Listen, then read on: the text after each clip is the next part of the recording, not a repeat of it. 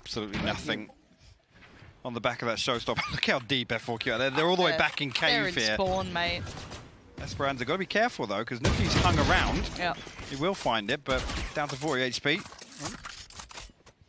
Picks it out of place there, I think, under maybe a reflex shot onto the floor, Lauren.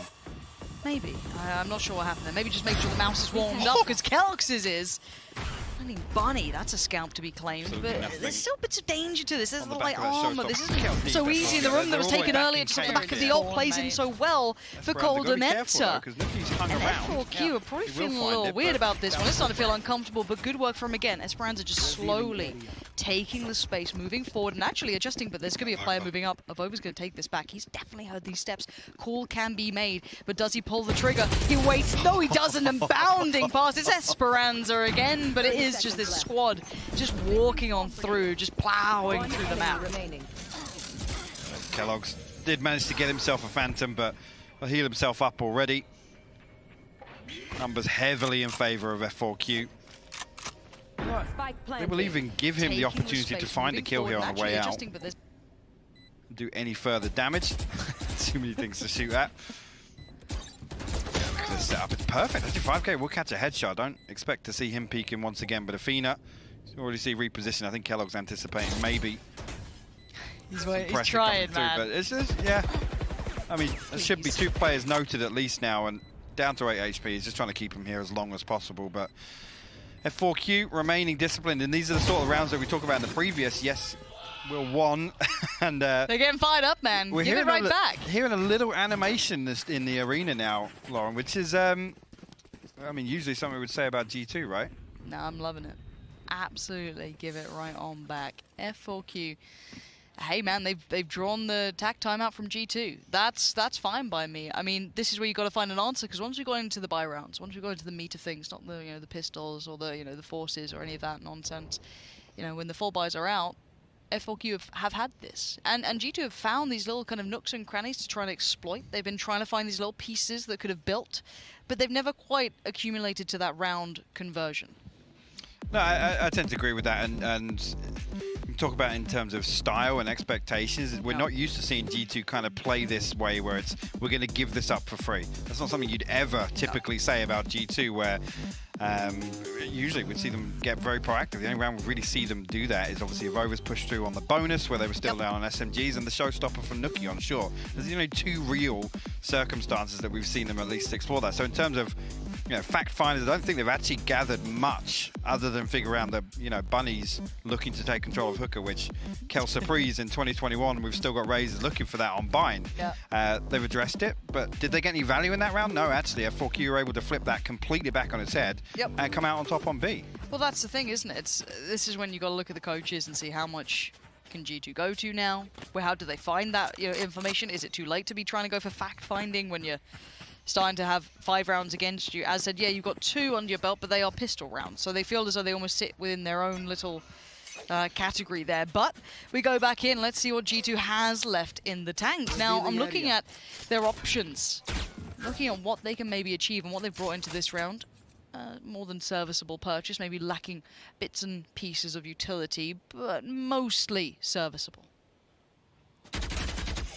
Yeah, I feel like actually F4Q just happier to sit deeper and deeper. I think this is in anticipation of exactly what we're talking about, right? They're thinking eventually one of these rounds, G2 are going to do what we expect them to do, which is go exploring, go walk in showers, go walking long, which is why we're seeing F4Q's default just become even more passive. Now, the concern, obviously, comes back to these late hits and what utility is really available to secure that plant, at least very late on. So keloqz and Avova here now walk out, and this is kind of offbeat in terms of the Riven here. They will catch contact. Bunny, though, will come out on top of it. I've got your trail. Oh, no. Yeah, perfect investment on the timing of that as well. That's great work, Bunny. Not even going to mess around with it. It's 5K who swings towards Avova, but Nuki now is feeling a little alone, and yeah, put to bed, put down, put out of misery. Mixwell backside, unable to get anything building, and look at this work. Bunny is just walking through a Coldamenta now considered. Bunny even turns for it, and they know what is up. There is no threats, no worries. F4Q are in the building. They are turning up. That's so frustrating if you're G2 as well, because that's playing out so slow, and they're like, guys, what's going on? Yeah, nothing over here at B. Okay, we're going to walk A showers. Okay, cool. We'll lean a little further towards B because there's nothing given away. I come back to it again. Look how deep this default is from F4Q. There's nothing that G2 can do about this other than pushing forwards. I mean, if you're going for late round hits, maybe start talking about bringing ops out, bringing out different looks, trying to get there's answers, and I'm sure this is something Sean, I'm sure will maybe tackle or try to tackle, is what do you do with this now? Because you're not finding any of that room. You're not finding even those aggressive pieces. Yeah, you take a bit of space, but they are sat so deep. You're taking such weird fights. And here we're going to see the pop flash from Mixwell, but bear in mind they are on pistols. Some upgraded, some not. Athena, I hated it. I appreciate it, but I hated it. And F4Q are just fine. They have taken over long. They are doing very well right now. And what an answer back for them after was an absolute rubbing on map 1. It was horrible to watch for them, I'm sure. They'll review it, pour over it. Nothing nice about it, but a real confidence builder back in here. And look at this. I mean, F4Q just rolling as a unit, right? It's kind of just deathballing, as opposed to Bunny being, you know, only really having an owl drone to find him entry to a site. Kellogg, let's see. I'll find a second, but 5K. One enemy remaining. Too quick with the flash there of over. Sheriff find the first, nearly actually, with the pre-fire on the second as well. Luckily, Zumba in position for the trade, but made things interesting at least. But just coming back to that point, really, just look at F4Q's ability to stack up and just throw bodies towards the site. And now the problem is, this round deficit, every buy round that comes up, G2 know they haven't got one after that, right? So that's when they don't want to take risks, or at least the tendency changes, where at least they don't feel comfortable taking these risks. Speaking of taking risks, Lauren. Ops out. There's an operator in play. Gotta get your op out for the lads. I mean, you gotta try something, right? That is how the saying goes. Absolutely how the saying goes. And hit. Ooh, Kellogg's. Here we go. First contact made. Now they know it's on the deck, and they looks like they wanted to pick the pace, maybe. And they. Ooh, the punish from Zumba. What a great idea! And Bunny's just gonna take the room. They have no respect. They do not care. They want this map as their own. Kellogg's is only good for one. Instantaneous trade for Zumba as they can start working towards the site. You can see the pressure now starting to mount. The divide gonna come through, and G2's vision, their assumptions are all they're gonna have left now. Man advantage for F4Q as well. Look at this, gonna flash through this wall. It's perfect there. Look at that response. Cold Venta actually finds 2 in response. Nuki finds 2 as well. G2 somehow flipped that back in their favor, Lauren. What a retake. Look, I'd love to say that was the op. It wasn't. I mean, maybe the knock-on effect. Maybe the knock-on effect. Let's kind of talk about it, because they were just rabid after that. They saw that and they hunted it down. They pressured the site so quickly. This is the first time there's been maybe a chance for this to happen. The fact that Colomenta finds that second is crazy. But yeah, coming back to that again, you notice it's a Sage with the operator again. Kellogg's kind of playing a spot you'd expect a Jet to be in, right? There's no get out of jail free card, at least. You only get out of jail free card is that wall, and it went down so late they're still able to identify exactly where it is and do so much damage to him. Bunny then finds first blood on short. At that point, it's just a matter of time, right? Where does Kellogg's go? Okay, do they do it again? It is rinse and repeat, and Kellogg's is in danger. So much investment, but Bunny just quicker on the trigger, and it's all his. That shower control for Nuki is trying to work through on mid as well at the same time. There's the pop of the ult. Oh. I love that. But he's had to actually boost him out of danger. An attempt was made. Yes. 10 out of 10 for effort. I love if he was safe completely. Just oh yeah, he booped him into it, yeah. See you later. Bait me again. Oh, perfection. However, we go back to looking at where that next layer is. The trade back in's actually impressive, and the aim for Athena just wasn't there that time. There's Nuki comfortable to claim it. And the first time we're really seeing G2 maintain an advantage at this point. That's what I point something out. Avova now, to address Bunny, is playing with a judge inside lamps. So that's G2's adjustment there to try and at least, you know, I don't want to say stop the bleeding or at least quell Bunny. This time, actually, he's got the Vandal. But the showstopper, again, in this scenario, Avova's probably just going to run straight towards him if that does get popped. But 30 seconds. 30 seconds. Spike is making its way through cave in spawn right now. Okay. Like a Zumba. It's just run to the back of site, fallen away, 18 seconds. Could just post this. Oh, it's a trade out in the end. Over must be so quick with that, to be fair, to don't get it. But it is still just a one player left. And oh, Mixwell holds his nerve, and G2 get a couple back. This is maybe the answer they've needed. It's not perfect. It is not perfect by any means. It's not. But it's rounds for G2. I want to take a look at the economy here, because actually, if this comes out as 7-5 for G2, that is nothing short of a miracle after we've watched this half play out. I mean, as comfortable as it's going to be, Bunny on the judge, that's effectively a full buy for F4Q in my book. Yep. Ultimates-wise, Athena still with the lockdown. Haven't actually seen that employed at all in any of these. But one thing we talked about, I guess, in terms of the play styles of both these teams, you know, leaning away from those set pieces, those sorts of ultimates become very reactionary, right? It's not necessarily we're going to pin everything on this lockdown clearing out. It's, yeah, potentially, you know, in a post plant, we might throw it down, might use it to at least clear some space a little deeper. I want to see it come online, though. That's the main thing. It's such a key component. Yes, even if it's uncharacteristic, I want to see it employed. I'm with you. I'm in complete agreement. Now, timeout to close out first half. I mean, what a different look we've had here. And then this is so hard to pull context, right? Because then you look at results and go, well, what does this then mean after G2? Is Ascent a terrible map for Q? Like, even though statistically it wasn't terrible, it was perfectly fine. I think maybe even statistically, on, you know, if you're just purely reading off the paper, it was up there with this at some point. I put it in the same bucket as Bind, honestly. You look at the performances versus Damn One and obviously then Vision Strikers. Absolutely. Context-wise, not a million miles apart. I'd say they had a couple of closer games, you know, a bit of a more competitive scoreline. But, you know, to what extent? This is a big adjustment, and it isn't just that first rung of Bunny doing damage. We now got everyone kind of finding it. I like to see 5K joining in on that. We've had everyone, Esperanza, a couple of big rounds as well. But here we go. 7-4, and we're underway. Bunny, he's been punished a couple of times. A great trade for Athena, but it's the double down on aggression. Mixwell's not relenting and actually going to get caught for it. They are all stacked up, and Esperanza will absolutely welcome it with open arms. We're down to 2, Avova and Kellogg's. One ult there to be maybe worked on, but are these recoverable reses? I don't think so. I mean, look at the ground that has to be covered. You can see Zumba actually catch Avova off here. It's Kellogg's left, Sheriff in hand, lockdown invested now. Fantastic, yeah, but only really just going to make it a little more difficult for Kellogg's to fight back in. Again, feasibly, yeah, this is a 1v3 and it's not going to change. Let me tell you the story. I'm listening. Right, it was a 1v3. Kellogg's only had a Sheriff. Mad, right? But there was a chance. You can see he's got a couple of guns there. He's considering it. There he is. And when the round I'm talking about, obviously, he picked up a knock.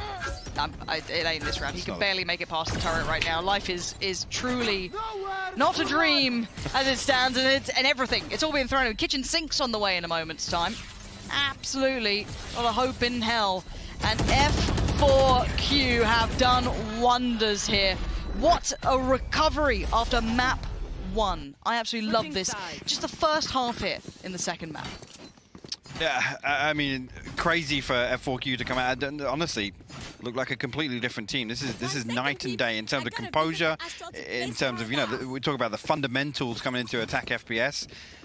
It just looks so good from F4Q. And G2, unfortunately, in a couple of these rounds, yes, I'm liking them kind of trying to fight fire with fire, you know, look for this early territory control, but time and time again, it's just not panning out. There's no kind of follow-up on that. There's no second layer to what they're trying to achieve. And even look at that last round. It's almost like desperation. It's like, guys, keep pushing. Like, trade that, please. Somebody trade it. And it's 3-4 seconds later after the initial kill.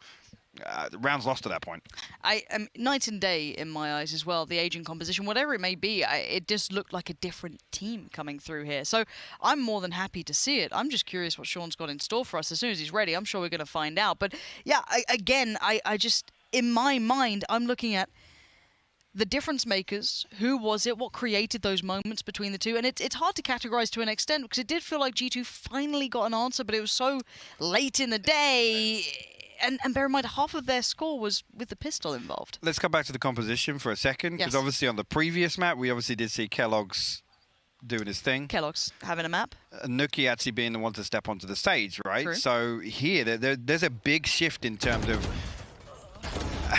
the comfort zone for G2, right? And especially in terms of a tempo, not necessarily of the map, but the series overall. If you then have to completely dial that back in, and it becomes this completely different face-off between two different players. Okay. Kellogg's, I don't think had an opportunity to have the same impact initially here in the first half that you did on map 1. No, I'm in complete agreement.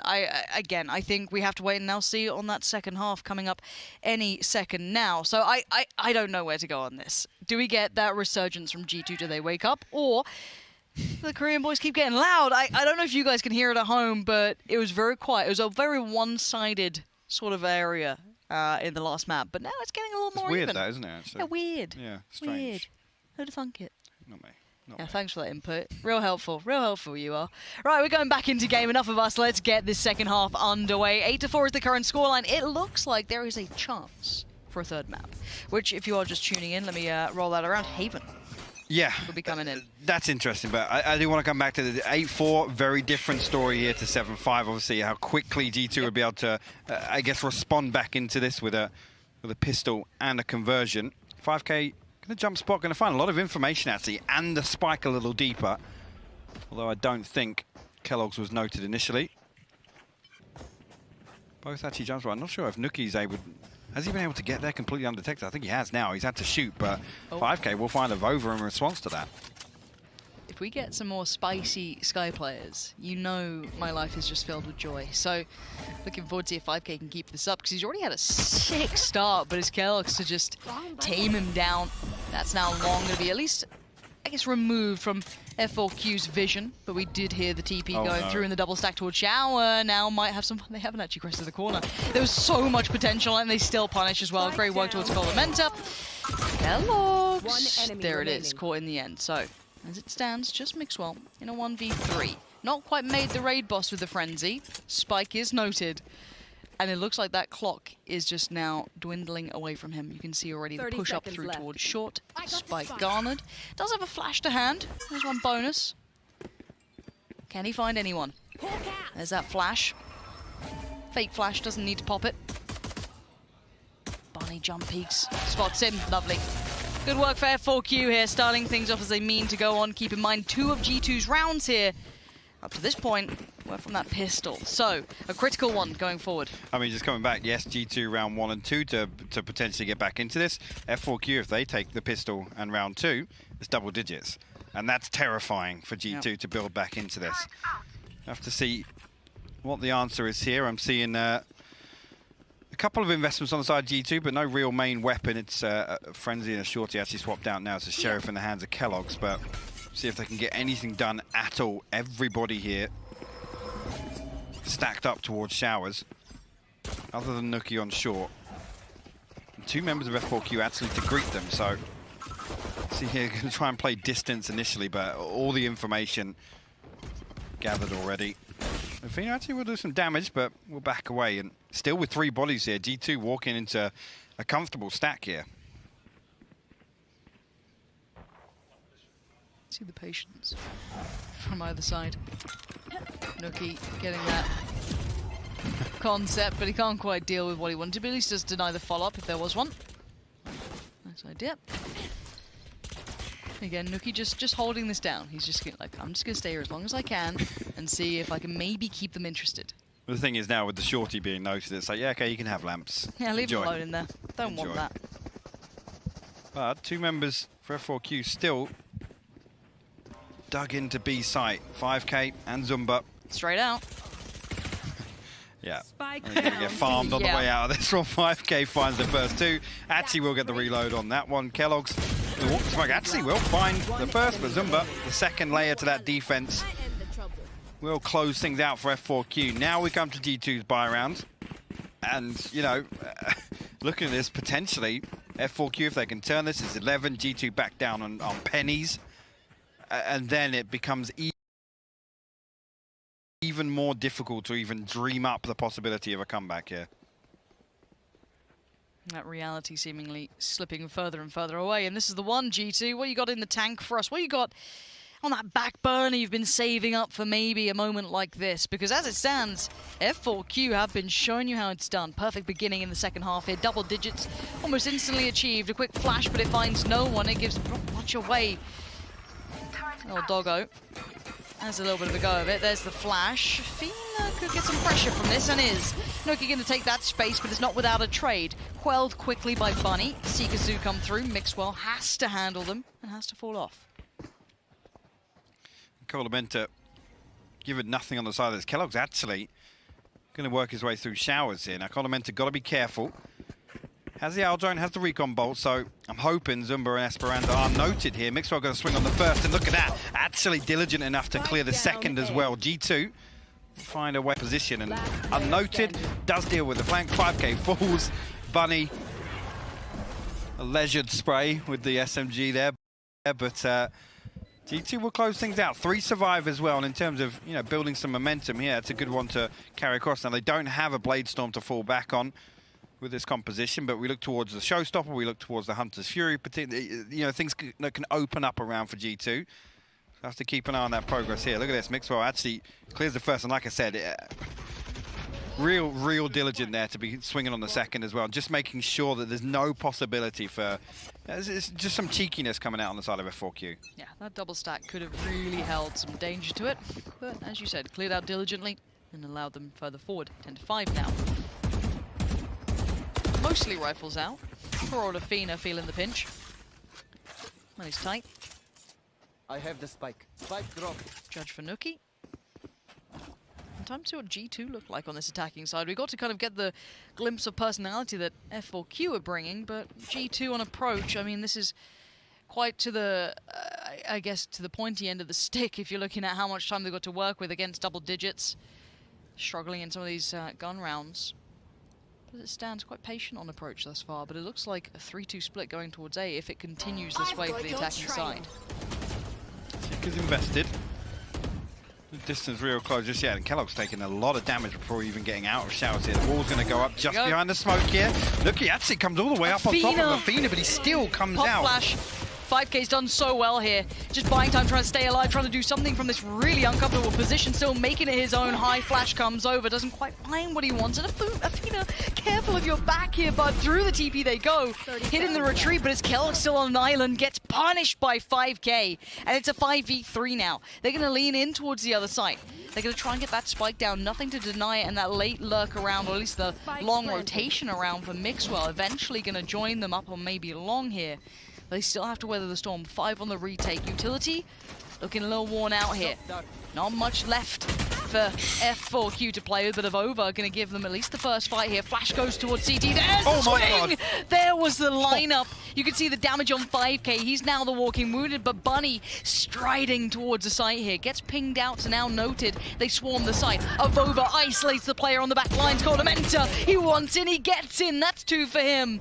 And now it's just Sunba in the 1v2. Not going to happen. G2 power forward once again. They weather the storm and turn a 3v5 back in their favor, Lauren. Fantastically played, and I mean, I've got to argue, Avova potentially good for more there, so fair play to him backing away from that and knowing how to play that round out. Again, just keeping F4Q guessing on the way back onto B site, and that's a big round for G2. Again, puts a little stop on the economy, gives them a little bit of a buffer, and now we look at it. Revive online. Nuki now 3 slices away from the Showstopper. Hunter's Fury. And Avova does have his ultimate as well, so lots of tools available for G2 here. Plenty in the toolbox. For now, long control being worked towards B. Okay, actually going to get some further progress as well on his Showstopper. Braver than me. Oh, somehow though, look at this. It's a 3-man walk from F4Q. It's not the first time they've dabbled with this slightly more aggressive, saw that double stack on short. They don't mind getting a little fruity, and I love that. They're trying to make the play forward, and now G2 may be feeling a little worse for wear, because look at their approach thus far. They've kind of reset a bit after that, and you can see they've not really gained much ground, so this could be a late hit against Pistols, Sheriffs, should I say, actually is a full-on, I think we call it a Shiko? I think that's what it's commonly referred to now, yes. Hell yeah. The Shiko is on the wrong site, however. We'll see. We'll see if Zumba can do much now. Noki's been slowly 30 controlling seconds long left. for some time, and now the site is actually absent of players. The rotation's a while off. And 3 ultimate. Again, if things do start getting a little wonky here for G2, lots to fall back on. But, F4Q at least.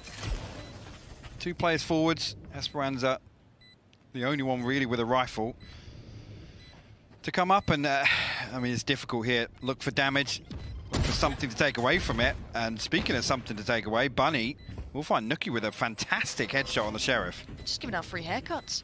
There is a rifle for Esperanza here. Should I be getting ever worried about this as a flash? Esperanza finds a Vova. What the hell is going on here? How has this just happened? That is an absolute tragedy. That's live. unforgivable. I mean, I was talking about a 3v5 for G2. That was a 3v4 with 1 rifle and 2 sheriffs. Bear in mind, Nuki had a rifle. Now, I said hopefully things don't get wonky, but G2 have lots of tools to fall back on here. None of them pulled out by G2. That's an absolute fumble in my eyes, Lauren. Yo, and credit to F4Q to play that like they had a chance. If you looked at that like every day, you run that every single time. You run that. Let's say we run it 100 times. How many times do you think they get away with it? Not that many, but credit to them to play like that too. Esperanza was like 20 seconds behind that rotation to get the weapon. How? 11-6. We go back in. G2. That's when the comms feel a little more quiet. Everything's a little tense after you fumble that one, but. Let's see if they can pull it back together. For now, we look at what we have coming up against them. The quick flash comes in, and it's going to be a quick piece. G2 not going to be messing around this time. Going to leave Nuki to take that space. Having to respect that audio cue that just rings on out. Posts it. And F4Q going to sit a little deeper this time. So we'll get the plant. Shock darts invested, but I don't know what damage has gone on the other side of that. And actually, a little gap created here with the wall by Kellogg's. Not sure if that was a misplacement or just looking to funnel a second choke point here, but Nuki actually going to get noted with the judge at least, and a second Cosmic Divide comes up. It's absolute chaos here on the site. Avuva going to open things up. Nuki finds 2 further kills, 5k and a feed, a fall. Avuva will find his 3rd on the round. Zumba falls, and it's a Prime Gaming flawless here, Lauren. Fantastically controlled there in the post plant by G2, and actually one that previously to bounce back from that. Big correction. Big correction. They need that. What? After, I mean, that last round. You're right, man. There we go. Yeah. The difference a round can make. We saw them unable to hold that post plant, be absolutely run over by a thrifty round, and then come back like that. It's like, I don't know if that's just them reminding themselves, like, no, we can do this. There we go, 11-7. We're back into it. Money's looking a little tight, though, on the other side for F4Q. They are struggling a little bit. We're going to have, what, 2 rifles come out. Frenzy. I mean, the Classic's the best gun in the game, so I shouldn't be worried. And a Judge as well. Truly a smorgasbord of everything most people dislike. Unless you're Mitchman. Mitchman somewhere is the most excited he's been all week backstage. All we're missing's an Odin. Truly. Nuki again. In position to at least keep Bunny in check. The Aldron going to come through, will reveal his position as well. So the weapon and the player noted here, and Bunny actually just goes full force, tries to find something. Now, all of this, Kellogg's still maintaining shower control, so again, anticipating maybe pressure on both sides of the map. But actually, I mean, Zumba's played this slow. He's still all the way in lamps. The rotations come through. F4Q have read this perfectly. Yeah, they're not out of position at all. Nuki might have... I thought he hit him there. Yeah. I was about to throw my heads off the just side of the desk, but it's Esperanza still doing some work here. 3 players trying to swarm him, but... You will not kill my ally. You know? What? Okay, Avova did check on that just to make sure. I was worried if somehow he'd missed that. Flash comes in, finds nothing, wall still there. The 5k doesn't need the flash, doesn't need the birds. Just gets the headshot, and now a 2v4. This should not be losable. Double stack towards Lamps. It's going to be Mixwell's success on towards Esperanza. And then Rifle, the 5k did show some beauty on. Not quite probably going to have the chance he wanted. There it is. G2 on the build back now. 4 still alive, and we keep on going. Well, let's take a little look at the economy as well, because F4Q is... scrappy investment in the previous. Yep. We talked about that. The judge, the rifle, a sheriff, Zumba playing on a classic now. This is pretty much going to be everything. Yeah, I mean, there's only 600 left in the bank after this. So potential here for G2 to hit double digits and bring it within touching distance. It's only really on the back of, well, 2 initially going in favor of F4Q, but G2 resetting in round 17 and coming straight back and answering back. Actually completely negates that buy from F4Q. Absolutely. And exactly what the doctor ordered for G2. They were looking a little flat here for a while. Not quite finding that form, but this build back could be something. But can't ignore the fact that F4Q are on 11 rounds. Big information going to be garnered through that TP.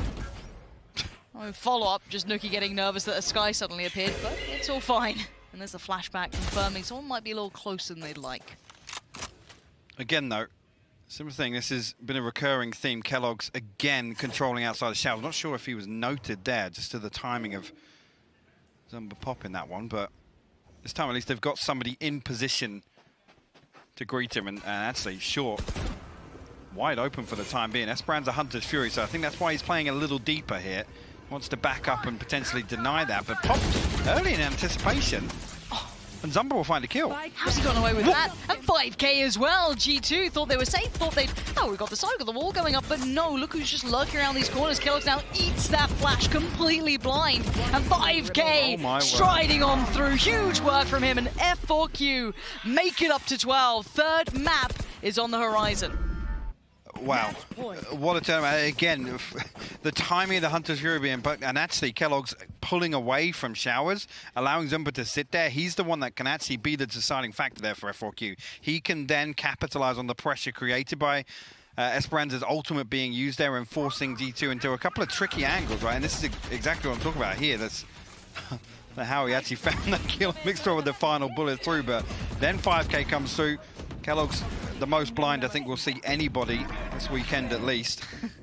The Prime Gaming Flawless will put F4Q on map point here. And on the brink of forcing a third, Lauren. Wouldn't be us without a third, would it? I'm down. Starting as we mean to go on. Oh yeah, we had a one-sided map at the start. Give us the, you know. So technically this is map 1, right? So just, yeah. Just kind of put it that way. This one didn't count. Nah. That's probably what F4Q said when they took a break in between. Yeah. You see the coaches having a chat. I love that. We actually see Nilzino just kind of like with his hands up, just being like, boys. Boys. Boys. What's happening? Don't know why he's a bit Welsh. What's happening? Don't know where that's come from. But no, it's good to see the kind of coaching that is here. Incredible setups as well. They can see every POV. I think Priya's tweeted a picture earlier of exactly the tools they've got to work with. It's fantastic to see the support for that. Incredible. 12-8, an incredible performance from F4Q after what was, it was just over and done with. G2 looked like the team that was terrifying people in maybe scrims. You know, the scrim bucks, take what you want from it. People were certainly taking notice, but we go back in at 12-8. Is it recovery? Or is it map 3? Funny. Really would like to get out of there quickly. Zumba's like, where you going? Hang around. Need some friends over here. 2 on the other side, though. Playing a dangerous game, but he spotted 1, and it's actually 5k in the meantime to find Coldamenta. But the trades come through effectively enough that it's kind of, I guess, negated that presence. But the problem is Athena's been caught, and this battle in Shower, all the kills have been kind of around it almost. So that's all the way over in Cubby, actually, where Kellogg's and Nuki are now able to find their way in. Zumba now walking, going to catch this audio cue as well, and he's going to hear both. So now, a decent idea at least. I'm not entirely sure what Bunny's still looking at, because everybody should be accounted for here on the side of F4Q. Unless they're paranoid about one player, they heard 2 steps. Yeah, this could be a problem. Zumba's timing now. Gets it. That's great news for F4Q here, because G2 now, at least on even playing field. With the time, though, ticking in their side. Bunny can now adjust that attention and come back through. It's Kellogg's towards the site. 2 stacked towards long. Kellogg's does get the isolated fight on Bunny. No trade potential coming through. Esperanza gets punished by Mixwell, and there goes Zumba. G2, they're not dead yet. They are clinging on to life. By a thread. Yeah. Again, I feel as if F4Q had a pretty good understanding of exactly what was going on there, but G2 able to convert, at least on the early successes Kellogg's and Nuki were able to find. up on B long. Again, back in that scenario, 900 credits left in the tank for F4Q. G2 on the brink of double digits. Decent ultimate progression as well. Obviously, we see Avova one away, Nuki one away, Kellogg's one away, Mixwell has the Seekers up. Athena again with that lockdown, but we haven't seen F4Q lean towards a retake really, either side. No, you're right. Early shower control has been worked towards. Seekers invested too, so not lightly worked around. Nothing to capitalize on. Aside from that, the Kellogg's has got super deep on this. Oh, I love this. This is very unorthodox, but quite nice to watch. The Flash did come in 3 players on the other side, and they're like, there's a bit of a problem with this. And actually, Nuki says hello to one, says goodbye to the second, and Zumba is there to quell that building threat. But Kellogg's was only a step away the entire time. With all this going down, G2 looking quite nice on this here. A little weird, but very good on it. Zumba striding in towards that smoke. Uh-oh! This could be problems now. Mixwell feeling that pressure line to build. There is that ult coming down from KJ as well. Athena's found Avova. It's on Mixwell to try and save it. He's got one. He knows Bunny's on the way, but what are you going to do against him? In true Bunny fashion, charging him down with a judge in hand, the double blast back, going to close things out. Comfortable time on the defuse, and F4Q 13-9 G2 here on Bind and force the third map. What a statement, what a response actually after map 1. Really, really impressed with them. Again, we saw glimmers of what they were trying to achieve on map 1, but they just couldn't find success. Here, totally different story. And you're right, it wasn't just Bunny as well. I want to look at 5K, that guy. Esperanza out of nowhere. So many times he's getting 2, 3K so solid throughout this. And to do this to G2, who are fired up, man. After map 1, you know they're feeling themselves. Like, just watching this back, the amount of times that we had Zumba just being in the most obnoxious place, the most a bit of a nuisance Bunny. What a closer to, like, watch this. Just... That's when that streamer comes out, right? It's like, yeah, I'm going to hit the clip in the final round, right? I'm not going to upgrade my weapon. There's 3 of them lying in lamps. Nah, it's all Why good. would I? Why? Imagine just making content on G2. Just must be nice. I mean, I don't think G2 are going to be tweeting that one out anytime I don't know. They're up to some stuff sometimes. Okay. I don't trust them. However, that was a great recovery. You know, memes aside and closes aside, that was a brilliant recovery from them after what was honestly, I don't want to say a shaky start. Shaky sounds weird. It was a blowout map. We had Kellogg's having an absolute steamboat of a performance. No one to deny it.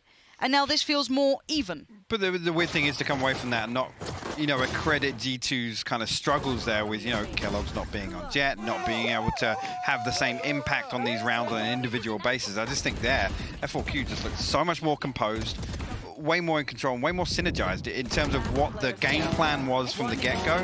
And obviously those first few rounds when you get a little freedom and then F4Q start experimenting with that. They start toying with G2 a little bit. And that's where they ran away with it, honestly. Well, looking at this, it's what, Haven, final map. Look how fired up these boys are as well. It's good to have them on land. What a treat it is in front of us. It's so good to hear that behind us, man. Dude, it's it so brings me good. back. It's just, it's nothing quite like it. And again, these guys are putting on a show, but they are truly, you know, a competitor here. This is the G2 that was giving it large against Sentinels. So, I mean...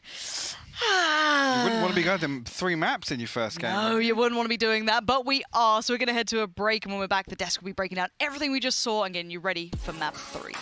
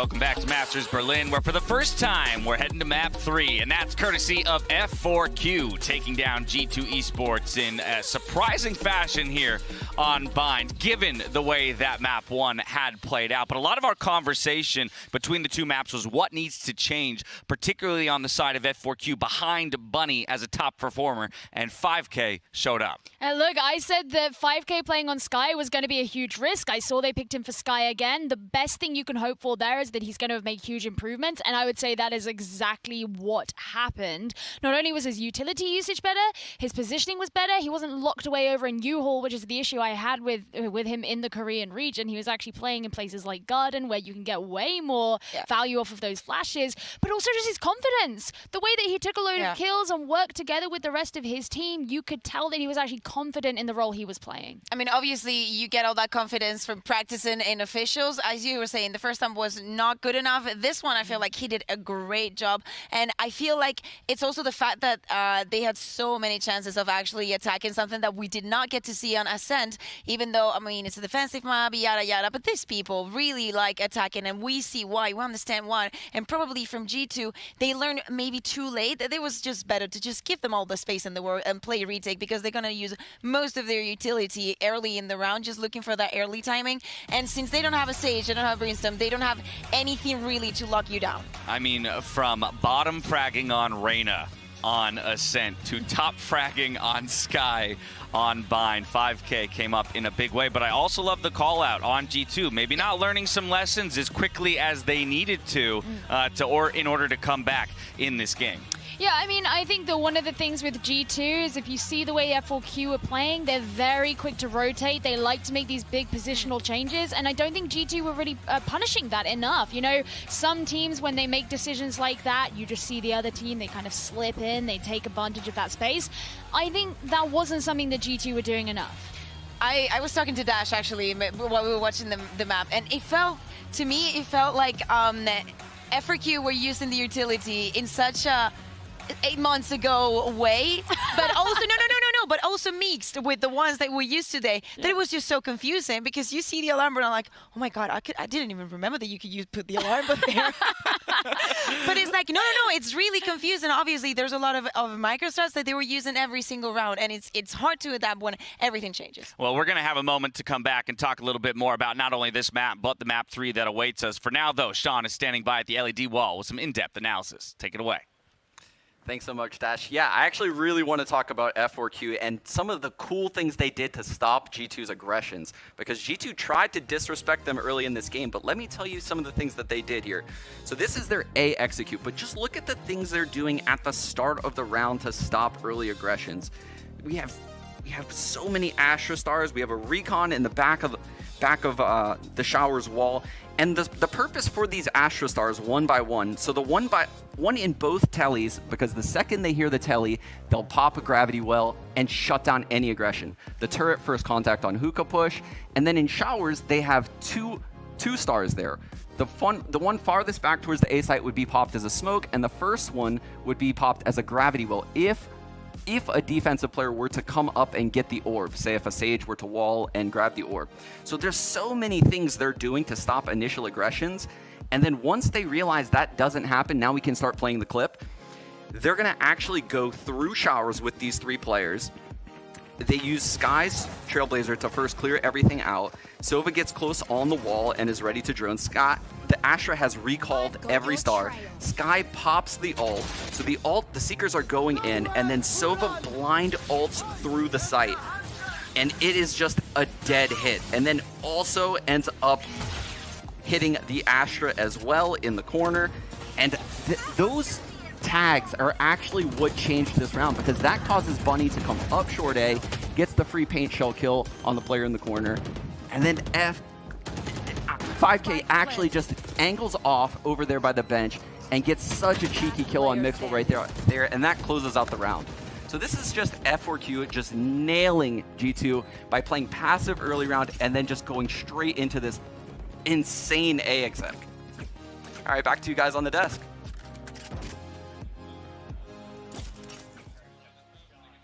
Breakdown again. Very interesting to see the adjustments that F4Q made from map 1 to map 2, bringing in a little bit more strategy. It seems picking apart G2, stopping some of that aggression. Maybe G2 could learn a thing or two because of the aggression that F4Q has brought to the table at times and how to slow that down. But now we have to kind of reframe towards that map 3. It's going to be Haven. You were excited at the fact that we might actually get to see it. Why so? I am excited because I am nervous because I really think that since we're here in this last map, I don't know what is going to happen. I thought that this was going to be a 2-0 for G2, but this Haven for F4Q is so good.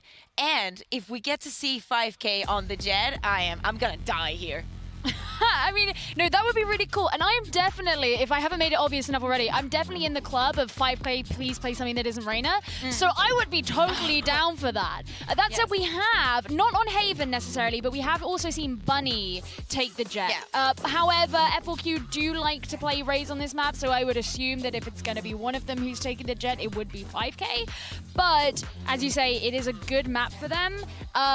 I don't know if they also expected to go to a map 3, so they might be just as surprised as us, and they're like, "Oh wait, we've actually got to do something." And now. You were saying they were not lucky on EMEA against the teams. This was also one of the maps that were not good for them. Last 8 maps, they've won 5, lost 3. I don't think they're 100% confident, but I do like to see G2 playing on Haven. As I was saying at the beginning, we went from a G2 that didn't want to know anything about Haven to a G2 that is like, okay, Haven, let's go. Well, okay, let's put some context to that in terms of what is the major difference between Haven as a map and the rest. Obviously, a much more expansive map. You're looking at 3 sites as opposed to 2. Do you feel that that in particular is what suits F4Q, having more space to run? It's not only the fact that you have more space to run, it's the fact that even if you're explosive and it doesn't work, you have so many options to make it work. Like even if we see a lot of teams going crazy about A, but there's so many ways of attacking A, that suits them super well because if they want to be aggressive, they have like 60 different ways of doing it. And to that end, we have been critical of G2's defensive side, and I feel like on Haven, if you collapse, it can fall apart very quickly. Lucky for them, they will at least start on the attacking side. Well, it's interesting that you actually say that because in G2's kind of more recent poorer performances on Haven, it was the attacking side that they struggled with more. Oh no. So it could end up, I believe it was against Ascend, who admittedly is a very good team. We saw them play excellently earlier on today, and that was a 10-13 scoreline. So it's not like it was a 1-13, they got totally stomped, but it was the attacking side that they struggle with a little bit more. Now, we talked a lot about agent switch-ups for F4Q from Game 1 to Game 2 and what we liked about what they brought out on Bind. What about for G2? Is the answer here in taking map 3 within agent select, or is it just within the play itself? I think it could be both, but I feel like we need Nuki on Raze instead of Sage. I feel like if you want to go against that aggression, getting the early pick, just opening the can for your team, I think it would be better for them, especially when the map is so big that you need to have some aggression anywhere on it. Well, if anybody was worried about nerves, it feels like Kellogg's is more than comfortable up there on the Masters stage. But as the casters had noted as well during that map 2, as opposed to map 1, where it felt like a very one-sided energy on the stage from G2. F4Q popping off in a big way. I've not heard screams that loud in quite some time. You guys didn't get to see it, but 5K was standing up more than he was sitting. He was going crazy. That is the idea that you want. Yeah, I mean, I was just, obviously we could all hear it. And you know what they said in the cast, they were like, wow, it's been a while since we've had that.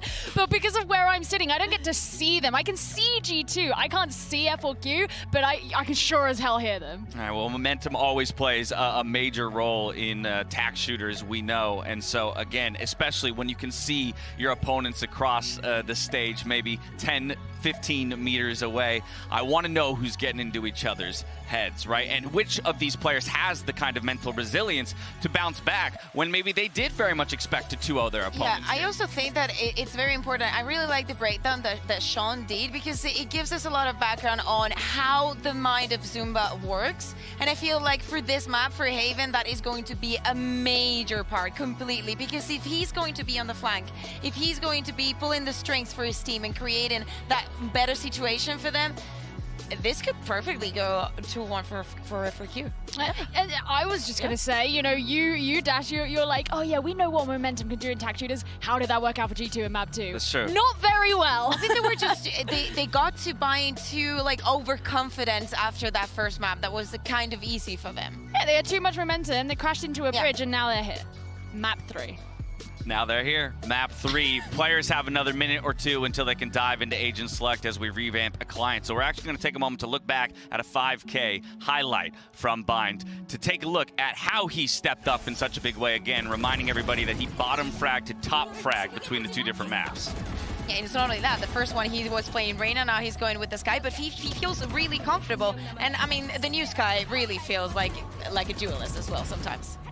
Absolutely, you can. It's interesting as well because over in the Korean region, you're more likely to see the supportive Sky style rather than that, you know, the Victor style, the NA style Sky where it is the duelist. And so for 5K to almost be anomalous amongst the background of the region that he hails from, that's really cool. And to see him do really well on it, I like it. I'm a fan. I have to imagine the added utility that you gain from Sky in terms of information gain off of those flashes. Sure, Reyna can still blind you, but she's not necessarily going to know that she did unless she peeks the corner. What I want to see that I felt like was missing last map, we were saying it was either Killjoy or Viper for the change. I feel like Efina was not on top on that situation. I feel like, yes, the turret did give some information, but that is going to change soon because the tag is not going to be that much. The turret is not going to be that impactful. And I feel like for this team to advance onto that Vine, that has to be one of the changes that they make. I feel like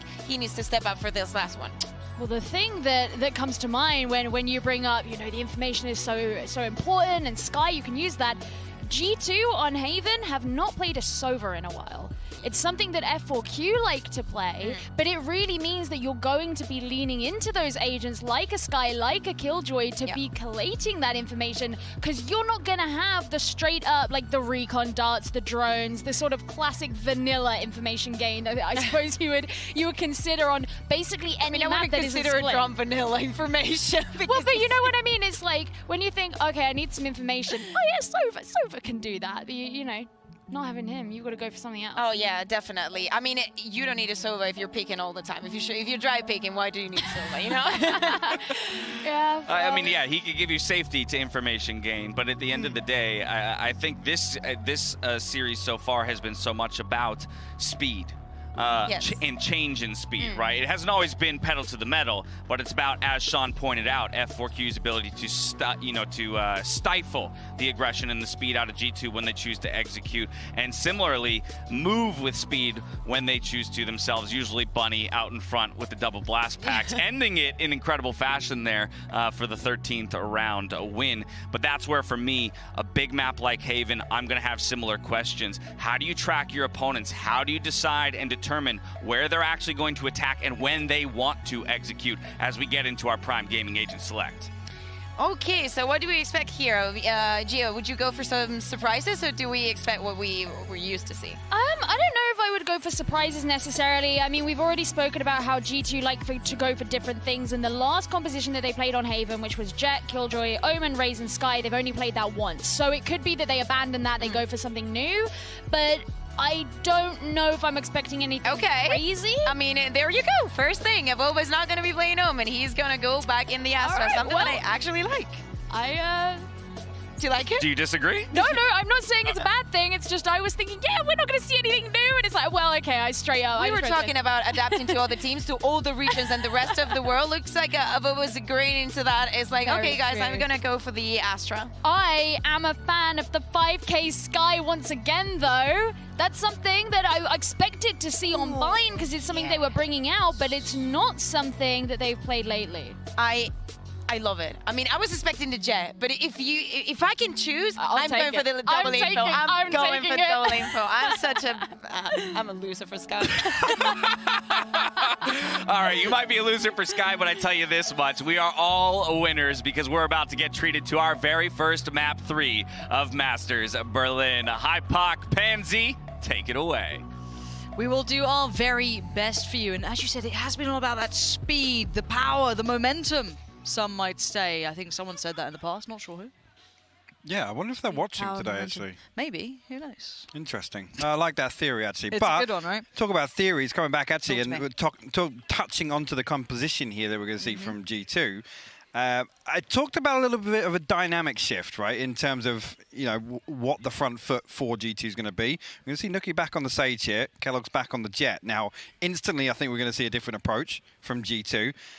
Are they going to be able to repeat that success straight away that they found on the stand? Seemingly very easily, Lauren. And I'm looking towards mid once again. That's going to be a key component for Haven, as we know it always is. But also Cold Mentor on the Sky. See how that synergy works instead of Mixwell. See if that looks about the same. We're going to see how this all kind of compares. This is a lot of moving parts to these agents, and we are live on into it. G2 on the attacking side, F4Q on the defensive side, and it has been a resurgence from the Korean side coming back into this, truly waking up here. And 5K, one of the proponents of that, one of the big reasons, but it's going to be this crunch in towards that C site. Already so much attention being drawn, but look at the combination between 5K and Zumba, still holding it down for now. Mixwell blind, just spammed away at. No way. Look at that, 5K actually finds the headshot as well onto Nuki, but Athena, good for the trade there, and F4Q will strike first.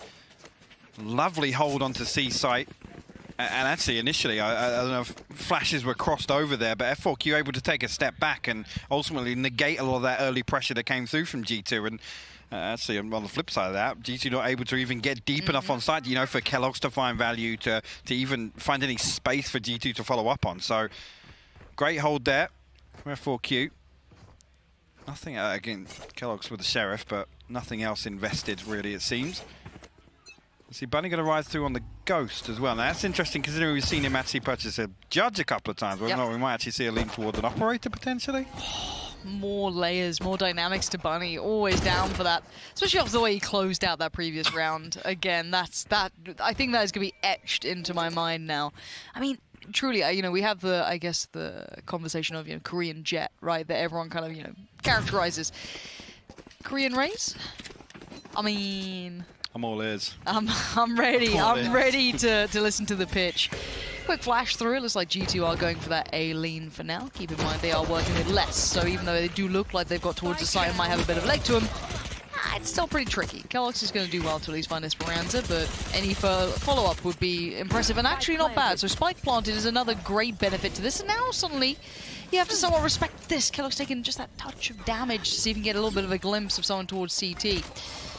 Playing behind that little cubby of the wall that can be so deadly, but is cleared out on, and hello, suddenly there's problems. It's not going the way they planned. Mixwell, no. Not going to happen. But, okay, so 2 kills and a spike plant. I mean, yeah. We look for secondary objectives in this round in particular. So yes, G2, I guess, achieving what they needed to there. But again, it's just always a tricky conversation, especially with Bunny saving a Ghost across. You need to look to find a bit more damage than that on the economy to really stop this early momentum being built up. Now, I mean, we'll take a look really if F4Q try anything funky to make the best of these SMGs. And would you look at that? Bunny with an Operator. Round 3. Funny that. Let's have a look. Let's see how this goes. Go on then. Let's see Bunny. Take us on a little journey here. I mean, I guess normally they're like, oh yeah, your Jet's really good with it because you can just dash away. I'm like, have you seen his movement anyway? Man's playing Quake in, you know, this era. It's impressive. There's not many out here. Bunny hopping better than Frankie, but Zumba this time going to be the one to lean out, take the first bit of a glimpse, but actually finds a Vova on the other side. Now, Bunny going for the op in this round does slightly strike me with fear. There is a little bit of danger to this, and it's all up C-Long now. That one player waiting over towards the backside of A, of course, for that push out, but for now, it's keloqz just trying to clear out. First man forward, has the flash by his side, just finds Athena just lingering around the site, but happy to take these fights. 5K on the other side of the smoke, and still that op is just going to be very tricky to bring into play now. Yeah, always a burden on the retake here. Mixwell actually late in this lurk as well, probably not going to be considered by F4Q, you can see already. Bunny opting to try and hold on to this Operator. It's a big investment here. Well, we'll find 5K. Now Esperanza going to slip out garage door. Try and hold into his weapon as well. Look at Mixwell on the pushback through. Yeah, Bunny's actually coming back through to find Mixwell. There it is. Well, they now know it's around. And Esperanza might have to play bodyguard the on upgrade, this. actually, for Esperanza. He's quite the good bodyguard. Yeah. Yeah, he's at least going to be safe for now. I'm looking to see if anyone can get close enough to deny it. Well, the problem is here, we want to look to G2 to hold on to 3 people as a bare minimum from this round. Again, Kellogg's 2 away from the Blade Storm. Potential to maybe try and get that online in the next round. And obviously, with this composition, there wasn't really a consideration in the previous map, but interesting to see the start like that, just walking the smoke in mid. First gun round, really, if you know what I mean, like coming out. You got the off-in play and all that. It's interesting because it's 3 people committed to A, right? The Killjoy adjusted slightly to kind of be that anchor towards C site, and then still being willing to walk out the garage door smoke. Yeah, it takes some balls. See where Bunny's positioned this time. I think he's actually... I heard a little... He's boosted up, yeah. There he is. And actually the walk down middle too. Athena, full faith in that window being watched and controlled and kept in hand. Otherwise, he's dead and buried and value lost. But Athena does slowly fall away from this, as Bunny begins to have that little bit of a look around the map. But G2 aren't in a hurry. Keep in mind, G2 are playing quite patiently. They're still going through the motions. They're still hitting their goals. Okay, garage control being worked with. You see Coldamenta trying to work towards that. Vova, not too far off, but, you know, a little bit of utility comes in as an answer just to make sure they keep track of that. And look how they're playing on C as well. I mean, B, not necessarily open for the taking, but you can see that kind of deeper hold from Athena on the backside of garage here. Long rotations if they have that mid luck, and they do eventually take that A site. Well, the problem being Bunny's still in position there with the operator, so G2 are looking to creep towards the site. You'll be careful, actually. The timing might be disastrous here for F4Q because they're going to pull away. Oh, it is. It's going to be wide open for the taking. I mean, maybe they're just posturing for retake at this point. They're saying, well, 30 seconds. This is our best bet here. You see there, the flash now, yeah, nobody's going to peek out to this. They'll give it up for free. Yeah, there it is. They'd already fallen back so deep. Maybe just feeling interested. A little more. Mixwell actually has the lockdown available here. So, again, this is something I identified. The tools are available, right? If this starts to go a little wonky for G2, I don't want to see them kind of fearful of investment here because... there we go. I'll stop what I'm talking about. And here's that crossfire, a nasty one at that, almost the kind of next evolution of it with that piece of the wall that just creates that nasty angle to work around from CT. And Bunny on the rifle now. The flash is good. Kellogg's great swing on it as well. Full faith. The follow-up not so ideal, but I do see a little bit of a hunt from Mixwell here. This is indeed huge. Does he manage to get the guns away? No, he doesn't in the end. Okay, so that could have been a bit of a game changer in that regard.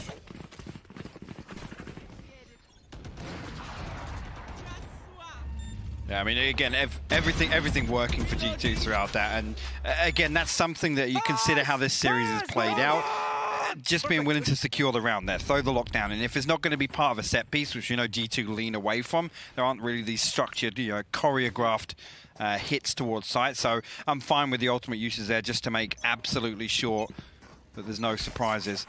Actually, looking on the other side, I think Kellogg's now with the Blade Storm online, so an extra purchase effectively in hand here. But looking over on the side of F4Q, Sheriffs, and nothing really to ride in terms of a lesser purchase in this round.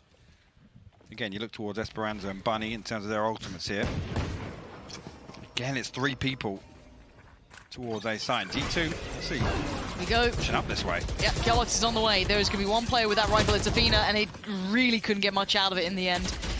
See Esperanza trying his hand at it, and once again goes quite poorly in that regard, and they've taken the side control 5K. Is there anything you can grab from it? No. Wall's already up. Your only other teammate, Zumba, setting up towards heaven. But none of it looks likely. This is clean, at least thus far for G2. Let's see if it stays that way.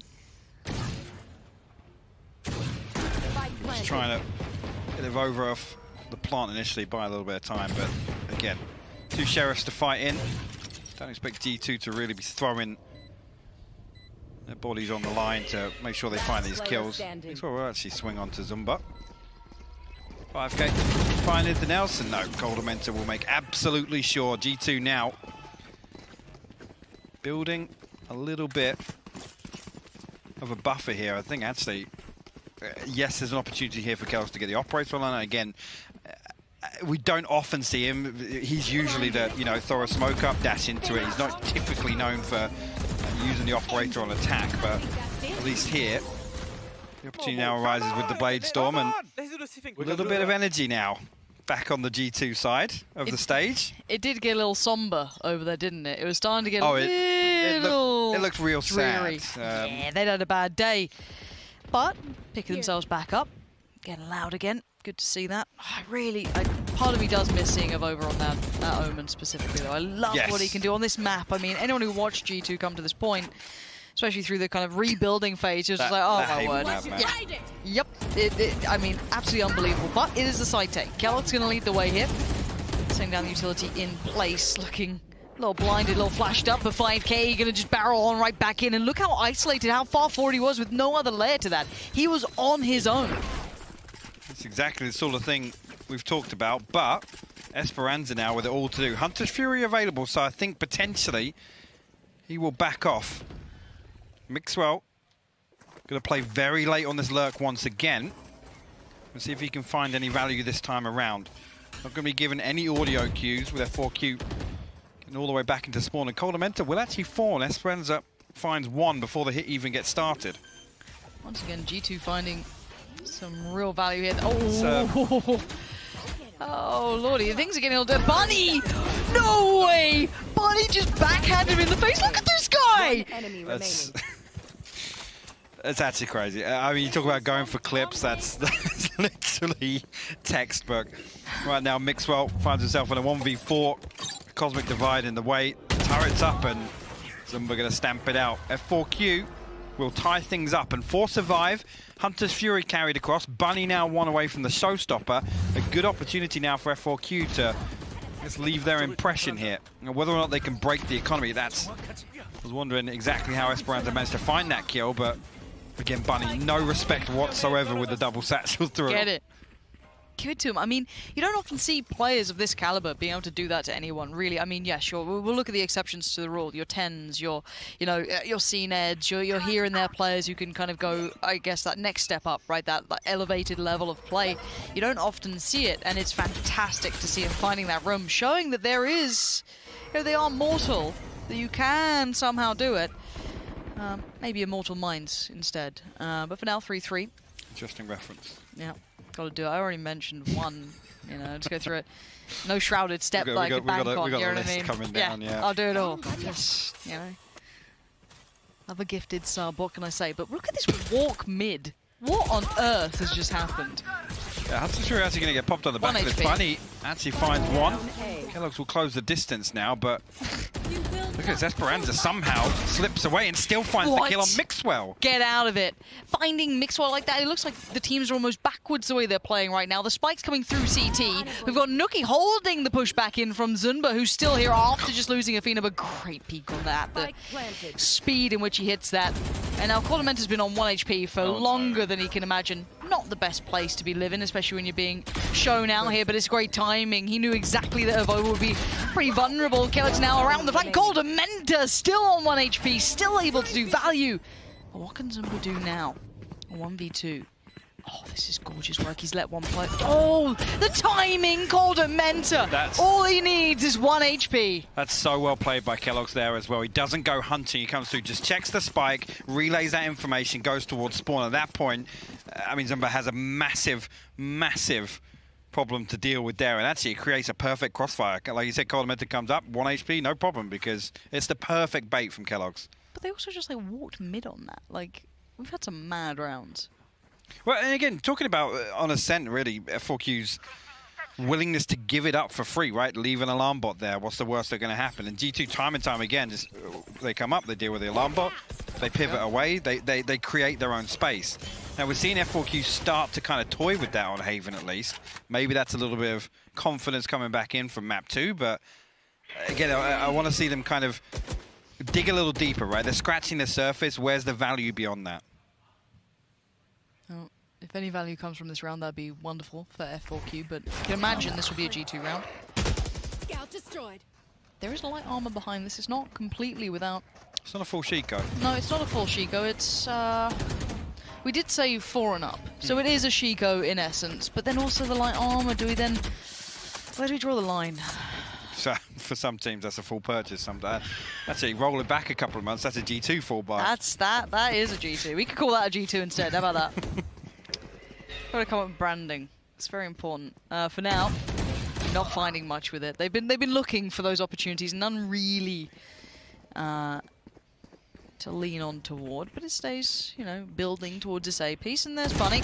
And there goes Bunny. I was going to say Bunny potentially able to get himself into a position where he can make use of the showstopper, but before that's even a possibility.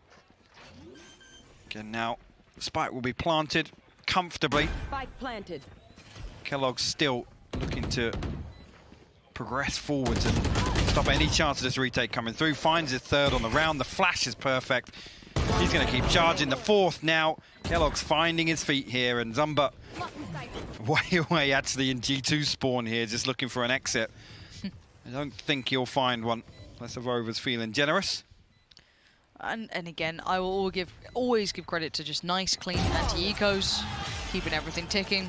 No rifles lost, no silly fumbles, silly mistakes. Very well considered. There was danger in that, you know, the G2 purchase. They're Bunny. You know, exactly. Showstopper again. They're walking into the position where the one person that potentially can stop that push onto A site and potentially find a couple of kills on the back of it. Yeah, it could have happened. It's not out of the realm of possibility, but nice work from Kellogg's there. Just taking steps through. And again, confidence builder for the young man. And this is the thing, right? You build around him, Cobra. give him the support system, right? Get him kind of firing on all cylinders like he was on map 1. Yep. A lot of that was, you know, individual prowess, but... excuse me. Okay, talking about individual prowess. Bunny just wants to see what their spawn looks like. Just wants to have a look at it. I've got your trail. Oh, he's not able to get anything for this. Just fades away, doesn't even send it. For now, Kellogg's knows exactly where he is. Can he survive in this? Look at the pressure. The Seekers are coming in. He's really being noted here, but no one to really punish. But look at the space on the site. That is kind of being controlled right now. We do have the ult coming through, but Kellogg's is getting aggressive, and Bunny even checked that. He doubled down to have a little look just to make sure, and rightly so. Oh, the shot is so good! Bunny just beheading 2 on the cross back through. That dink in the first time was just incredible, and he's changed this round. What an impressive bit of play. Not even the aggression pushing down, but it's still Nookie, and Nookie's been found. So one remains, and it's only Mixwell. He was set up to potentially thread his way through onto A site on the back of this pressure, but with the spike being lost, has to come back, try and recover this. Recon Bolt will not note his position, but as F4Q have a fairly decent idea. And we'll commit to just holding on to the spike. Now 30 seconds left. See if he can find a kill here, at least make this doable for himself. So yes, Brands are actually tucked all the way up close, and there's a turret to actually spot out this close contact. He doesn't manage to escape away with it, actually. With 13 seconds now. Yeah, I mean... 10 seconds left. Oh, these rounds are easy now. Zumba can just kind of be close by. Mixwell. I can't start believing it. There it is. Zumba. Play towards heaven. Didn't give away the game early. Catches the round. So let's bunny that round. So initially, let's kind of talk through it. Initially, gets in the spawn with ult, finds nothing for it. Falls back away. They take Seaside for all he knows to an extent, right? And look at the way he plays out of this. You know, it's interesting there. You see the Sky Flash popped, and I think it, with his ability to avoid that, not give away the information, actually, Kellogg's walks in. It's like a false sense of security, right? There's nobody there to actually double check the swing out from double doors, and it's tiny adjustments like that that make him so individually difficult to deal with. And I was crediting, you know, G2's ability to kind of mitigate Bunny, particularly on map 1. Yeah. This here, again, Bunny keeps hitting these rotations, man. Peeking something different every single round, doing something a little different. You can keep causing problems. You are divided. Comes the divide. Say free passage towards C, but you can see Kellogg's forced into a weird spot here. This is very uncomfortable, but he's still alive and breathing. And you're right, they have no idea. They can't hear the steps. Information so limited. Kellogg's trying to sell something good here, and even catching that flash is going to help it out. They still think there's more here, and it's going to be that lean towards A. Who's on A? It's still going to be Bunny, I believe. And that's going to be the big picture in my mind, is what can Bunny do? He's playing so patiently.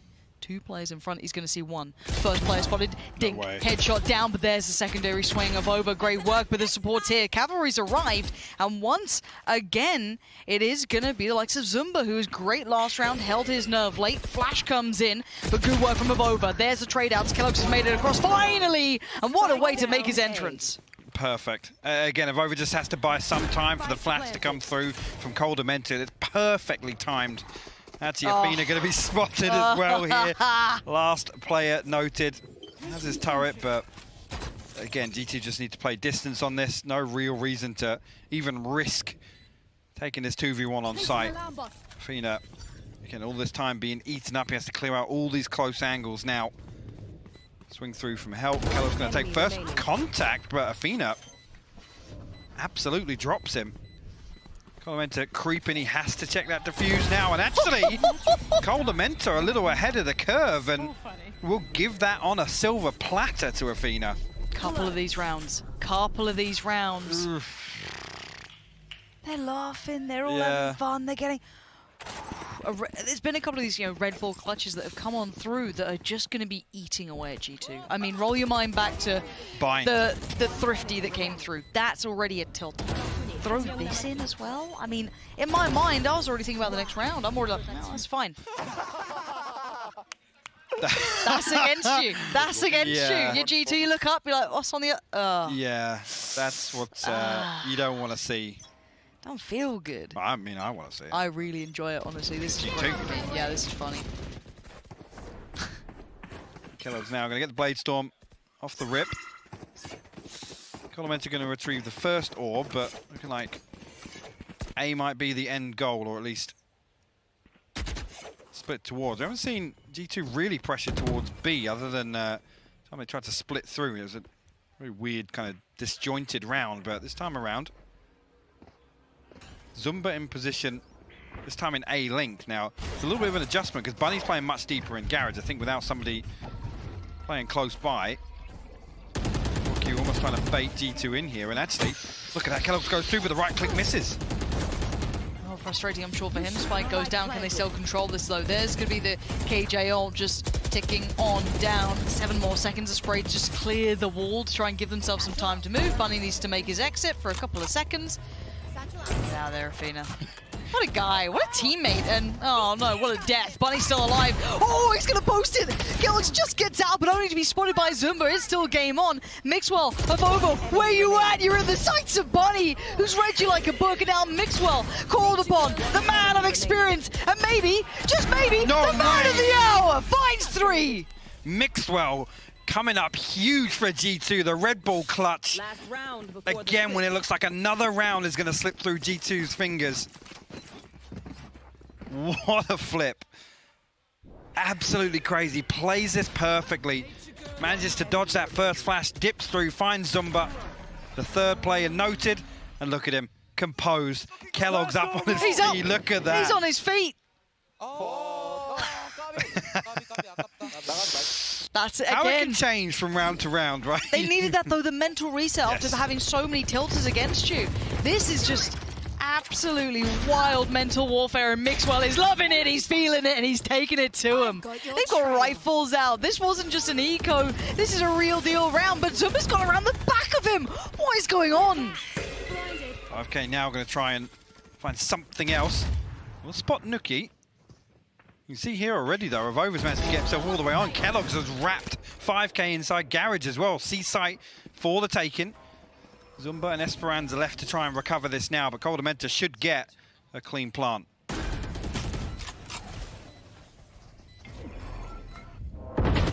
Quick action going to begin. Esperanza tries to get away, can't do it. Coldamenta grabs him by the heels. It's Zumba. And it's a 1v4. I mean, we've seen some strange things already happen. There's the flash and there's the spam. Headshot! Get out of it. All right, okay. G2 closed down 7-5. This is one of the maddest halves I've seen in a long time. It's been so back and forth. Again, just the kind of power struggle between these two teams. And I gotta say, in some scenarios, F4Q just never giving up. Again, the only time I've really seen them kind of submit and say, yes, actually, we're going to have to let this one go is the time of the operator. It's the only real time I feel like they've just gone, Okay, yeah, we'll let them have that one. Other than that, they're fighting to the death for absolutely everything. It's so sick to watch. I'm in love with watching this side play on both of it. This is bringing that kind of fire out in G2 as well. This is, I couldn't ask for a better game here. Oh, it is. And really for me, again, coming back to G2's adjustment in the previous round, now seeing Kellogg's actually come back online, that's a great thing to see. Again, we talk about the positives, at least early on, with him having a good start on Ascent. To see him back in that comfort zone on Jet and finding success once again, seeing him on his feet, that's a big positive. It is. And I wonder what positives Sean has managed to take away from that first half. Whew, thank you, Lauren.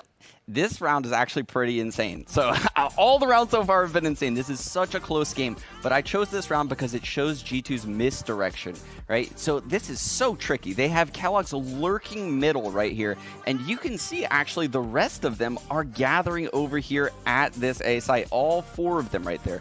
So I think we should start the clip right now because you're going to watch Kellogg's lurking in mid. He took down the turret front B, and now he's rotating towards garage. He eats the sky flash.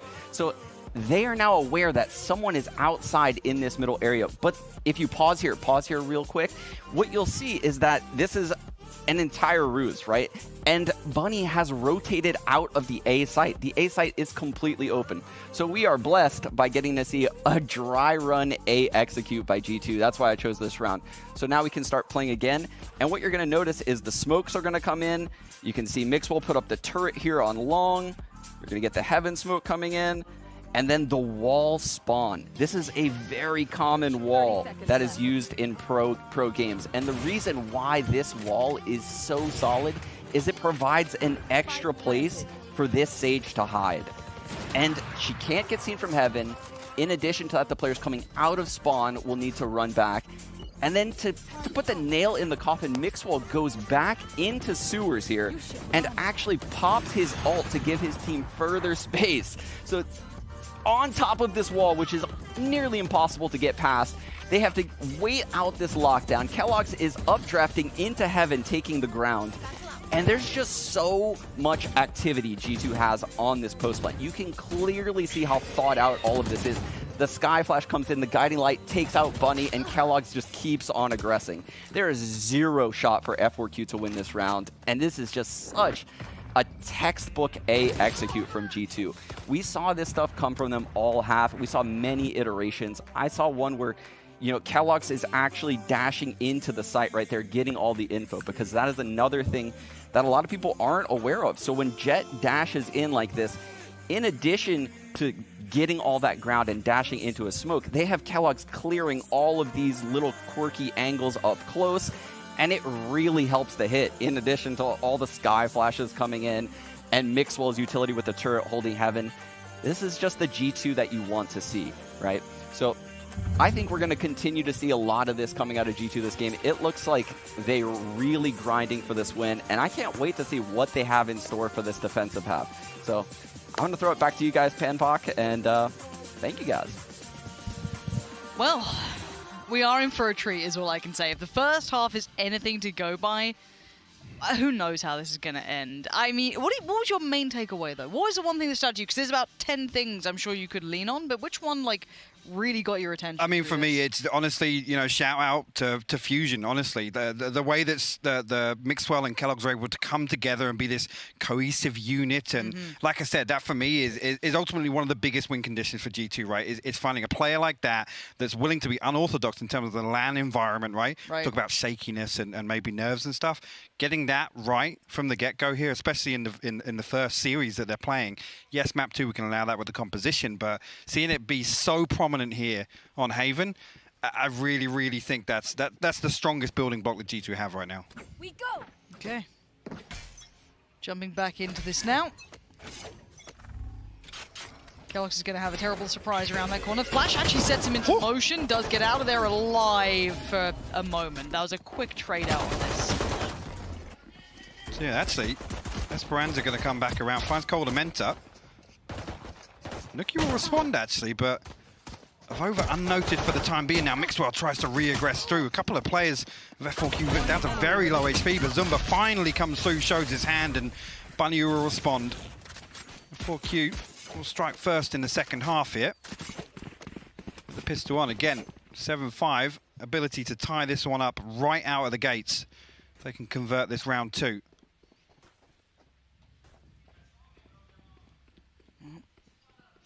Just coming back to that, though, Lauren. Again, that's one of the things I always look for is if a team wants to kind of be in control of the defensive half, is particularly on Haven, right? It's all about being proactive. You know, fact finders without the Sova, that's going to revolve a lot around Coldamenta and Kellogg's to be that, you know, kind of proactive way to garner information. So, not necessarily in this one, but Kellogg's will walk.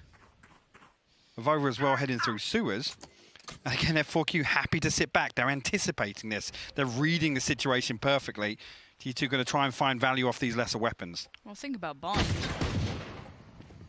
F4Q aren't, you know, too unhappy with patient play, with sitting as long as they need to deal with G2's maybe need for information or the fact that they want to push up and get a little aggressive. As for now, Flash really wasn't what you wanted. Avova does still find one cut. How did Kellogg's get that? Gets Athena? Okay, it's not quite over yet. Now let's look for the final 2. Nuki and Mixwell, where are they? Okay, so hitting rotations towards A. Gonna hear sewer steps. That's gonna buy a little bit of time here. Mixwell able to deny this instantly, but also obviously showing he is here. Lovely combination from Nuki coming towards Bunny. And now 2v2 begins. This is still pretty dangerous, but problem on the site has been put out as now Nuki looking to just do the Batman, drops on down, hopes for the best, gets nothing. It's Esperanza there, we are back all even. Hey, damage done though. 3 will fall for F4Q and G2, that's on the back of, I think, just 2 sheriffs invested. So, take those. We do indeed. We have to, again, we look towards kind of Bunny, the ultimate progress, Esperanza as well, but certainly here not going to be a factor. As I say that, actually, Esperanza 2 away, which is sort of unheard of with the Hunter's Fury, at least very early on. G2 obviously come back through with rifles across the board. Athena, 5k, going to be the ones to try and open this round up, and Bunny once again on that judge. See if he can close the distance again. Kellogg's will open things up this time round though. Esperanza falls. And Kellogg's has doubled down on this. Oh, look at the damage done to 5k as well. Yeah, he's turned that so well. There's going to be the deeper flash coming out from his buddy, but he's going to chase this down. And Barney feeling a little hunted here. Word. Look at Kellogg's just unleashed. Giving away as Zumba's feeling just a little scared, a little alone, a little out of it. He's got players everywhere. So few angles to fall back to. Just the SMG to get something done here. The Nano Swarm going to bring him down to 34 HP. The threat imminent there. Mixwell actually going to be the one to find it. And the Prime Gaming flawless from G2 to stop any of this early progress from F4Q. And that's big as well. The full purchase coming through to G2, and they save all of these weapons. But again, talked about this just as we came out of halftime. Kellogg's, again, on the back of the Sky utility being invested here to, I don't even want to say bail him out of the situation, but enable him. Really, really push him further forwards towards F4Q. And again, actually, I mean, even with Coldamenta being the one to plug that gap now on Sky, it's still looking just as clean for G2. Quick flash over towards Long. This is to try and take a little bit of a land grab for Bunny to try and work forward with, but let's see if any of these moments can build. More of a Shiko than it was before. 3 lighter armors invested. And no over-aggressive play this time from G2. Don't want to play into the hands of the opponent and give them that chance. So this could be a longer, more drawn-out round. See if any opportunities present. You can see 5k now posting himself up. Maybe happy with that. See if they can get the attention elsewhere. They're looking for a little damage through. Again, anticipating this push forward from G2. Coldamenta actually caught off guard there. Will give away a weapon. Bomber C long. It will be retrieved as well. I'm looking at 5k here, because he's going to be quick up towards A long, because he was already posted up that way. So I wonder if they're going to feel that this is going to be... I wonder if they're going to throw a fake or what. He's got 2 flashes. Mixwell didn't see it. Now he knows, and there was a player on shore. Anyway, Nuki's just sat there like... Okay. 30 seconds left. You're Hello. good. And now the fullback. Again, I think G2's got the timing right on this. So they're not going to be caught out with over-rotations. Again, that Shock Dart going to clear out a lot of that Killjoy utility, so potential here for a hit and run on B site. And Kellogg's actually caught off guard, but Avova, like you said, that flank comes through. 2 freebies for him. Yeah, if the timing was different, if someone had considered it, maybe there was a chance they could have done some more. G2, though, getting back into this now, furthering that lead just a touch. But F4Q aren't far back from it, and again, that was just a couple of sheriffs, bit of light armor. They're going to be getting to the meat of things now. So really, how much further G2 can push this. Lockdown available. Esperanza does have his Hunter's Fury online, though. We'll see G2 kind of lean heavily towards one side and maybe be a little proactive once again, knowing that they have that kind of second step, which would be, you know, the lockdown securing at least an attempt at the retake or potentially even stopping a hit coming through elsewhere. So this time, actually, it's... Mixwell did actually just recall his utility. It was initially planted outside B, but... all retrieved, and there you go. Lockdown available for them. I think he's going to be left solo now. You can see Nuki placed the wall there. Alarm bot in sewers, so this is when we'd expect G2 to at least greet this execution. And here it goes. Bunny going to lead on in. There's with Divide. Great work from Bunny. Just gap closing. Avova had no idea someone could be that far up that fast. And again, this punishment is going to start hurting here. Cordamenta has to respect part of this. Bunny still looking to try and further aggress as they're going to have to fall off for now. I've got your trail. And Zumba actually catching Kellogg's, but interesting trade. Yeah, it comes through, but we'll get wallbang, but F4Q had to reset towards long. The plant in the open here, lots for G2 to kind of overcome, at least... Well, actually, the Nano Swarm actually stopping the push from Cordamenta, but F4Q are peeking this. Nuki's found 4 kills somewhere along the way. 5k, last man standing, and planted for him. Finds the first. He's sticking it. No, he's come off it. He just got it halfway, 8 HP. 5k has to play this perfectly. He's just going to dip back in. He's baited him out. Nuki, have you got enough time? I don't know if you do. It's down to the wire. No way. That was ridiculous for Nuki. The ace to string that together and still finds the half defuse somewhere in the chaos of that round. And that was a deciding factor. There isn't a hope in hell if he doesn't get that first half defused. Now, welcome to the Nuki that you sometimes get those glimpses of. The player that can terrify you. Stone cold. For real. I mean, the guy barely, like, makes a response to it. The teammates do. You'll have Avova giving it large for him. You'll have everyone else kind of popping off, but he... he's the patient one, he's the calm one, the collected one. He pulls off stuff like that, a monster, truly. For now, though, let's have a little look, watch back. That was the first one that caught me off guard. The fact he got Zumba for free, and now they were facing him like this. I mean, what else you meant to do, I guess, but maybe sacrifice one? That's so close as well. Hey, look at his response. Yeah. Everybody else is going nuts for him. I guess they're compensating. They'll make the noise from Neozino in the background. Fantastic stuff from Nuki. And again, a bit of a tilter in terms of how that round played out for F4Q, because everything went their way. The plant was great. They're able to negate the lockdown. Yes, Zumba falls at backside, but again, you throw that one in the wind, to be honest with you, if they can get control in a comfortable post-plant position. Absolutely. Not entirely sure where the direction changed for F4Q, where it became this desperation. Are they going to push us? Are they on the spike? Yeah. Like, what exactly is going on here? Yeah, it did seem like a little bit flustered in those moments. But again, keep in mind, people have been saying, you know, G2 need to be at these events, or, you know, every single time, oh, it's just a shame they're not here. I mean, every single time people expect greatness from G2. Looking at F4Q in comparison, I don't think people put that same sort of expectation on their shoulders, but they've proven here they are absolutely to be considered. Oh my god, Bunny, are you serious? That was like a horror! Look at him, just flies in! Just the beast in the sewer, just... Again, without a jet, seeing somebody this effectively close the gap in the early round here. Kellogg's actually misses the first, but finds the second, at least with the Blade Storm. He's up in no man's land there. Where is Bunny? Finally shuts him down. Bunny's still alive and kicking.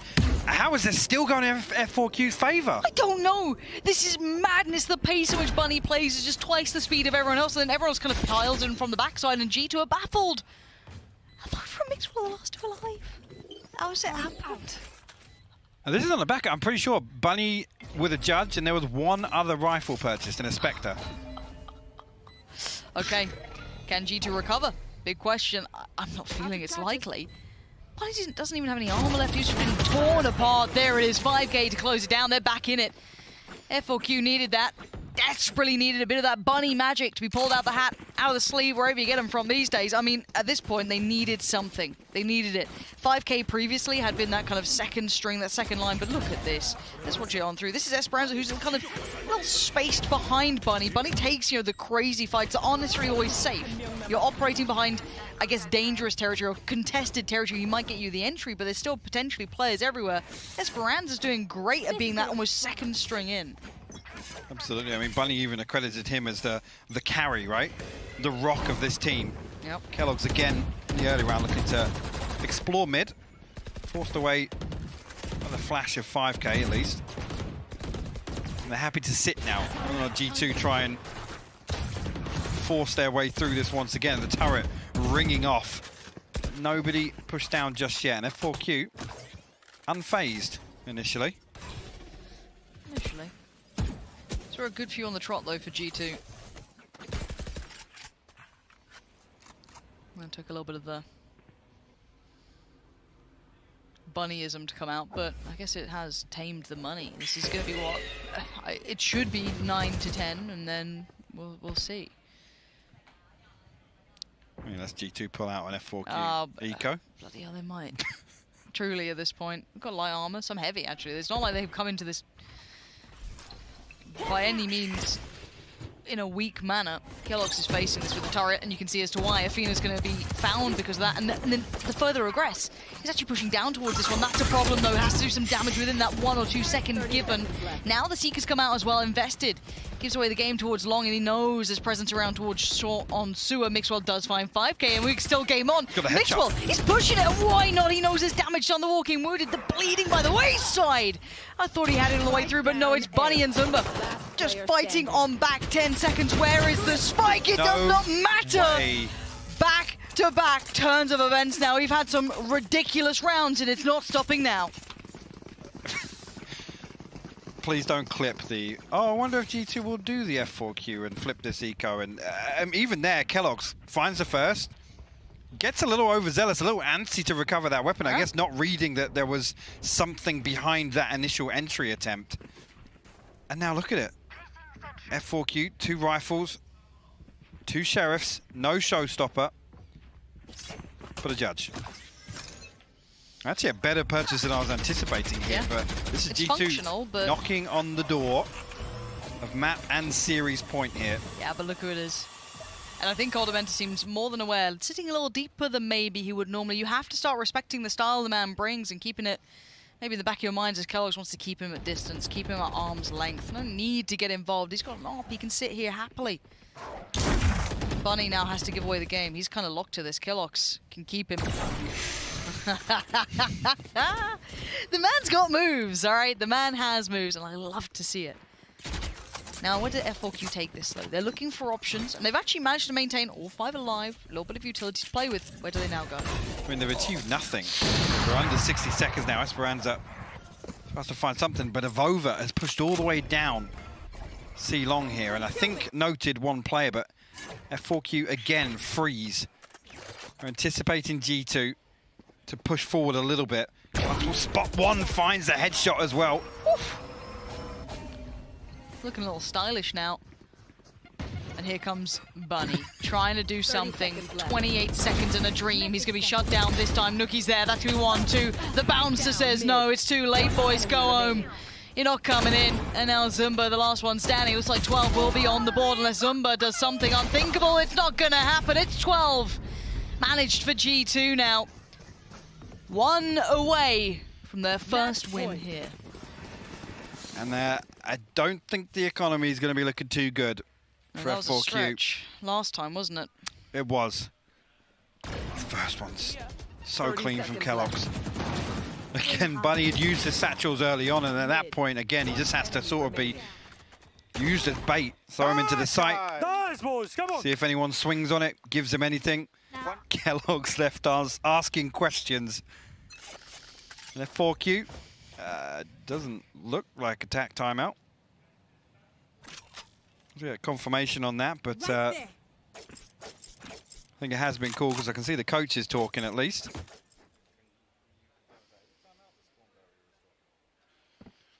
No, this looks a little weird. Unless it's a spec issue, we'll see. I mean, this is a little out of my expertise, but yeah. Hopefully we get confirmation. You were well versed in this exact scenario. Yeah, it's just weird that it's not grayed out and it's not the normal timeouts we see. Unless I'm just out of it, which I don't think I am. Well, the spawn barriers on there, right? I think they are, we just can't see. We just can't see them. Okay. Fair. Fine. I mean, fine. Oh yeah, definitely is there. He's just like smearing his face against it. I mean, it's the last round. It's time. It's do or die time for F4Q, at least in their opening foray here. In the first glimpse we got to see in G2 needing to get across the line because there's danger on that other side. And I mean, they were looking towards the top of this group, trying to best those who hold the trophy, the crown. Could have done with a clean game here, and you were right to question that economy, Hypoc. It's not looking good. No, it's the one rifle in the hands of Zumba, who's been fantastic for F4Q today as well. There's a side story at least. This time, G2, I guess reading exactly that, right? They know that there's going to be a judge. It's a buy round for Bunny at least, but everything else, they're going to try and completely mitigate this risk early on. Athena, where's the lockdown? Okay. Just outside B. Nuki going to throw a slow, try and back away here. Seeker's popped as well to follow up on this, so 4Q looking to at least get a good grip on B site now. Only one player in mid, and Zumba actually goes hunting. That's the only rifle available for F4Q, and it's removed by Kellogg's. It's all going a bit pear-shaped here. The flash going to catch as well, but he does make it away for free, but the clock is starting to tick. Now, does Bunny do something with this? One gun is far more favorable here, and it will be the judge. The big spot from Bunny in the big follow-up, but look at the reply. It's Nuki Coldamenta in combination. 5K's gone, and it's G2 doing exactly what was required of them, pulling it together to go over that final hurdle and dealing with all of those problems that are starting to build. Fantastic performance here. In map 3 again, F4Q kind of pushing as hard as I honestly think they could. Again, Bunny having a fantastic performance, but I got to credit G2 for ultimately not letting map 2 get to them, right? They come back in with a fresh face, a little bit of a mix-up on the composition, and obviously Mixwell flexing onto that killjoy. Again, nothing flashy from him, just rock-solid defense. Again, always in the right position for them. Those lurks on attack. Kellogg's... Reeled in. Okay. A little bit of bait. Looked like he'd suffered some sort of injury there. Okay. A prize catch. A prize catch. I like nice. that. Just every dude's Tinder profile, just holding the, the classic. I love that. Now, good work. Great work from the boys. Yeah, it was. Again, seen a couple of the other players. Well, Nuki having a fantastic performance here on this decider as well, which I don't want to say is necessarily an underperformance, but definitely quieter from what we would usually expect of him as an individual. And this man right here, again, as a day one, it's great to see Kellogg's put up this performance and actually just dig a little deeper in that. I've already mentioned Mixwell, but Coldamenta in particular on that Sky on the last map, I think he broke 15 odd assists or something by the end of that. Desperately trying to have a look, but yeah, actually he got up to 14 in the end. And I was talking about kind of that support system being in place for Kellogg's, which is so important to have him kind of build his confidence early on so that he can kind of continue on that trajectory throughout this event. Well, we don't even need to talk to that anymore. I feel like that at least has been answered in the first hurdle of that. He's had a great start to things for Kellogg's this is, and he can now build off the back of this. He's had that perfect welcome to the big stage. Yeah. Feels confident, and he's outgoing. And to see a player like that, it reminds me of like, the young Kenny S, the kind of like very passionate, fired up, but the losses sting even harder for emotional players. But I think we're going to get to have maybe a little glimpse back throughout the entire game pretty soon, which would be quite nice to have a little kind of refresher on some of those crazier rounds. I mean, we had Sean break down a couple, right? Kind of give us a look through on this, but just watching this back, I mean, take your pick. We had, what was it, Bunny doing some mad stuff. We had Athena with that crazy moment too. Mixwell's 3K. So many rounds. Yeah, there was. I mean, I hope actually production are quietly working away on a Bunny highlight reel for us just from this series alone, because I want to see more of this man already. Again, it's so unorthodox. It goes against the grain of what we expect and what actually teams are anticipating in terms of the rhythm of some of these rounds. But again, his ability to find entries, it's just so so special to watch. This is the 3K you were talking about here. Mixwell coming out huge in this one. And again, one of those rounds that you're going to credit this kind of the momentum shift, at least in the deciding map on Haven. Yeah, truly. I mean, and this was a momentum-based game, and I am so impressed with F4Q. I don't... Uh-oh. That's the first the time I've one seen time Nuki he smile. smiles, and it's because someone else is leaving and losing. It's like, oh no. He's truly a beast. Truly. You didn't see it? But what a moment for these guys. G2, I mean, welcome to LAN. What a look for them coming out with this roster. We've been looking at them, waiting to see what form they come out in. We didn't know. We didn't know if it was going to be the maybe World Beaters coming through, but it all lines up. It all looks good, and this is their hometown. And that man on the screen there, Kellogg's looking good. Mixwell, solid as ever. Safe pair of hands. Nuki up over there, all gaming absolutely to perfection right now. Yeah, for sure. And again, we definitely had questions, especially about G2 coming in regionally with the performance thus far for this roster at least. And a lot of those have been answered. Again, map 2 is going to stick out for me. I'd like to see that kind of addressed potentially, because that characteristically look very different to what we saw on the others, whether that is just purely the composition and they need to potentially make an adjustment, because Nuki looked fantastic on the Sage. So again, if that's a question we need to ask further down the line, so be it. And there will be questions and there will be answers. I mean, sweeping statements galore, but these boys have a tough task ahead of them now. The next team they would be facing would be Sentinels. And, I mean, their group just terrifies me to the core. So who knows what we have. But for now, it's success, and it's going to be a weight off the shoulders of G2 in my mind. And Carlos. I'm sure. Yeah, after all of that he's been given, let's give the boys a break, give them a second to cool themselves down and reflect on it while we reflect on the Prime Gaming match highlights. And bear in mind, we still have more games to go. So guys, enjoy this.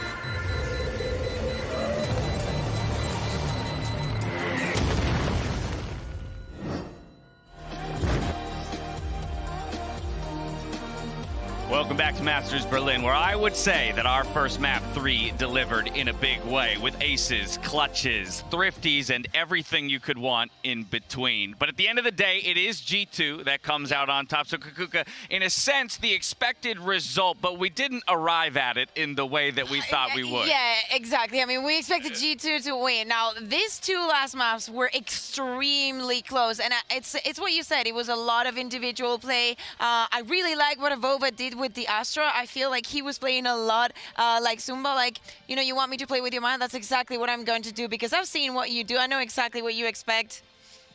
Honestly, at first I thought you said you want me to play with your man, and I was like, Avova, please, please.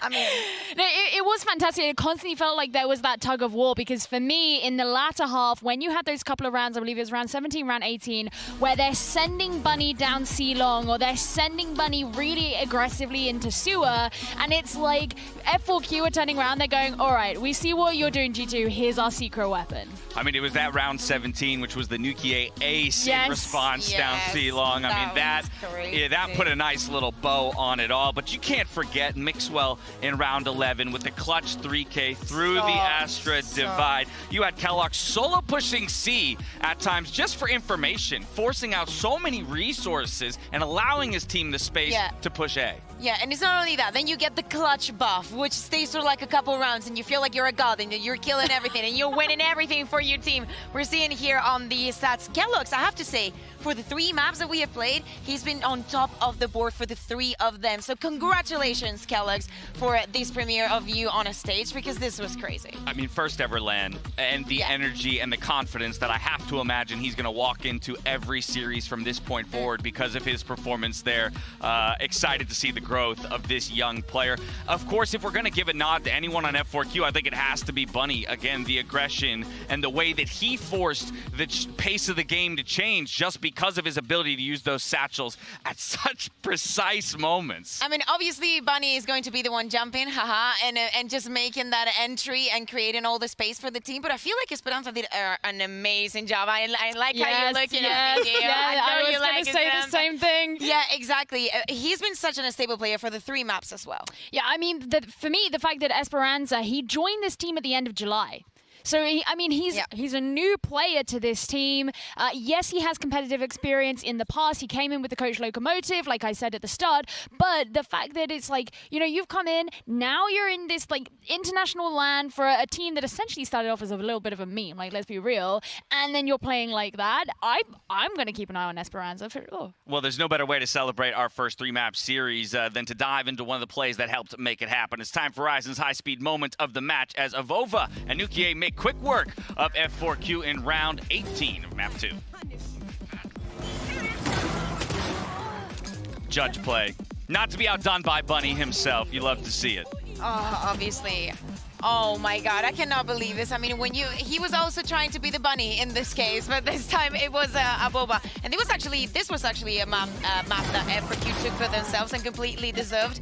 But this is not the first time that we've seen Nuki using the satchel to create that space, first you force them out of the close position, then you find them in labs and you're like, oh, hello, hi, this is my judge. I find it really similar. I know the thing I'm about to compare it to wasn't done with a judge, but just there seems to be a pattern with G2, especially after Haven, where it's like F4Q are going to push through a Cosmic Divide and G2 are going to eat them alive, because that was the Mixwell play, right? Exactly Mixwell did the same thing on B, so maybe that's just that thing. I do still think, though, that we're going to have to come away with a few things in terms of expectations, right? G2, as we mentioned, we expected to run away with this series a little bit more, and so I'm curious for you, Kukuku, what you think they're immediately speaking about, in their practice room when they return. And, celebrate the win, yes, but start to reframe towards their next matchup against Sentinels, a much tougher opponent. I mean, I don't know if I'm going to expect that they hadn't screamed against F4Q, but we have all heard about how scrims are going now in Europe, now that everybody is here.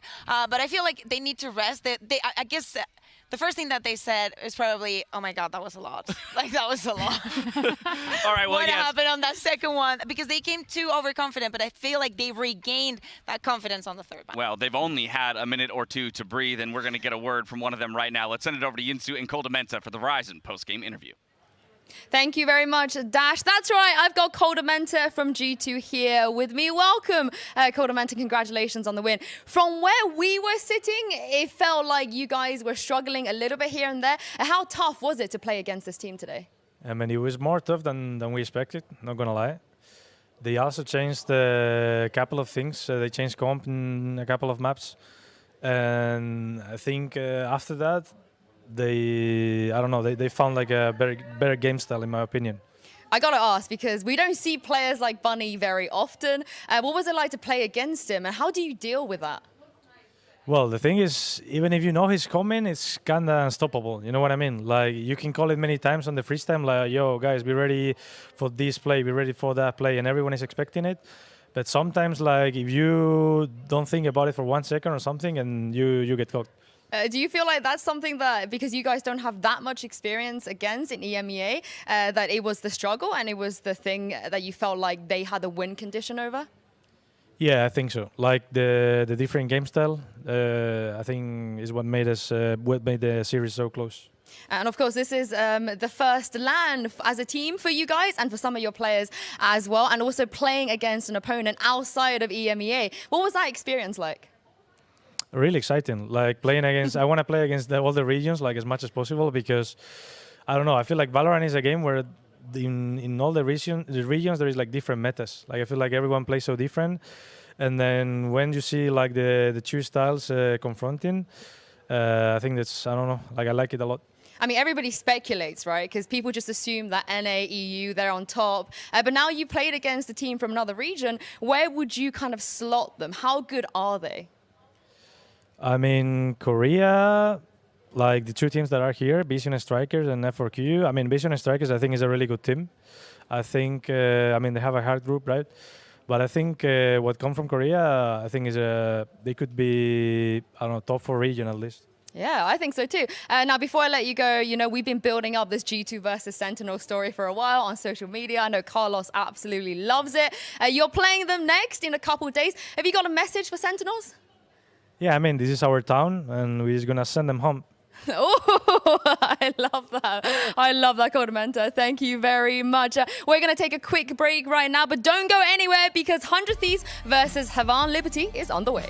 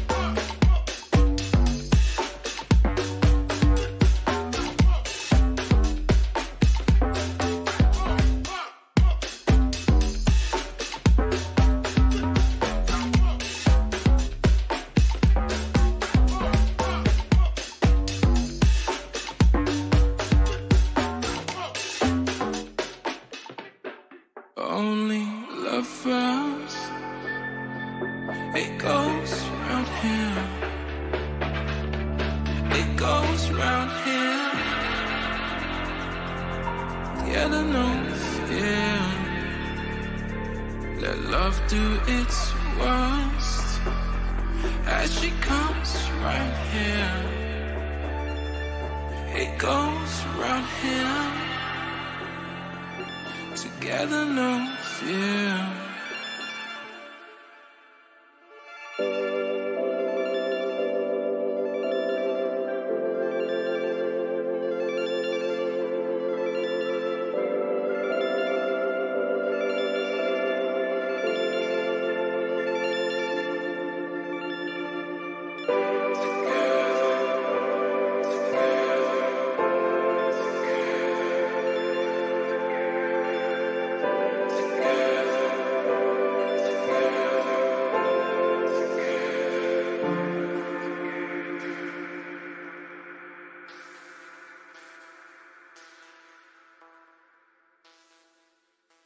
Only love first. It goes round here. It goes round here. Get enough, yeah. Let love do its worst as she comes right here. It goes round here.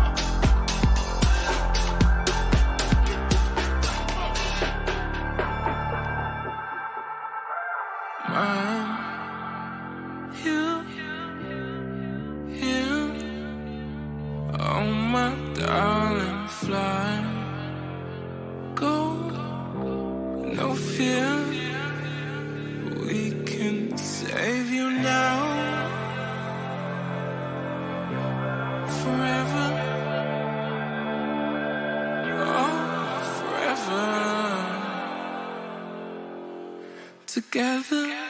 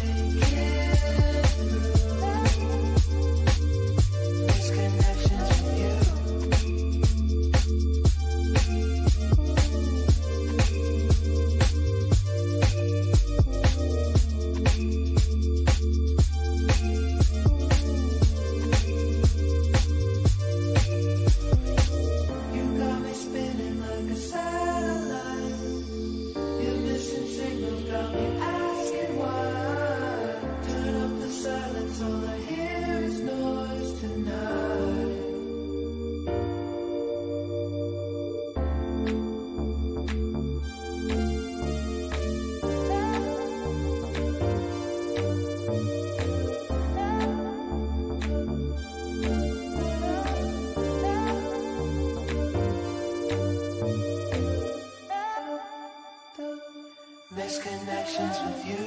I won't give up when you're walking out. So don't give up. Just trying to lighten up. 'Cause this time we'll make it through.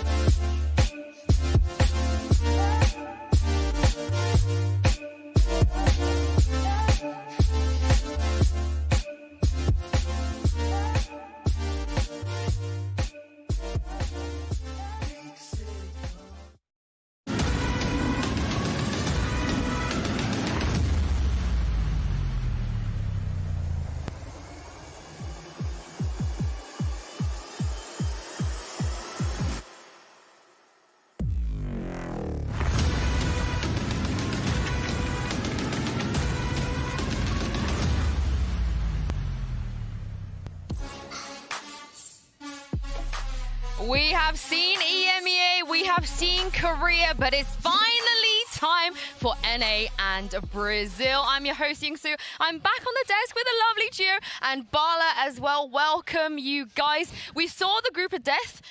We got a little taste of what G2 can do. But Bala, this group is very, very interesting. Yeah, I think one that a lot of people are excited about. 100 Thieves are here. And of course, we have a bunch of others too. Havon Liberty, somebody that we don't really know too much about from the Brazilian scene. We're really trying to see a bunch of these minor regions from all the different ones. We just saw F4Q, and we'll see more too.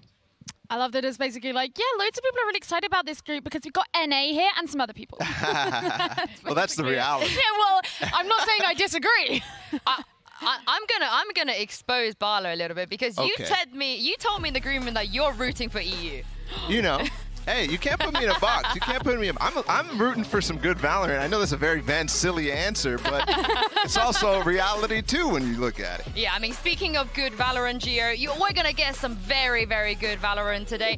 Both of these teams are insanely well-known in their own regions, but also it's a very interesting matchup in itself. Yeah, I mean, I think it's going to be really cool just from the perspective of, in the G2 game that we just saw, them going up against F4Q, one of the really notable things about it was this clash of playstyles. It was going to be like two ends of one spectrum.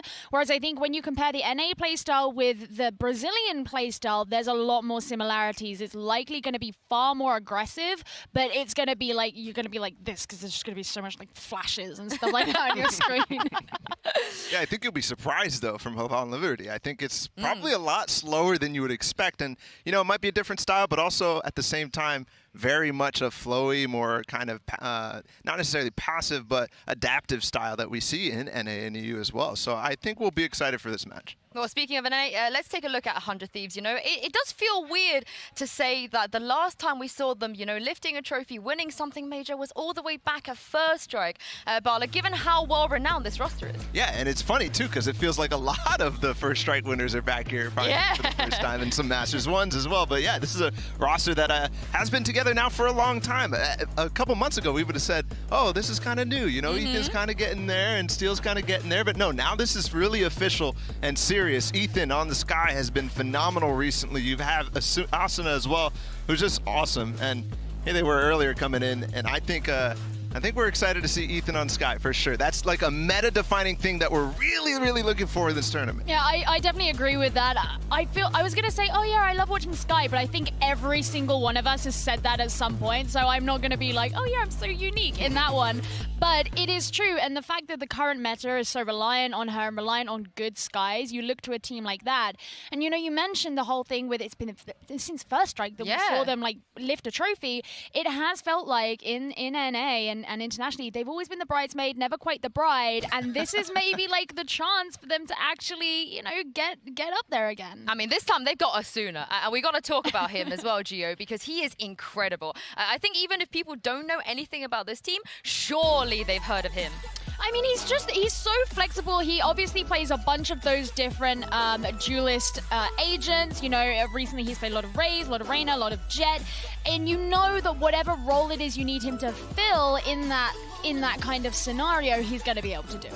I think one of the really cool things about Asuna on 100 Thieves is that in the past, it definitely felt like he's the only key point of their victories, right? He's the only guy who's really finding a lot of space. That's not necessarily to say the rest of them aren't, you know, contributing, but when he is pushing, he's by himself.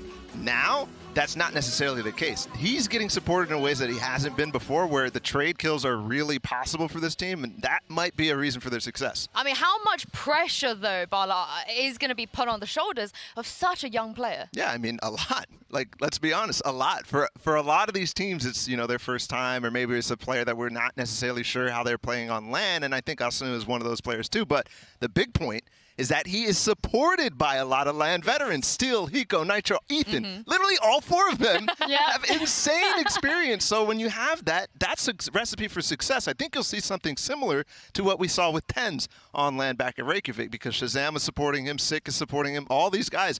Their entire goal was to make sure that Tens got hyped up, you know? Yeah. I do feel like that's a really good comparison. We probably see something similar here too. But their opponent today on the side of Brazil, Gio, they didn't do great the last time they were at the international LAN in Iceland. I think people expected a little bit more from Sharks and Vikings, but this isn't Sharks and Vikings. It's a different team this time around. Yeah, I think this is the whole story with Brazil at the moment, is people are kind of tempering their expectations for them. But in my opinion, you know, you go back, you watch the grand final that happened in Brazil between Vivo Kid and Havan Liberty, and I think that there's some impressive stuff there. The thing that I got really taken by with Brazil is the way that they do play the supporting roles and how they use that to facilitate everything. You know, compared to some of the other regions, especially in EU, it's not obviously that we don't see support, but it always feels a little bit more like everyone's more separate in a number of the things that they do, whereas these guys seem to move as like a holistic group.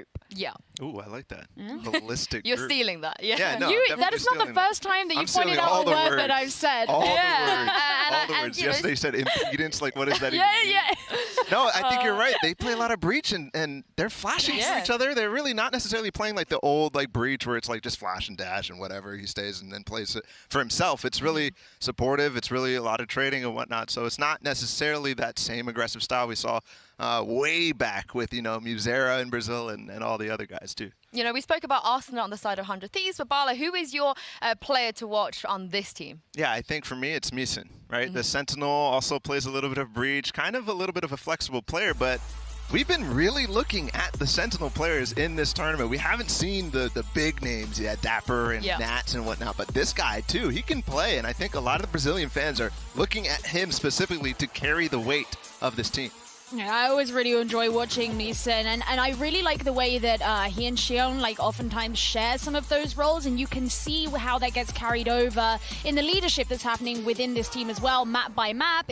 If you know, you mentioned Meeson, he plays a lot of Breach, and sometimes he'll play you know, on the Sentinel role, and they kind of switch between, and you can see where it's like one train of thought that is available throughout the entire team. I gotta say, that photo is really badass as well. You know, sometimes you can just tell like there's some attitude behind a player.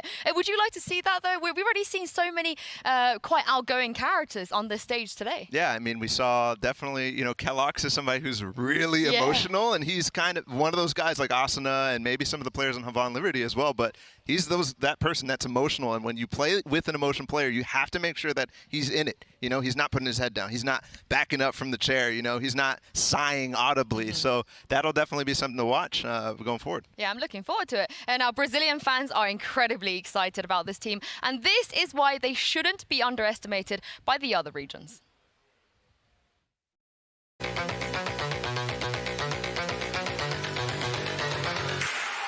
Hi, I am Xion, and I play for Havan Liberty. Krain is amazing. His decisions that he takes are so good. Liazzi is our little kid. He will probably be one of the best players in Brazil. and probably in the world. Fazer feitiço contra feiticeiro. Faz também a bazucada. And missing, he is very calm, and sometimes we in the game we are very excited, and he's just chilling. He's this type of guy. Flats. He's our leader. He tried to get everyone excited. He tried to lift if anyone doesn't feel confidence. He just starts. Let's go, guys. Let's go. We will do it. Let's go. Our friendship is amazing, and I think it reflects on the game. A versão dele da falha tectônica, essa sim, a falha tectônica. Representing Brazil, it's amazing. It's our dream to be here. We have been working 1 year just for this. I just got goosebumps because it's really amazing. I don't even know what to say. Actually, we were the underdogs in Brazil. I don't think anyone expected us to be here. What we would do if we win Berlin, we would probably break everything. Because it would be we would be so excited, and it would be amazing, very amazing. Vai ter como sobreviver. Não vai ter nada, na verdade. I gotta say, Gio, we don't hear many players talk about friendship as a win condition. And I just love him saying like, you know, we got X, Y, Z, this person does this. But in the end of the day, our friendship is really, really good. And that impacts our game. Yeah, I mean, Valorant Masters, friendship is magic. Everyone's favorite cartoon. Van Silly's gonna love that. No, but it's true. And I think that when you consider the relationships between players, especially in like a tactical shooter, right, where you all have to be providing information to each other, you have to be supporting each other and trusting each other, which is the most important thing, you do require those relationships as the backbone to that. Yeah, and I think to build that over a year, which is how they've been working how much time they've been working towards this, is something that is so hard to do. You know, to maintain that trust, to maintain that friendship after a year of playing Valorant is not easy. I will tell you right now, it is not easy. We'll hear about those stories a bit later, Vala. I want to know. Me and Mitch were throwing some hands after that game, you know? But you guys have heard a little bit from the Havan Liberty players. We are all very excited to meet them, as well as seeing 100 Thieves, because these boys are ready and they are going to be behind us in just a moment.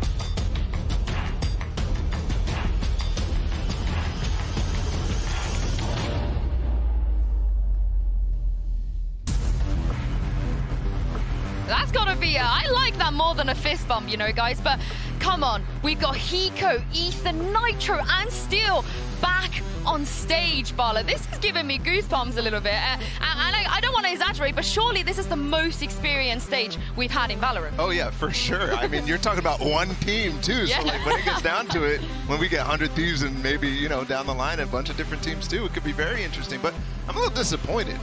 You know, we always get this Brazilian flag, we get the Turkish flag walking out for the North American team. Oh, come. Where's the Star Spangled Banner? Where's the Canadian flag? I was going to say, you need two flags. We need two flags. Where's that? Yeah, I mean, you guys have enough presence already. You know, you let the other regions, you know, have a bit of limelight, Bala. It's not always about North America.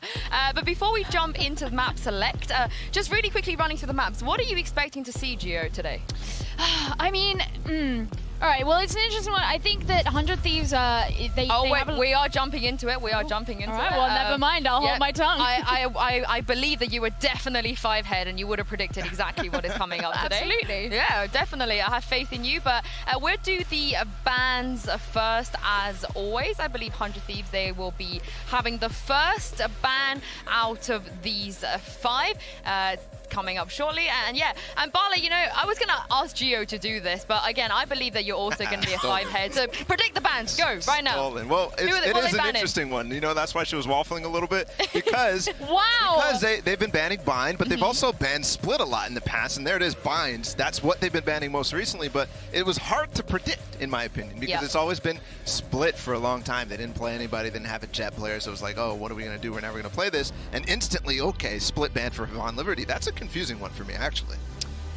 I mean, yeah, it's strange. The thing that I was going to say about you bringing up Bind and Split with 100 Thieves is the fact that Split is one of those maps that they've now started playing KO on, and I'm wondering if that factors into Speaking of KO, Gio, yeah, right in there, Bala, with the Ascent coming up first. Yeah, that one's going to be definitely really good, and that's something they've been picking for sure, and they've definitely been practicing the strat. So right away, we're going to answer the question everybody's asking, right? Is Steel going to continue bringing the KO as the only KO player here really in Berlin?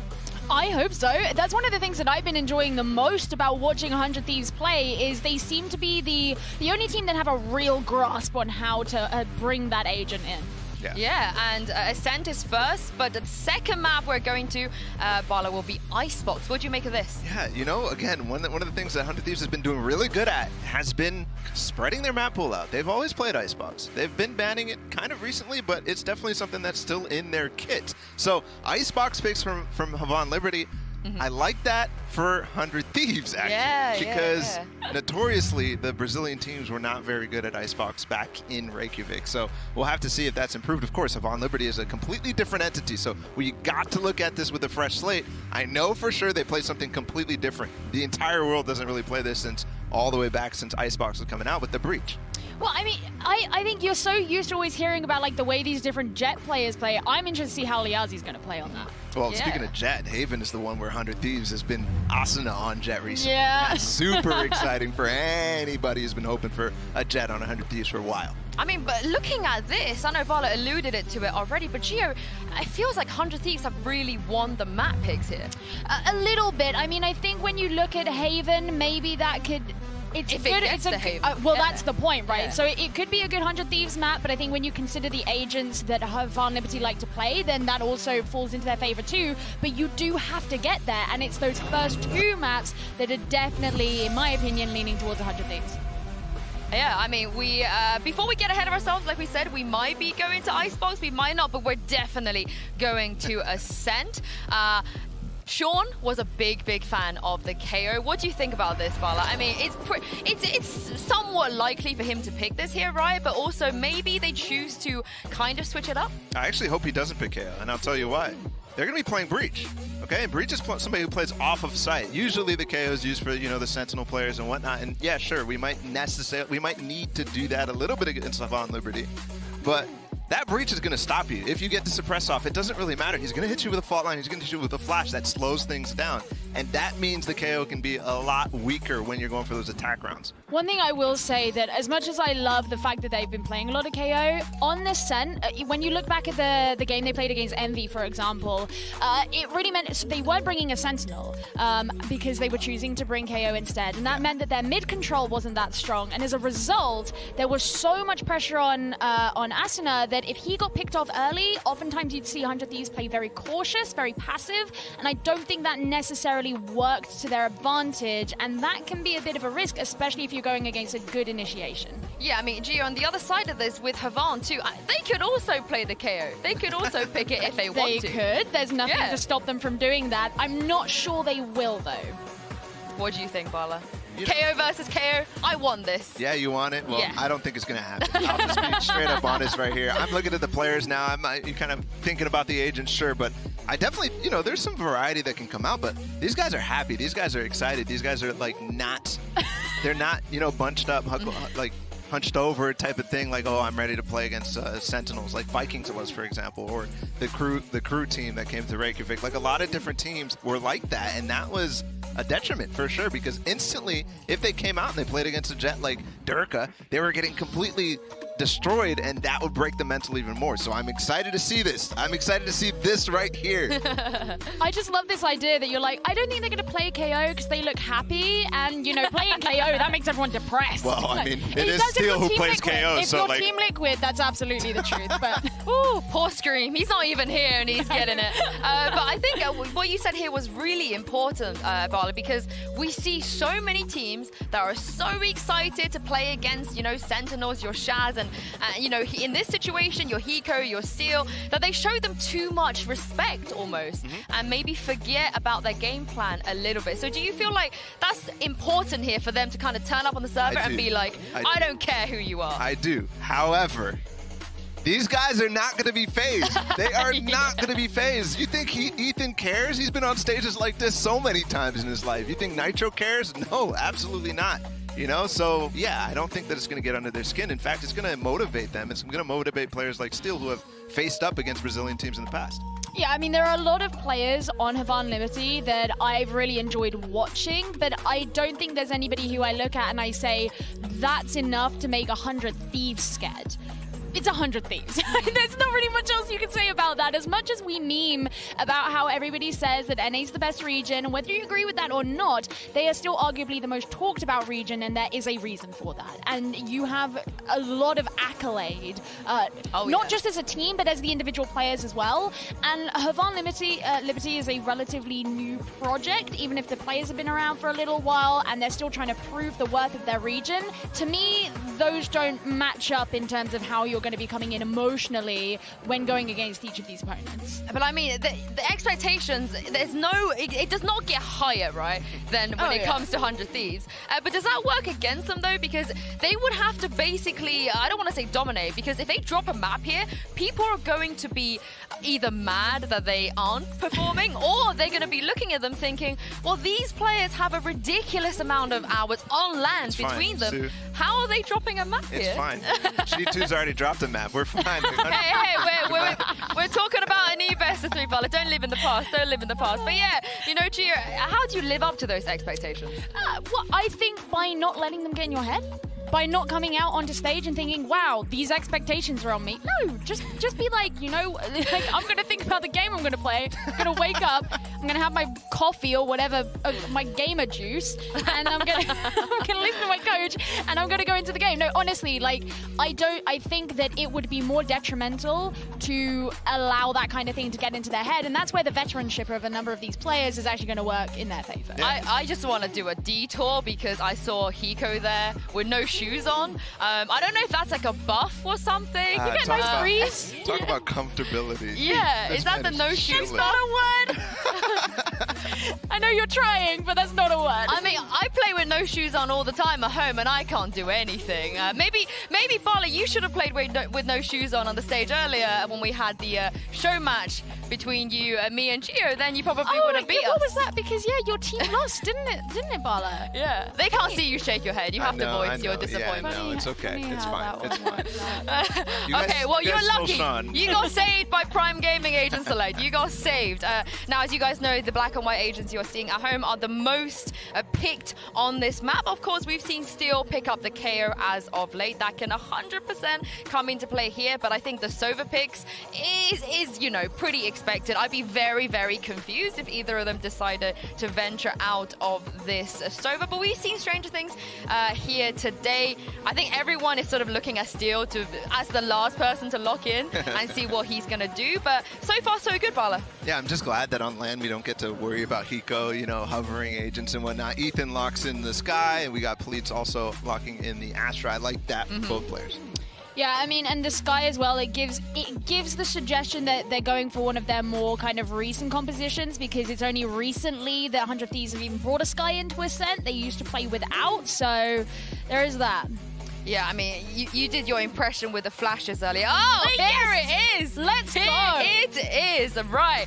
Bala, you didn't want to see this. Now it's been locked in. I'm very happy. It feels like they didn't do the research. Like, there's no Sentinel on this side. There's no Sentinel on the other side. Havon Liberty is not playing with it. And again, the breach is really hard to hit with that knife and try to nullify. So who are they nullifying at this point? We will see. We will see, Barla. Well, Well, Barla, you know what I'm hearing is, ooh, NA might have a weakness. it's excuses, right? They're just making excuses. But Barla is a little bit mad about this pick, but I know who is very, very happy. It is Havon Liberty's #1 fan, Riv, and his partner, Doug, waiting on the sidelines to cast map 1. Thank you so much, Sue. It is finally time. And Riv, when you get to an international stage like this, you need a little magic.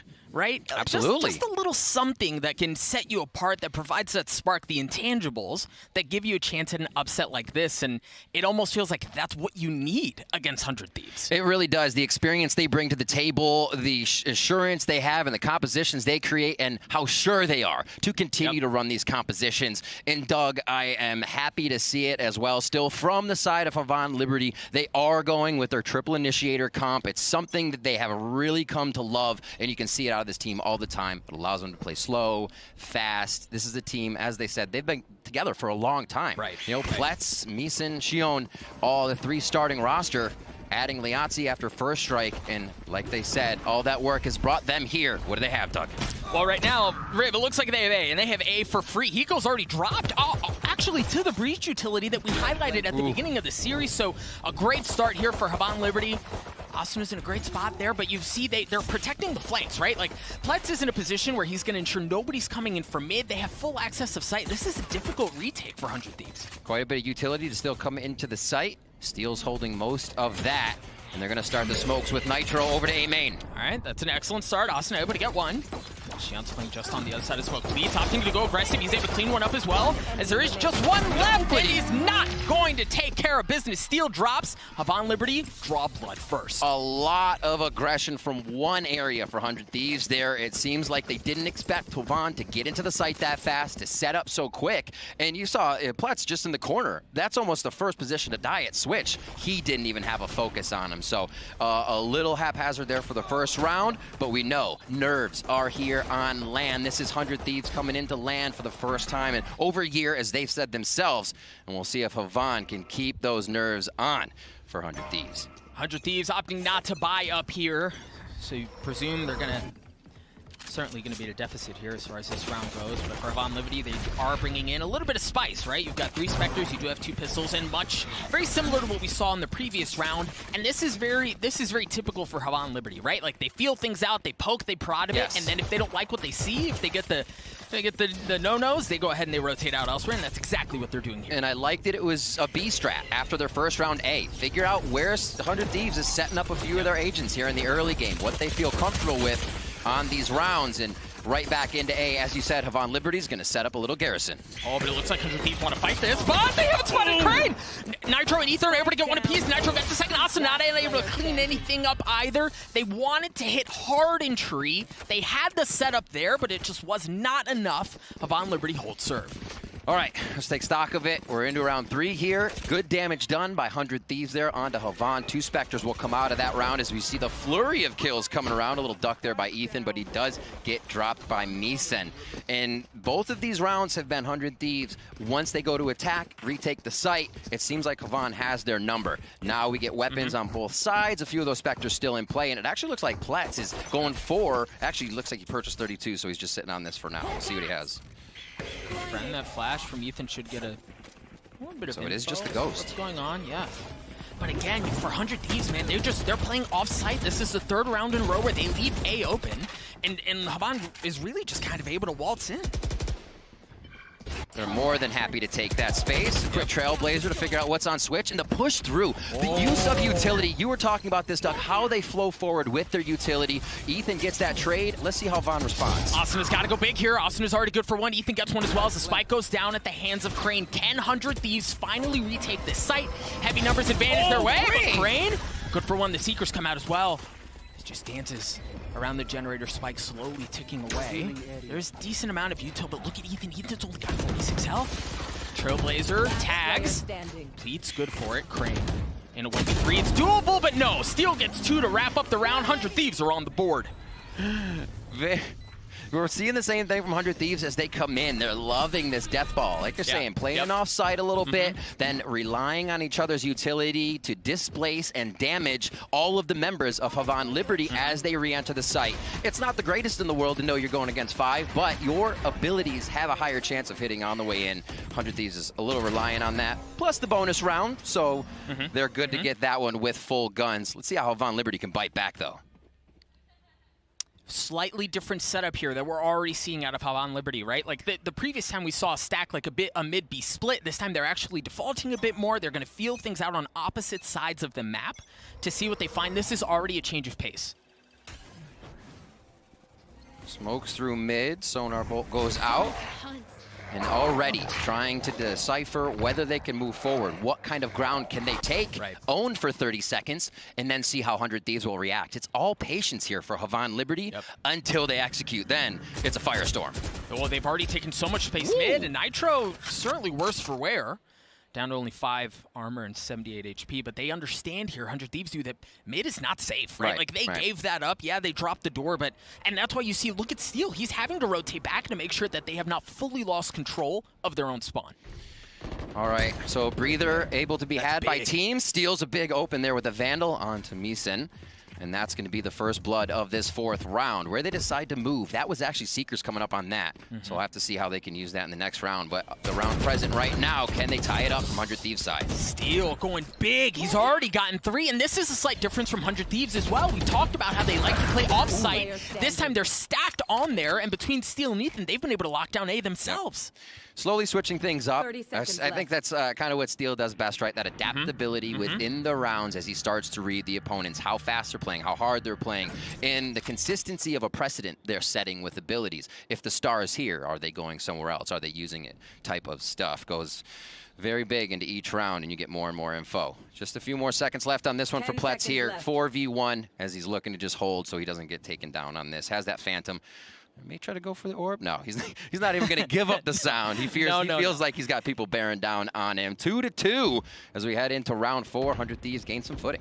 Yeah, and I'm really interested to take a look at economy right here because on the side of Havan Liberty, you have a couple of key ultimates that are online and available, and we haven't really seen how they stack that well together. How did they play off of that? That was pretty filthy by Steel. What was that, guys? You gotta get paid? You don't get that at home. The magic of land and full display. Well, it depends if you watch them stream. Well, that's true. That's a good point. That's a good point. But for Havan Liberty, we were talking about it just a moment ago. They don't have really much as far as economy goes to bring in. So you presume that Seekers, the Hunter's Fury, are going to be online into the next round. And meanwhile, on the side of 100 Thieves, you aren't much closer either, right? Like you've got Nitro who's kind of sniffing at his ult, Asuna as well, but nothing really on the brink. And look at the priority that Havan flipped now with this Phantom. They throw it over to Crane. He's close to ultimate there. Seekers is out, so they can double find something if they get a good idea where that is. But they want Crane finishing that kill right now if he's possibly the last one up or using that ability. Tech timeout real quick as we have that 2-2. You can see how the rounds have played out. But it does seem like we have a great game on our hands. I'm excited now that we're going to get back into some eco rounds. I want to see how Havan goes from that because they were able to take Pistol. Pistol's very important if you can't, or if you continue to swing the game. But now that it's even, can they come back? Yeah, I think one of the fun things for Havan Liberty as we kind of think about this team and their story and how they've gotten to this point, you could tell even in the feature prior to their series started, like it means so much, right? Like there's nationality, pride. There's, we joked around about friendship being one of the win conditions, but there really is, like, they want it, right? Like they want it really bad. And these orgs have been around. August 2020 was when Havan Liberty came in. And you can kind of almost say the same thing for 100 Thieves within that September-October month as they created a team. So a lot of experience, the power of friendship, as we heard from all of these coming through. And looking at how Havan did throughout their stage 3, undefeated all the way to the finals. So having the troubles throughout the year, throughout each VCT, and then finding all of that ground in the last stage 3, only to get beat by Vivo. But you're going to get beat by the person that wins the entire thing. Right. You're still here with them. Right. Absolutely. But what a journey for Havan Liberty to be able to do that. Slight changes in the roster. It's kind of like a 100 Thieves story, Well, and to your point, right? It really is because you think about their up and down, right? Yeah, they absolutely. So promising at the inception, like at first strike, they were the real deal. They looked so good, and then they went through a couple of roster changes, and for a lot of people, it looked like, whoa, what happened? Yeah. Like, where did these guys go? What's going on? And while it did almost seem like a matter of not if, but when, I've got to say, it took a little bit longer, at least longer than I expected. Right. It is, because everything's changing as well, right? Right. And you have a team like Sentinels that you're still learning from, and everybody can across the world. And then you're like, well, the game changed again. How do we change with the game? And 100 Thieves says KO's our way. And we actually saw them again playing against Sentinels while it be a seeding match. They went back with the KO again after they actually lost pretty hard on that split match, or whatever split I believe it was. And just like it's not the agent. It's just the way we played at that time. And they've shown that time and time again that they can correct their play, adapt very fast, and it's what makes 100 Thieves very strong with that experience. Well, and I mean, that was the question going into the series, right? Will they bring in KO? Yeah. Like, are they going to adjust? Will they do it on every map? Is there a little bit of spice in there? And I think we've seen that, yes, this is not just like it got us through Challengers 3 as a cheese pick. Like, they are fully committed to playing around this agent, and it's gotten them this far. They're going to continue to double down on it. Absolutely. And again, about Havan Liberty, learning where they came from. After First Strike, you said 100 Thieves makes changes. So did they. Right. Bringing in Liazi, finding that duelist, finding a little bit more ground for the structure they already had in Shion, Misen, and Pletz. And then getting in Crane. Loves to play the Sova. He can go back and forth if it's also kind of approved for the situation to bring in a KO. So we can still see KO coming in from the side of Havan Liberty if they go in to that way. Now, Riv, I'm going to poke your brain here a little bit, right? As we turn our attention back towards the map, we think about the sides that each teams are on. Havan Liberty is starting off on attack, 47% win rate on attack. That's not great, right? So what knowing that their defensive half is better statistically, what's the magic number? The magic number of rounds, I'd say they'd at least have to go for the 6, because I feel like 100 Thieves is going to be able to work them slow enough from the attack side to draw out any necessary rounds. Steel would be like, wait, we got to put a stopper on anything happening for this hemorrhaging loss rounds. Right. And then they'll come in and win it. I do think, though, looking at how 100 Thieves has a better defensive side, if that's where it comes into play, if Havan can take these rounds, that's where it's going to hurt 100 Thieves. Yep. Popping back into the action, just a quick retake of where we were. Pistols the majority of the way for Havan Liberty. There was a slight change. They put the Phantom in the hands of Liazi, which makes sense. Good call. 2 ult points away from having the Blade Storm online, while 100 Thieves have full rifles across the board. Steel's already got his ultimate. He's going to be piling it on. Asuna gets one as well, but nice kill from Xian on the side of Havan Liberty. You got to have that happen at this point. If you're at Steel at the press conference, he was saying he gets locked in on land. He wants to see his opponent squirm. So a great shot back by Xion there as Ethan and Hiko make quick work of 2. A few more shots here. Oh, no. Crane has something to say about that. 2v1 and a slight possibility hanging by a thread here.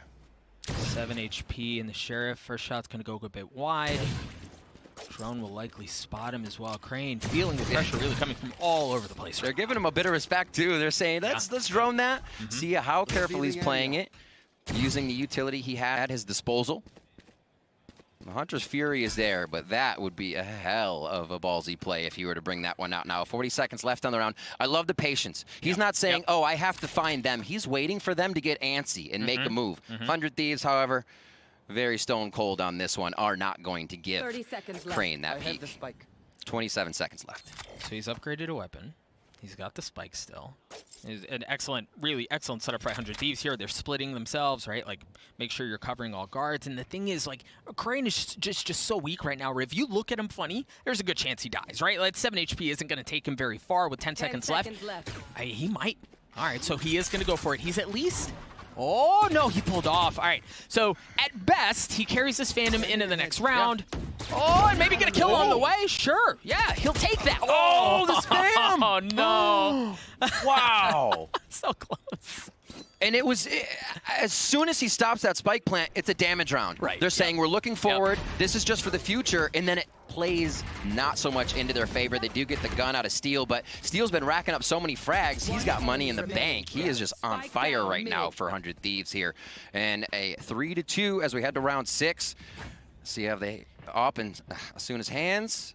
And looks like we do just have the Spectre over there with full rifles on the side of Havan Liberty. Now, and this is really the first round we've had that has the potential to be really explosive, right? We talked about it previously. You've got the Hunter's Fury, you've got the Seekers, you've got the Rolling Thunder as we step into another technical timeout. Very quickly, get things situated. We'll get you all back into the action as soon as possible. But, right, like, as we think about this on a timeline, this is where the asterisk is, right? Like, this is where we're going to learn a lot from both teams. How do they play off these ultimates? How do they chain them together? What does that look like in a fast execute?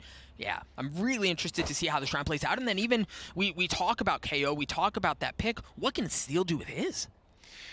I think we see that more coming from the attack side when they get to source information, because they don't have that Sentinel. So when you see 100 Thieves moving with this composition, it's slow. They always watch their back, and they're making sure that they are grabbing a few. When we saw Steel bring out the KO in Stage 3, his assists went through the roof along with Nitro.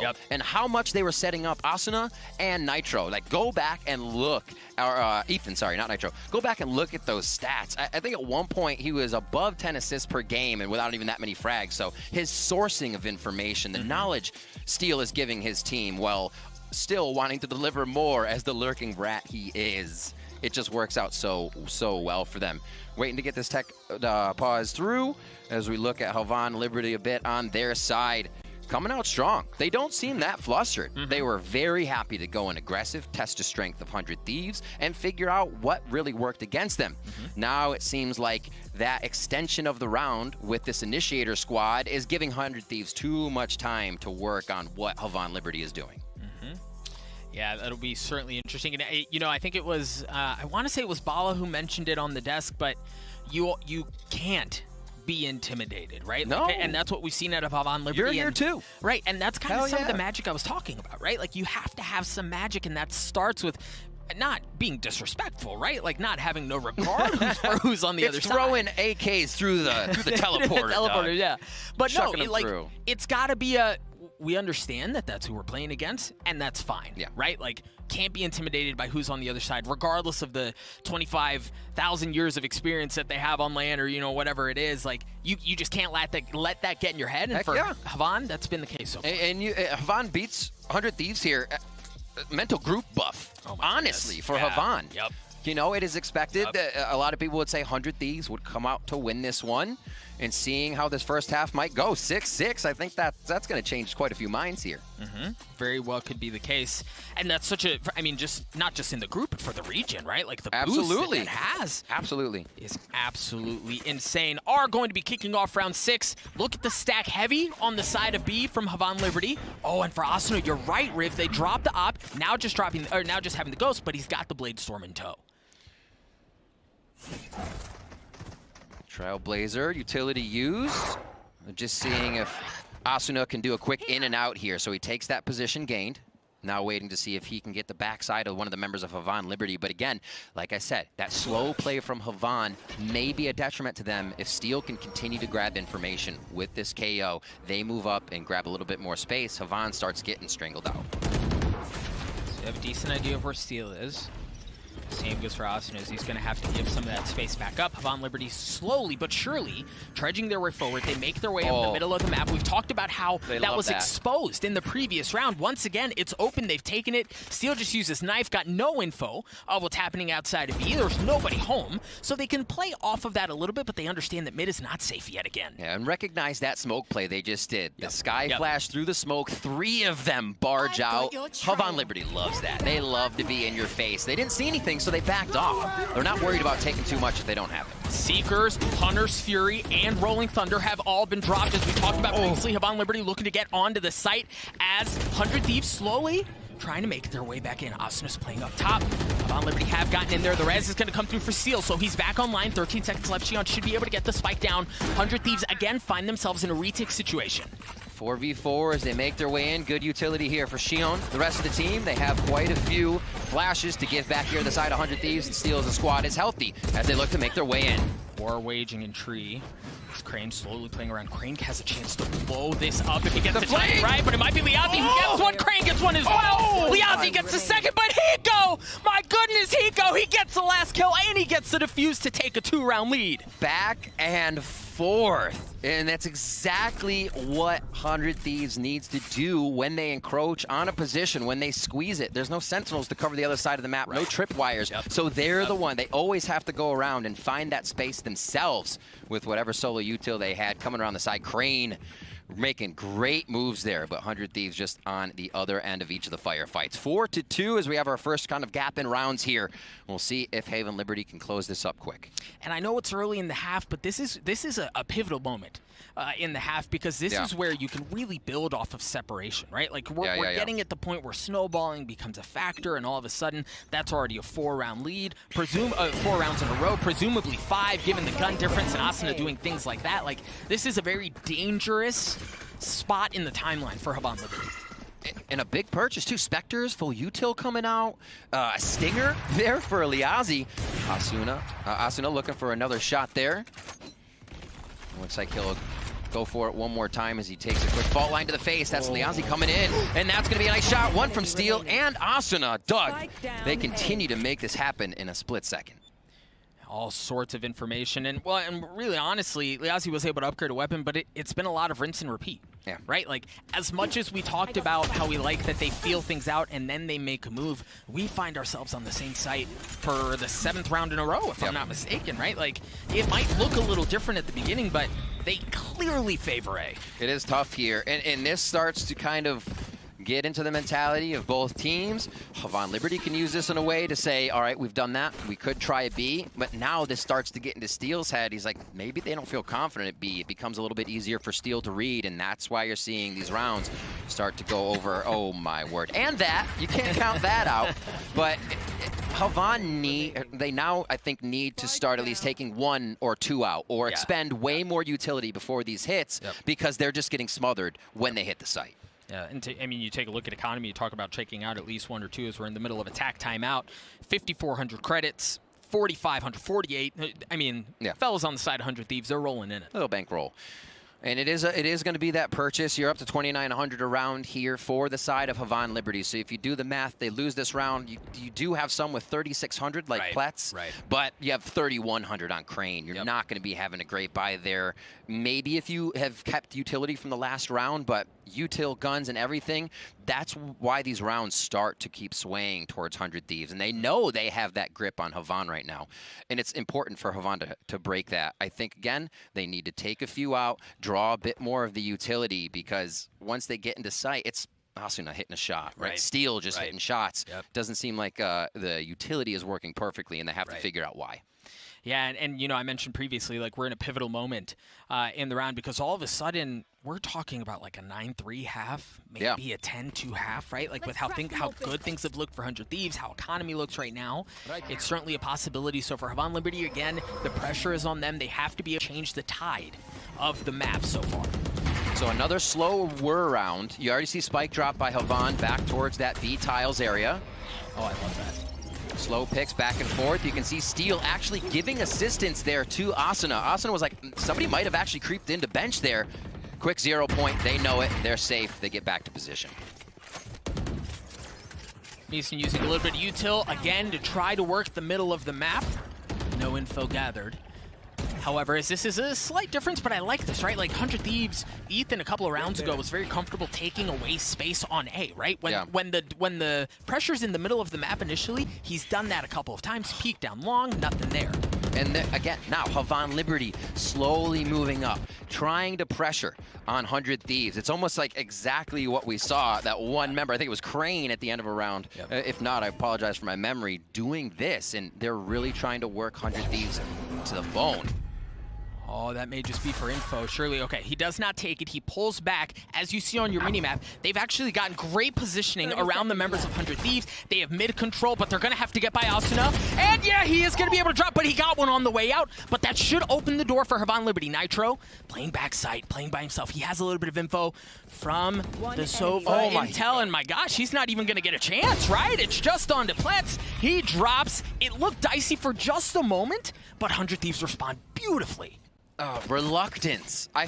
There was the jet dash. The breach came out. They dropped Asuna, and then they started holding shift on the way into the site, and it was kind of a let's go. That's only Nitro back there, and Hiko was a big proponent of being able to make that happen.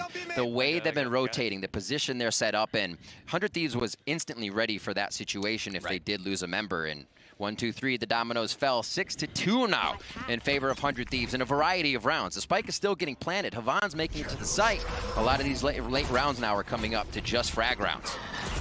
Havan Liberty again find themselves at a gun deficit, but Nitro, my goodness.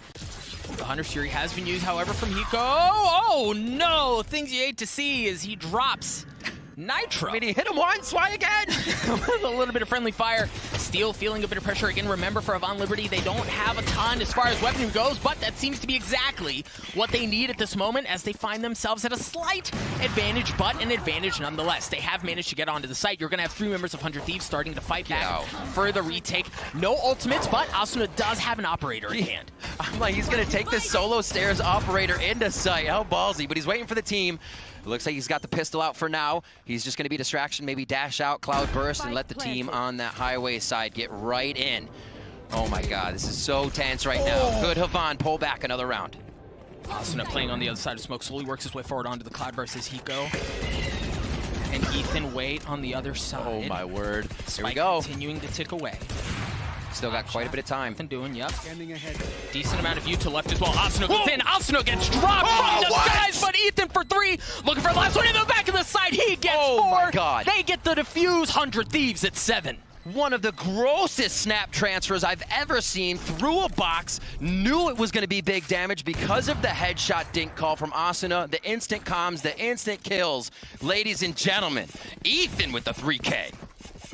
Great map from him so far, 12-5, and really for 100 Thieves, again, like, things are clicking, right? They're finding themselves at a great spot, and you're getting things that, like Nitro's kill there, things that are going their way, right? Like, things that don't always go their way, that can kind of be 50-50s up and down. Sorry, the 4. Gosh, that was gross. 4K, oh my word, just a hat trick at the end, but you can see him! Oh, wait! My mind is blown, he says. Amazing stuff. That was Meeson on your screen you just saw. Here we are into the 10th round, Doug. Let's see if this aggression keeps up. That was a spicy round. Middle map. Oh my word, that hurt. This control Havan always get of mid is so perfect. Yeah, but it hasn't amounted in anything. I think that's the problem, right? And 100 Thieves have no incentive to change that, right? Like, sure, let's keep giving up mid if we know that we can lose that and still have control of the map. It does seem like they're okay with the firefight within the site. The spike is down. It almost seems like 100 Thieves, they don't love that position, but they are thriving in that play currently. A few more Hunter's Furies towards Cat there. Meeson goes down in the hands of Nitro as they trade one back. Oh, Steel's about to have a launch split. No, the timing may be right, but he narrowly misses a shot. He had 2 members just on the other side. Hiko's going to have a chance of doing the same. The timing is right here, though. Not able to get the second one. Steel drops as well. Wow. That's the round that Havan Liberty get back. That's... The moment you miss, Havan will take it back. And Crane coming up with some beautiful shots there. He's had a hell of a game for himself. As we said before, loves the Sova play. If the moment's right, you might see him bring out KO, but he is that initiator there for Havan Liberty. And like you said, on top for the team right now. A great time to pick up some rounds right towards the end. You're still working through the bankroll of 100 Thieves, so the earlier, the better. 7-3 here in the first half, and this time it's a heavy stack towards A, right? Like, we've seen a couple of different variations of this, maybe a little bit of work mid. But the thing is, Nitro's here by himself, and as we saw at the beginning of the half, 100 Thieves, they're very okay with giving up A and just playing retake. It looks like it's exactly what they're going to do. Quick Trailblazer down. Let the thunder roll. Looks like they want A, and there's a good push by Liazi. Does he get any kills? Oh boy, this is a tough spot now. That's that's the space that 100 Thieves have shown they're not okay with giving up, and they will fight for that tooth and nail, and it seems to work out for 100 Thieves as they've already gotten 2. Steel's going to use his ult as the secrets have been used as well, hunting down the remaining members of Havan Liberty. Just 3 left. The spike did go down, but Steel just delayed by the gravity wall, not able to get through. 4v3. They've attacked in a death ball with maybe one flank if the timing was right. Meeson takes one down, but it's a double trade for that one.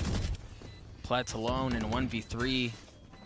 His position been given away as well. He's going to get cleaned up at the hands of Hiko. Ethan's going to get the defuse, and we talked about it, Rib. We were at the cusp of, like, we were talking about a 9-3, maybe a 10-2 so far. We're holding serve here. And we're getting our triple initiator comps.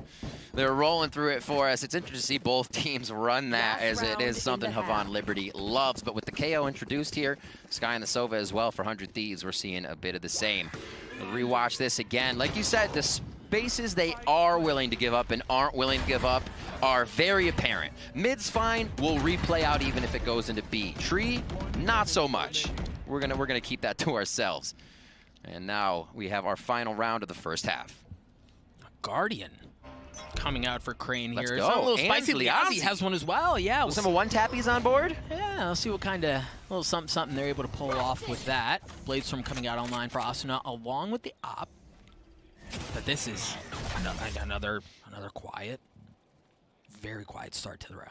4 rounds is a great number to have. Not the best, but it gives you a little padding. Even if Pistol's lost, still waited out to the first gun round, but it gets a little tighter there. The 3 rounds Havan have already grabbed after losing their footing have been fantastic in the way they've done it. It's just 100 Thieves seem to have their number on most of the executes that are coming in. Asuna again on to Pletz. That's the shot caller there. So you'll still have the voice, but not the aim. And that was him recalling the star, right? Like, had that been a smoke, yeah, Asuna would have never had that sightline. They get mid-control again, not that it seems to have mattered at any point in the half, but they would have gotten mid-control again. But because he recalled the star, instead of keeping it as a smoke, Asuna is able to land that shot. And the little bit of space that 100 Thieves seem comfortable giving away, they can't even get that. Fault line in 5 seconds. Looks like something they could be waiting for. That's going to go up towards Tree, but they're peeking before the util goes out. Yep. Asuna taking full advantage of that. Shion now drops Asuna, and now we have a 4v3 coming into the site. And a big rotation. It's just a late come over by Liazi here. And it was supposed to be a flank, but it seems like A went too quick. A little discombobulated here towards the end of the first half for Havan Liberty, as it looks like it's going to be that 9-3 first half. Yeah. Again, Liazi, like, way out. In doing a little Cirque Soleil. Does get cleaned up at the hands of Ethan, but a 9-3 half for 100 Thieves. And, you know, here's the thing we talked about, Riv, was like, there was a magic number, right? And the thing is, because as you take a look at the series, Havan Liberty have to get to map 3, right? That's their win condition. If they can get there, if they can get to Haven, you have a chance at something, but... It's one of their best maps. Yeah, but with the half like this, like, we're forget about getting to map 3. Like, let's get through the half. Absolutely. It's going to be tough. They have to shake that off. I think they found some parts that worked for them against 100 Thieves, but the adaptability and the experience of 100 Thieves says we'll pull back, take that space, and then we'll take you out, because I think 100 Thieves found that the hold of Havan Liberty is still a bit messy. They don't get themselves into the greatest spots, and when that timer gets down to the last few seconds, 100 Thieves feel super confident taking it, and you can see the chaos for Havan. You can indeed. Hopefully for Havan Liberty, they're able to have better success on the defensive half. Our resident expert, Sean Garris, is standing by to break down the first half and what he saw. Sean, take it away. Hey, Doug. Thanks for the throw. And here we go, guys. This is some chaos. I named this clip Chaos because it's wild. This is the bonus round. Havan Liberty's up 2-0. And this is a must-win early round for 100 Thieves. And it is way, way harder than you would think. So to kick it off, I'm going to show you guys. Nitro is over here in B main, and he's going to put a one-way smoke on that corner, okay? In addition to that, we're going to have Steel and Asuna getting mid-control, right? So together, they are actually working here, and you can see Steel's job is to hold towards Link, and Asuna is aggressively peeking towards top mid. Together with Hiko, actually, they are in a full mid-control setup, right? Now, the most important thing about this is actually Ethan's response. So Ethan is the player over here at A main. 100 Thieves is aware this is an eco round, so they know it, or a bonus round, so they know that Havan Liberty is on this weird Spectre buy and that a fast-paced hit could come in. Ethan early flashes into A main, and he gets the info with the Sky that there are people there. In addition to that, he hears the enemy Sky throw a guiding light as well in A main. So now we can start rolling the clip, and let's watch how Ethan responds to this. So he immediately is running away as fast as possible to grass. The second guiding light comes in. There's a fault line. Let's pause it real quick right here.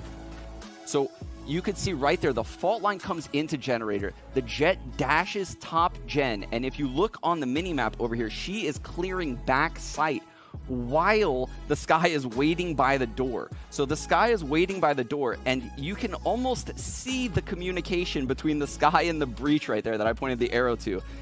And you'll watch how she looks over at the breach, basically telling him to get over in this direction because we're about to make a push towards Catwalk. 100 Thieves then regroups on Cat. So let's start playing the clip again. Hiko shoots the recon through that smoke, and that gives all of the info of where Havan Liberty is. So you can see Steel, Asuna, Hiko all coming Catwalk. Nitro rotating spawn to help out Ethan. No one going in A heaven. This is a very unique setup at the A site by 100 Thieves. I loved everything I saw, and you can see now this is just kind of dotting the I's, crossing the T's, and the Seekers come out from Ethan as well. So Ethan's entire kit is used this round in a very, very effective way.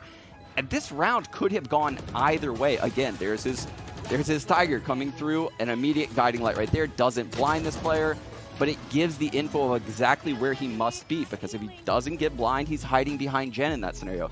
The defuse comes in, and this is where 100 Thieves makes their rally. So this is what I want to see more of as a 100 Thieves fan. But I'm going to go ahead and throw it back to Riv and Doug, or maybe as I like to call him, Rug. What?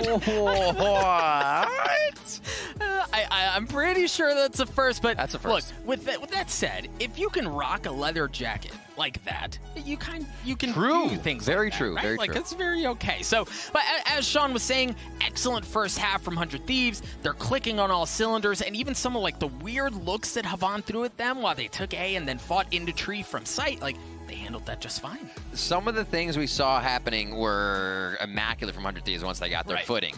We saw Havan Liberty able to absolutely wipe that immaculation right off the table, if wording. But yeah, honestly though, the way that Havan Liberty won their rounds was straight up the gut. Yep. They hit their shots, and 100 Thieves was left wondering in those rounds. And like, they obviously knew they could fix it and adapt, but we need to see Havan Liberty with that confidence coming into their rounds, because the slow style of play is not going to work to 100 Thieves. 100 Thieves just punishes it. Well, and even like their aggressive hits, right, where they want to like dial something up and try to catch him slipping, like if even in those moments, 100 Thieves seem perfectly comfortable holding that, and they find giving up some of that space because they can counterpunch, and they've shown that they're comfortable doing it consistently. So if you're 100 Thieves, like, yeah, we'll give up the space. Yeah, we'll let you take that aggressive. Now, what I'm curious is, on the defensive half, what will that look like? Will they dial up that same aggression? Will they play with that same pace? Well, that defensive half was the stronger side for 100 Thieves. So the rounds that we did see Havan Liberty get, hopefully were the ones that are going to matter, because now they get on the other side, they can defend. 100 Thieves does have a lower percentage on their attack rate, but there's still a better win percentage on this map of Ascent overall over Havan Liberty. So we will have to see. Both teams have quite a few plays coming into Ascent. My stats go in from, I believe, 4-1, and you see 13 plays since then from 100 Thieves. 11 competitive plays on Ascent by Havan Liberty, and it's a 10-3 and 6-5 respectively. So 10-3 to 6-5 record, and you can see that starting to come to fruition here, where 100 Thieves comfortability comes into play. Now let me ask you this, Riv. What needs to change from Havan Liberty? What do they need to do different? They can work. You can work the initiator comp from the other side so much better. We saw 100 Thieves playing that passive. Receive 100 Thieves for Havan Liberty. Just let them come to you. Take the hard angles. Take those shots. Because a lot of us, what we said 100 Thieves is going to do is use steal. Use that KO to get all of the information and push forward. So if you're just a little reluctant about showing yourself and hold your angle, yeah, you might get suppressed for a second. But that may not be enough to tell them what they need to do. As long as you're not Sure. flustered by Steel's utility and the rest of the team, I think you'll be good for 100 Thieves. But they make it seem so important. Right. They show you a look at one site, they pull back, they understand your movement, Steel starts to read you like a book, and then it becomes a lot tougher to even put a defense forward that will stop what 100 Thieves has coming. Right, and that's really where we see some of that experience, right? Like, that's where some of that comes to head for 100 Thieves. That's where you really kind of see that manifest itself in shine. You mentioned Steel and his really 5-head galaxy brain reading. And if it doesn't work, Doug, what do? They put an op on Asuna. Right. They hold an even harder angle from farther away. Utility is almost useless if you can't get around the corner fast enough or you're not sky flashing all the time. But Asuna's also going to be moving. Right. And he's not the only deadly force on that squad. So Havan Liberty definitely have their work cut out for them. We do see a lot of their players having the ability to come up, be a clutch. Pletz is one of those players. He's a lot of the time can be the last one alive and make plays happen. Very Hiko-esque in his play style. Shion, he is a great leader and he's a big part of the team and the reason why they did so well at Stage 3. They get behind him. He has a lot of life, and he is somebody to also watch for. I mean, all of them can frag. Liazi is a jet for a reason. So it's just about getting those nerves shaken off here. Yeah, I think one player on the side of Havan Liberty that I want to see more of, and I think he had an excellent first half, and there's room for him to unlock that even more, especially in the attacking half, is Crane. Right? Like, his Sova was great. He opened up really well with the Hunter series. I popped off individually with, I think he was like 12-5 at one point. He was really going toe-to-toe with Ethan on the side of 100 Thieves. So Crane, especially on the attacking half, right? Like those flanks, dude. Yeah, those they were flanks. excellent. Yeah, they were excellent, but especially in this next half where there's delay, right? Where you can grab intel, where you can make something happen. I'm really looking to Crane. Like, if there's a win condition, in my opinion, it's kind of got to be around him, right? Like, he's got to continue to play well. Absolutely. And you could keep talking about everybody, honestly. Meeson, coming out of Stage 3, in quotes, headshot machine. That was this guy, topping the stats, the one you'll usually see, having really good play. So looking at Meeson here, along with Shion, to make sure those things happen. And he's a Breach Sky, a Viper player. We haven't seen too much since it's only the first map, but there is a lot of pool versatility here between Havan Liberty as well. Their triple initiator comps weren't always there, so they grew out of something into that, and they could really be showing us something on the next few maps. We also get our first Icebox, which is nice. I cannot wait for that. Well, and that's, as we start to look forward a little bit, Icebox is a really good map for both teams, just like Haven is, at least, just like Ascent is, at least statistically. Right? Like, Haven is the one where there's a chance at something a little spicy. For Havan Liberty, a 7-2 record, while for 100 Thieves, it's a very average 9-7, right? Like, they're, just barely above the line. And it's probably going to overtime, as it does for 100 Thieves on Haven. Oh my word! But yeah, these maps, if, like you said, if we do get to the last one, there is that favorability here for Havan Liberty, but that becomes tough because we know how much that Asuna likes to just flex on Icebox. That the rest of the team enjoys playing that, and sometimes we see Nitro even flex back to that Omen that we see him playing again. They get good blinds, good finds in there with the rest of the team in the sky, and they just start to put together this unstoppable squad here. Yeah, there's room for a little something spicy, but again, as we mentioned, for Havan Liberty, like, I don't, and tell me what you think, I don't know that they're close, in my opinion. It's borderline. Because you think about this, man. You lose the pistol, you have to force, right? Because then we're talking about a 10-3 and the gap that you find they didn't get the fourth round. Right, like, it's enormous. So you kind of have to force to give yourself a fighting chance. But for Havan Liberty, we're borderline on, well, maybe we start thinking about Icebox. Right. We're not there yet, but I think we're damn close. And are we seeing everything? You have Crazy Raccoons, Gambit in this group as well. Yeah. It's your first game, and nobody holds off everything. You have to strat, you have to play, you counter strat, you get the job done. But this is a tough group, and everybody in your group is watching you right now. You get all the info from the first day. We've seen teams play today, and it seems like each playstyle has been pretty different that have been hitting head-to-head here and clashing in Masters Berlin. Yeah, I will say this. I think as we think about Brazilian representation at international events, while the story at Reykjavik was fun, right? When you just sit down and you look at these teams, I really liked Havan Liberty. I liked what I saw. I liked how they played, but it just has not been very formidable at all. It's the one round. It's really hard to draw a picture with words, so apologize, follow me. When they crashed onto B, to Boathouse, to switch. And Hiko was backside by himself. Well, Hiko came in spawn. Nitro. Yes. Yeah, Nitro was in the back of the site. The speed at which we saw Havan Liberty have a dash into the site, trade the kill back onto Asuna, who was main with an op, and then slow down. It seemed like they didn't have enough situational awareness to execute that strat, but they're not afraid to, which is what I love to see, because you can't give up in any of these. You can't play to, I'm going to mess that up, so I'm not even going to say it. I was going to say it. Don't mess yourself up that bad.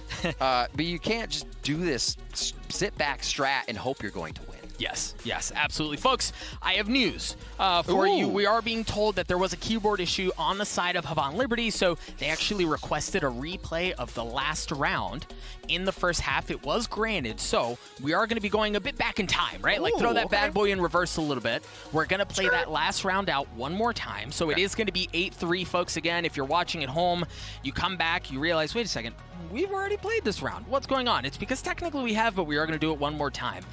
It is going to be 8-3 when we load into the game. We are going to replay that round, again, due to a keyboard issue on the side of Havan Liberty. Understanding the situation and the options we have, you can keep the competitive integrity here and make sure this round gets played back through. It's unfortunate that techs happen like this, but we will be able to give that kind of no advantage to sides. Yeah, and I think it's actually a really, that's a big deal, because a 9-3 and an 8-4, dog, those are totally different worlds. Absolutely, absolutely. We'll see if they approach it differently, honestly, because what they've been doing, I think, is what Havan Liberty will continue to flow with.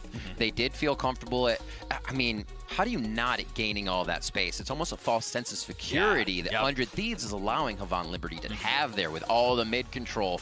And you saw, actually, the smokes being placed a little bit different or not placed in mid, because Havan Liberty wasn't able to crash out of those smokes with a sky flash after the fact, after the 100 Thieves saw him do it the one round. So adaptation on both sides, and we are back into that 8-3 last round of our first half. Let's see it. 10 seconds away. Again, as far as setup goes, this is a little bit different of a different look, out of Havan Liberty. Heavy stack B. I mean, everyone is on that side of the map. We're seeing all the, oh boy, Astra Stars drop as well. Asuna's going to get pushed back. That's a no-no. Yep. He is going to get away. He is going to preserve his life. Steel's going to get a good bit of info. My goodness, they know that they're coming. There is no middle of space taken away, but Steel's going to drop. Asuna's able to get one. As numbers equalize at 4. Havan not giving up. They drop a little bit more util, but they are going to rotate, but Nitro's in a great spot. My guy, going to pinch out from bench here. The team said audio was cut. You saw the rotation quick back from Ethan. He got right back to A. 100 Thieves is not trying to over-rotate on this. And a very tense 4v4 here with 1 minute left on for our last round of the first half. Spike is going to start to trend towards the B site. This is an interesting split for Havan Liberty as well, because you saw they've got Crane taking the scenic route, right? Like, he's going all the way around. It's going to take a while for him to really make his presence known on that half of the map, and that's kind of what I'm expecting to see, right? Like, draw some attention over to A, then hit B. They've been known to do it, and actually they're fakes. The times that we've seen them in the Brazilian region have been pretty good.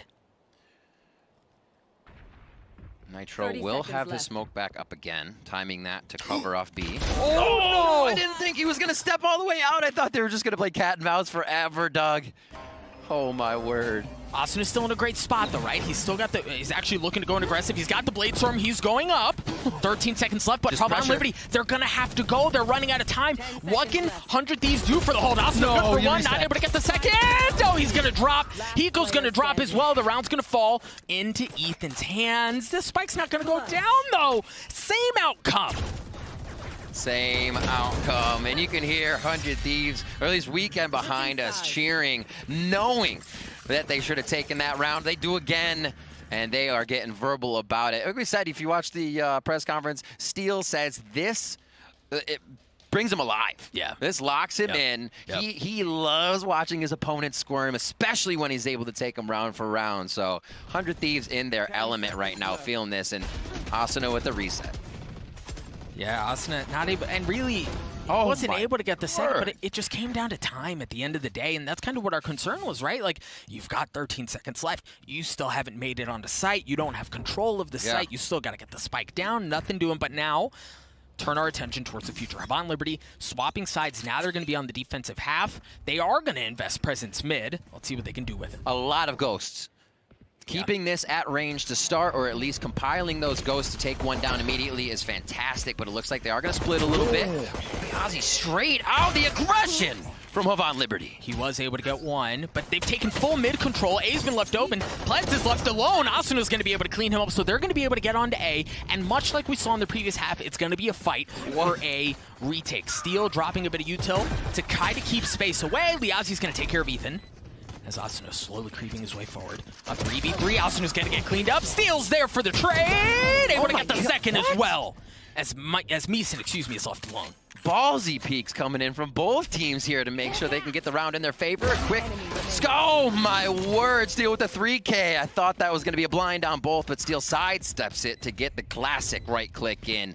10-3 as 100 Thieves do find second half pistol round. And we're full on in dangerous territory here, Riv, because again, Havon Liberty, you're at a point where if you don't force, you're putting a lot of eggs in the future basket, right? Like, you have to convert.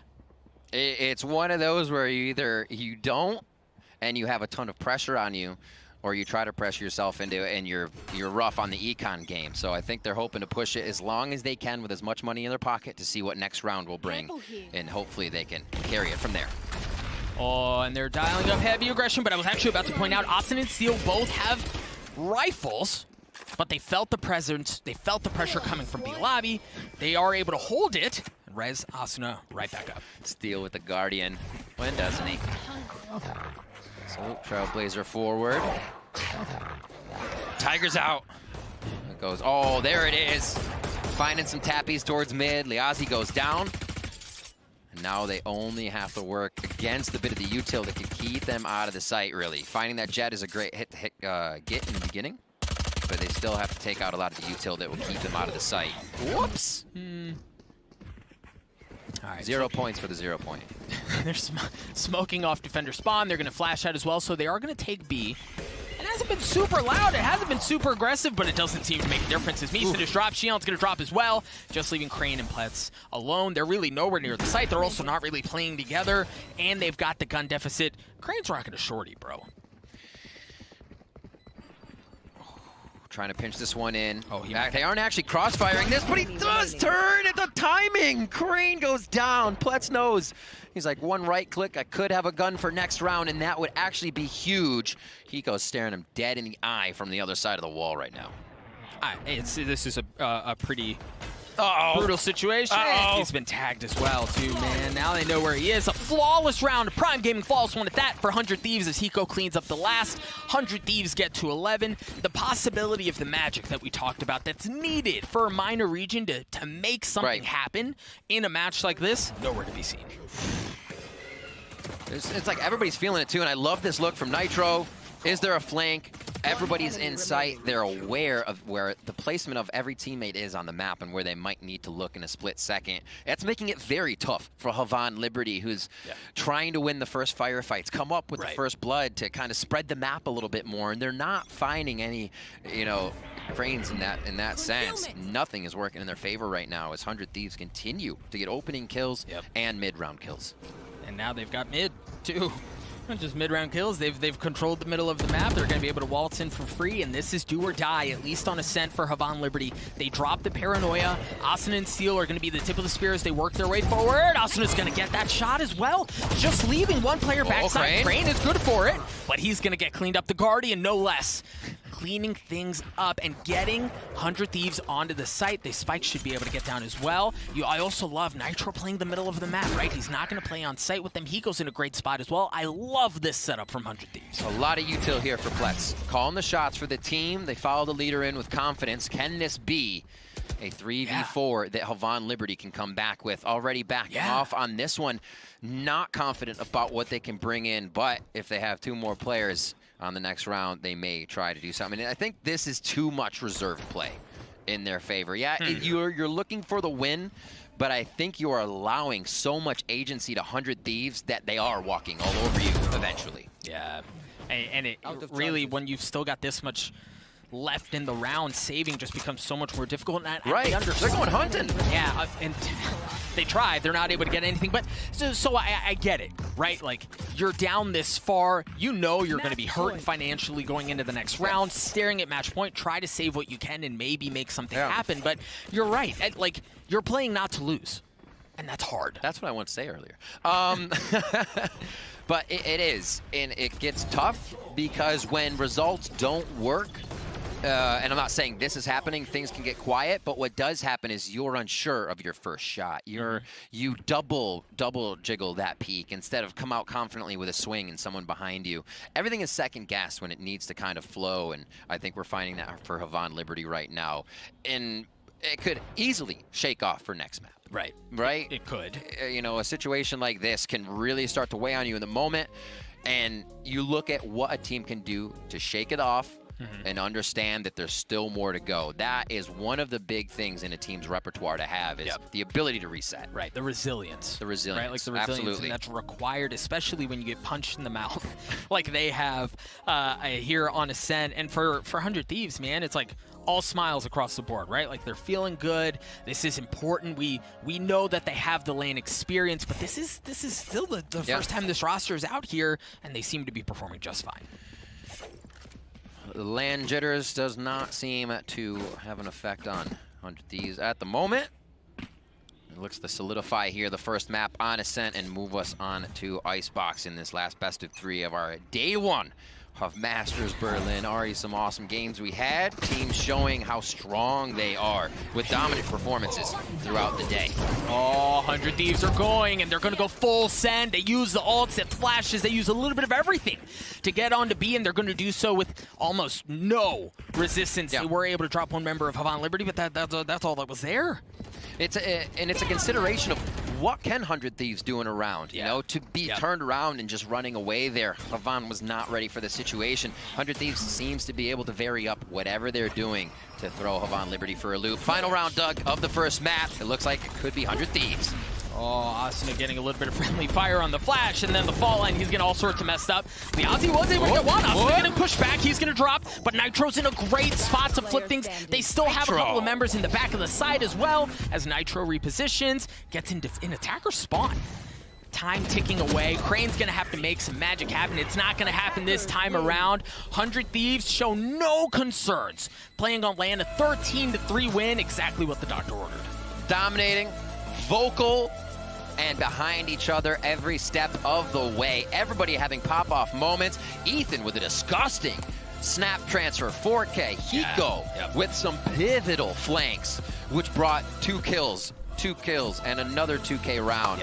Everybody worked together there. Steel's KO still seems to be getting better and better with the team. They're going to be tough to beat, but can now Havan Liberty reset? That's the question. Yeah, I think the one concerning thing, concerning maybe isn't the right word, but the one thing that's interesting about what we just saw is that it looked easy. Right? Like, in a way, like this, that's a situation where you caught somebody off, and the other team, they may be playing a counter strat, but to get a site that easily when you are trying to stop everything, you know? Right.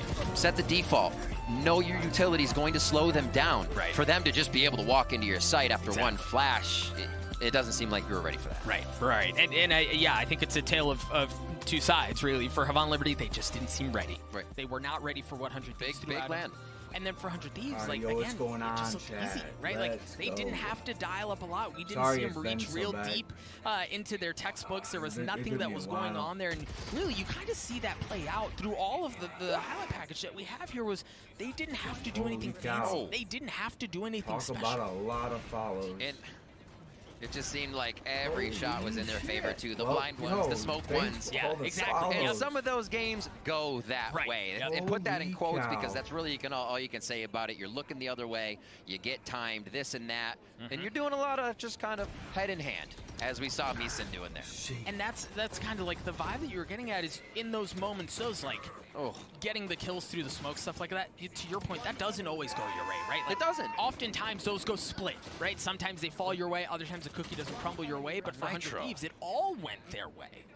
It really did. And I think the biggest thing, smiles across their faces, is the team was participating together. Nobody was feeling carried on that one. And as a team, you come out so strong there. Everybody talking up a storm and communicating. I was mentioning a little bit before that, you know, when rounds do start to fail, it becomes very tough as an in-game leader. Yes. You know, you want to still call strats, but you're seeing them go down, but you still need to be there for your team.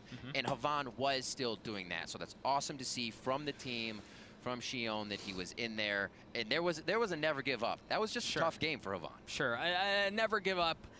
If there was a silver lining there for 100 Thieves, it was an excellent warm-up. It seemed like an excellent tune-up. We'll see if they're going to be able to carry that into the second map. Folks, we're going to cut to a break. When we return, the desk will break everything down. Don't go anywhere.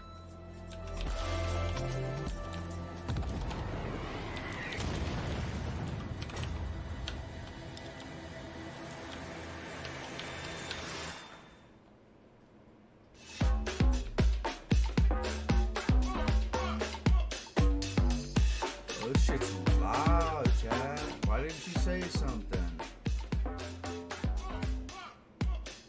Oh, shit.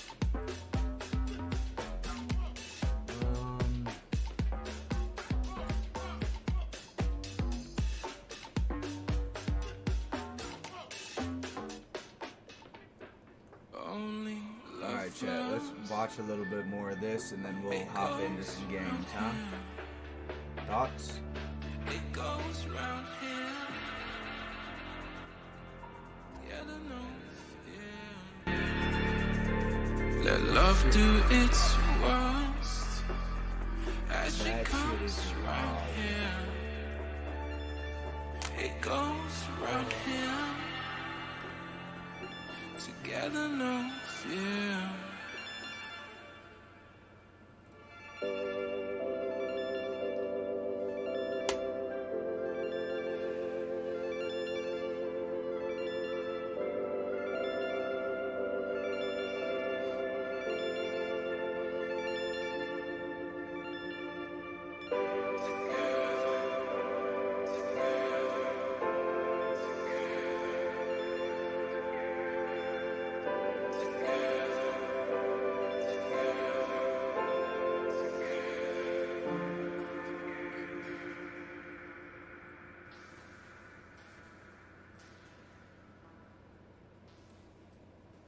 Only love first.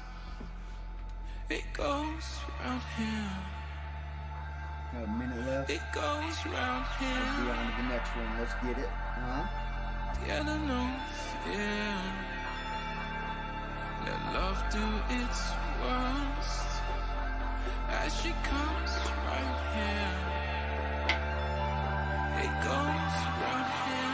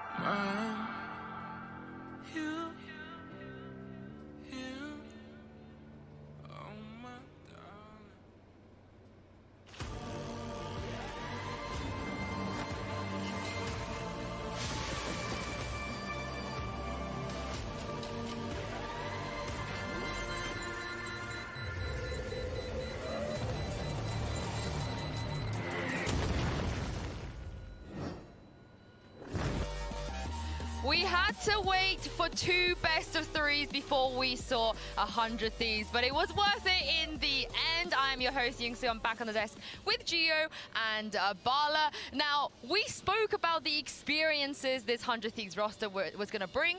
We theorized on what they could do, and Bala, I'd say that was pretty much a perfect performance from them. Yeah, it was. I mean, not necessarily from start to finish, because the pistol round and the round after that was a little sketchy, but after that, it was all guns blazing. I mean, they were right next to each other. The chemistry was there. The hype was there. Everything we wanted to see, I think, coming out for a first game from 100 Thieves was certainly shown off in that game. Yeah, I mean, it felt like 100 Thieves were constantly forcing Havan Liberty to use all of their utility to get something quite small done, whereas in response to that, 100 Thieves never really had to expend quite as much as their opponent did. Yeah, and I honestly don't think that they really even needed to go into their game plan, 100 Thieves that is. They really didn't need to show off much because they were fragging out and reading the plays that Havan Liberty were throwing at them. It felt like their game plan, Bala, was like, Steel is kind of nasty, Ethan is going to be even more nasty, because some of those shots were just ridiculous. Yeah. It's almost like they played another game that involves shooting before for years and years. That 4K from Ethan was disgusting, and I think that's why he's MVP right here, because that was literally the fastest flick I think I've seen so far, and it ended up with a 4K and him clutching out. So yeah, that's what we got. Well, it was just the way we all like looked at each other and we were like, did that just happen? That was not real. That was a glitch. Yo, I had my hand on my head, and then I looked. Meeson has his hand on his head. I'm just like, oh my goodness, how did this happen? That was crazy. I mean, we were tweeting. I was tweeting about it, and I saw you, Bala, as well. But some of the player reactions we're able to enjoy behind us. But I gotta say, also from the side of Havan Liberty as well, they showed a lot of emotion. And you know, in that particular occasion where Ethan did that, I think even they were kind of impressed by it. They were like, okay, we admit defeat. Yeah. Yeah, I mean, we talked a lot about emotion right before the game, and Havan Liberty came out showing a lot. But instantly, when you get smacked down like that, just punch knocked out, it's really, really hard to come back from it. Especially when you get a keyboard issue, something like that. You really need a rock, somebody who's calm, very, very, very calm, to kind of encourage you back into it. And that is not necessarily something we saw from them. Maybe map 2 will be a full reset for them. Well, it's going to have to be, otherwise this is just going to be a 2-0, and that's going to be that. Yeah, I mean, they're going to have to kind of reconvene themselves, and we just heard like a bunch of yelling. Yeah, so the energy. I assume that's what they're trying to do, because there was a lot of like chanting and something. I don't know.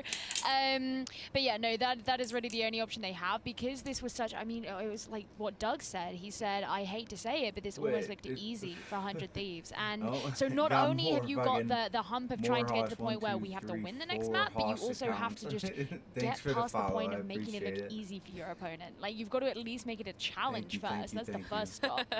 Yeah, I mean, we spoke about, some of the emotions, and we heard the chant just now from the side of Havan Liberty, but we got a bit of a clip, because I don't think you guys at home heard this, but the three of us definitely did from Steel. Let's check this out. Yeah, that boy cold. Yo, guys, we're coming B. We're coming B on you guys. We're going B. B. We're going B. Come get us. Here, don't be good. Let me. Oh my goodness. And they did go. The fact that they chanted that and then they actually went B, and Bala, that was the last round of the game that they won. Yeah, I don't think Steel realizes that you have noise-canceling headphones on, and they can't really hear that. He was yelling way loud, though, where they could definitely hear him, but I don't know, man. That was a funny moment. Last round of the game, too. That's confidence. I mean, we're seeing his statistics here. And Steel, we're just talking about him. He absolutely popped off. And one of the concerns that we had, of course, was whether the KO was going to work out, whether the issue of not having the Sentinels was going to be an issue. And that turned out to not be the case at all, at least not in my opinion. I think part of that is not just because Steel was popping off, but it's also because there was so much control from 100 Thieves as to what part of the map they actually had. So, whether it's mid, which was an area they relinquish quite a bit, and that's usually where you would oftentimes use a Sentinel to really hold, whether that's a Killjoy with an alarm bot or whatever. But then if it was Garden that Havan Liberty were going after, 100 Thieves would not let that go, and that's where the gun-powered would come in. They were just sure that they were going to hold on to that. They were very tenacious. Yeah. Another word for you to steal. No, that one's easy, To because steal. I know Tenacious D. Yeah, he's a cultured man. Sorry, we just ignore my pun. Let's ignore my pun. Let's talk about the second map. We saw a similar situation with G2 versus F4Q, where G2 came out all guns swinging. They took the first map with ease. But this next map is where Bala, Havan Liberty, they have a chance to get back into this game. It's not over. No, they don't. Okay. I'm sorry, I just thought about Icebox again for 100 Thieves, and I was like, okay, hold on. No, This is Asuna on Icebox. Yes. This is Ethan on Icebox, where he's going to play Omen and really start to coordinate with Asuna like crazy. I mean, unless there's something, and we did watch a little bit of Icebox from Vaughn Liberty on the Brazil games, but that reach, I mean, I don't know. I think the Asuna trump card is a little higher right now, for sure. I have to agree with you there. You know, Havana Liberty played against Vivo Kid on Icebox, and this was an overtime game. They lost 12-14. Now, I hate to say it, but I feel like if that's what you're putting up against someone from your region, when you're looking at one of the best teams, not just from another region, but the world, you're probably not going to expect to do better on that map than your kind of home region. And in that game, you know, I just have the stats in front of me here. Liazi, who's playing the Jet, who's going to be the counterpart to Asuna, you know, was 0 on KD. So as many kills as deaths, and I just feel like, while that's a very simplified way of looking at it, it is a significant statistic to bear in mind when Asuna's going to be that the real linchpin. Okay. And do you feel like the gap is just a little bit too big here? Is this an issue of just getting outclassed? A little bit, yeah, but I just think there's so much firepower in the support that 100 Thieves provide that it doesn't just come down to those two players, but just what 100 Thieves do as a holistic entity. Yeah, well, we are into the Prime Gaming Agent Select here. I think, again, all eyes on Asuna there for that Reina. It's going to be a little bit difficult for them to kind of be able to put up with the numbers that we saw in the map before. But of course, Steel over here, 100% on Killjoy. We're not expecting that KO. We didn't really get to really see too much of what he can do, any of the geeky stuff on KO before. But like you predicted, Bala here, Ethan in there with the Omen. And you think this is getting a little bit scary? Yeah, well, no, you know, I really, you know, when we see Crane picking Sova again, of course, that's kind of what we expected. And we had him have a pretty decent game. It's not necessarily, you know, a scary time for them. They're going to go in with their own game plan and see how it works out, because it doesn't necessarily mean, you know, it's the matchups, how the first round goes, how the second round goes, and then from there you move around with the plan. Icebox is one where you can kind of just go for it in a lot of instances, and yeah, you have to be prepared for the smoke combos with Asuna, but it is something that you can deal with. Bala, you don't believe in them, but Havana Liberty, they do have a chance to get back into this game. And let's head over to the casters. I know, Rib, you definitely believe in them. Thank you, Sue. Look, I'm a sucker for a Cinderella story too, right? Like, I want to see some of that happen, but I do kind of subscribe to Bala's notion of no. I will say this, though. I will say this. Okay, say it. When was the last time you saw a Reina and a Jet on the map? It's been a while. It's actually been a while since that was on the same team, but it does look like that spice is going to be delivered over to the side of Havana Liberty here to start this one off with Shion feeling that. Looking back at his past, there is that breach for him. I'm sure he's thrown in the Reina, comfortable on it. Like we said, Havana Liberty has the variety they can get to. As we see, you know, Pletz changing up, Meeson changing up, Crane back on his Sova. But I think we'll get a little more spice here out of Havana Liberty, a little more forward with the rest of the team, and not just Liazi trying to make things happen himself after the utility. So Viper's Wall goes up, and the thing about this Viper's Wall for the attacking side is you've got to get really deep in to get value out of that wall. You've got to get past 410. You've got to get onto site proper to make something happen, and the problem is you've got Asuna on the Reina there, and she does not give up an inch, and it looks like she wants to go hunting for more. She goes up top, able to get the second one, looking for the third, line him up and knock him down, baby. Asuna picking up right where he left off. He's on his rope! He's on his rope! Oh my word, Hiko finds one. Will it be another one? The full house of Asuna over Hiko's on this. And it looks like they are just taking their time. He's down to 5 HP. He said, now it's your turn. Now it's your turn. Steel's going to take that one with a ghost. But again, oh my word. Asuna just said, yeah, let's keep going, and presented himself for more engagements. Yeah, and look, oh man, my word. When you've got those two duelists, you've got to be able to create space, and you've got to be able to match that firepower, and that's all. You're asking to match firepower against a world-class Reina. What the? World-class. That's Absolutely. a big ask, bro. He's happy to do that. Vandal, Ares, Spectre, Marshall, Spectre, they going right into the weapons and dipping in pretty deep as well for Asuna. He feels strong on this. He's going to get right up on pipes, and he's going to get ready for an engage. Backs it up just to play safe after the destroy of that sonar. Havan Liberty leaning towards A again. Did not buy up anything beyond pistols. Oh, Xi'an Ghosty. That's about it. Oh my goodness, dude. Oh my gosh! It's just Ethan, tag, good right? for a second. 101 on that damage. Not much has been purchased on the other side. Asuna with the rope play. One enemy remaining. Well, Riv. All quiet on the western front till it happens again. It's map 1 again. It's early, but we're seeing a lot of the same things, right? Like, Asuna's just playing recklessly, and he's doing that without any fear, and he's not getting punished for it at all. And the mental actually changes here a little bit for 100 Thieves, because Vaughn was able to find their way into A on Ascent, make things work for themselves, and then you saw 100 Thieves say, no, we'll start taking rounds. Here, Havan still comes in with the same aggression, but 100 Thieves knows much more about how that precedent is played, how they're going to be moving, and even if they're going to see that much util, we haven't seen too much of that as Havan's moving through. Right. All right, Havan Liberty going to have rifles across the board. Hiko's still rocking the Ghost. I mean, really, across the board, by a little bit, but that's all you've got going on, while Xi'an buys all the way down to nothing, along with the Aussie and Crane. Right, no leers on this, so they're supposed to take maybe with a drone. They do have Owl there sitting in. Got a quick pause coming in, but looking just how the buys are, they are obviously going to have to play around this differently. You have Reyna for the flashes, for the plays. How do you work that without the flash? What becomes your ability, as the desk even said, to draw more out of 100 Thieves before you're getting into their homeland? Like, before you're behind enemy lines, you need to extract a bit of that strength out of your opposing team.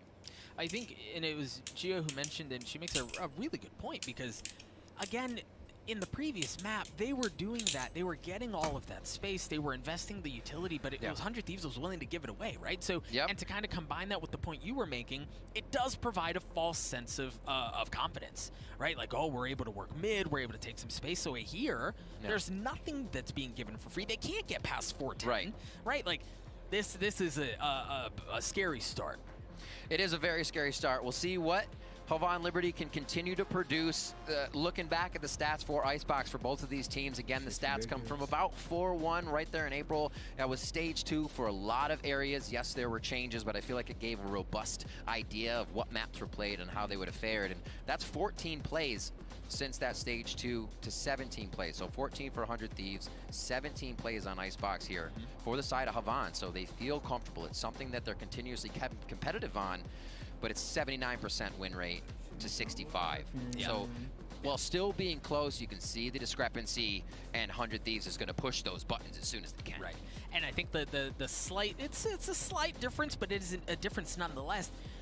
Havan Liberty's attack half is technically better than their defensive half. So once again, we find ourselves playing the game of what's the magic number, right? Like, if you want to put yourself in a position where you could win it in the second half, you've got to get to a sweet spot, because this is supposed to be your area of strength.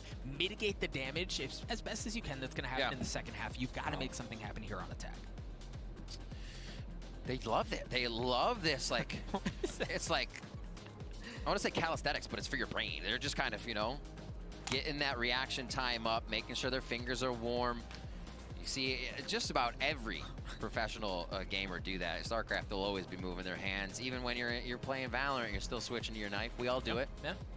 Obsessively. As you see Nitro hanging out, everybody just patiently waiting for this quick tech pause to go through. And we'll get right back into the game. Icebox here between 100 Thieves and Havan Liberty. 100 Thieves showing up. A lot of the fans are very happy about that.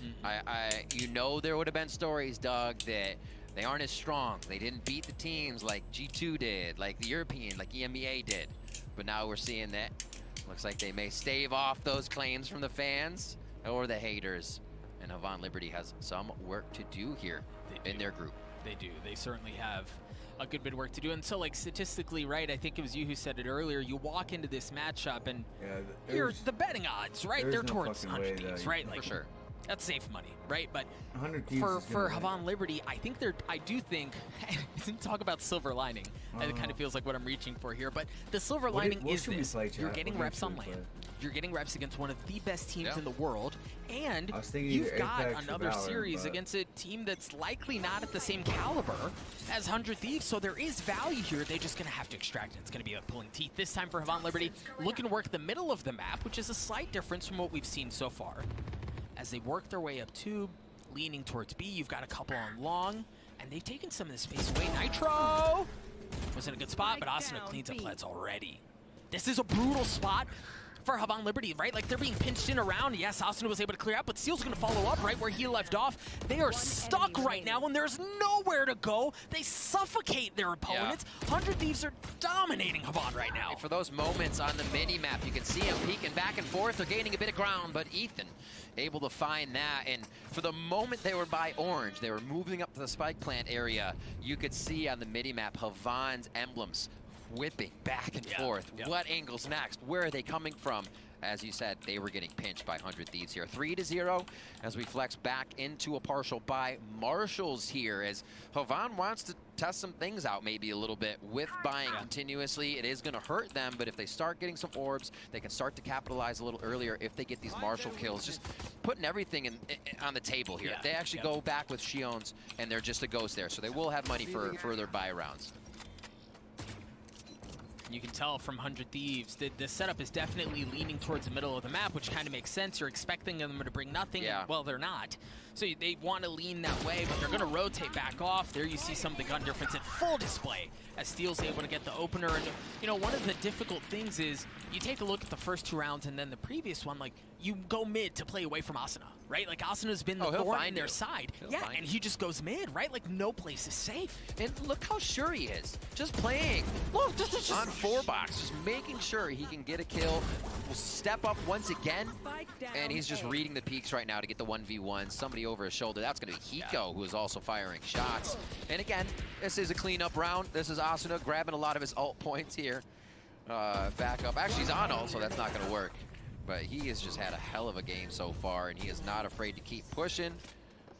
I mean, they're just hunting them down. A prime gaming flawless is 100 Thieves. As we mentioned, they really just kind of picked up right where they left off on Ascent. They are showing no signs of slowing down. And Havan Liberty, they look stunned, right? Like, they look like they got hit in the jaw. Their eyes are blurry. They don't know where to look. They don't know what's going on. They're in trouble. Just quick plays, they get a frag there. Steel's alarm bot is being triggered. The information is just falling into their lap. And then they can, again, push forward. They know they have Havan Liberty on edge, and that's one of the biggest strengths for 100 Thieves right now, is being a team that knows when you have your opponent on their heels. And here we'll see Liazi with the operator, Doug. Can it change the pace of the game? You got Omen playing up aggressive. Oh my gosh! Playing up aggressively, and he's hitting shots like that, and then backs up, repositions.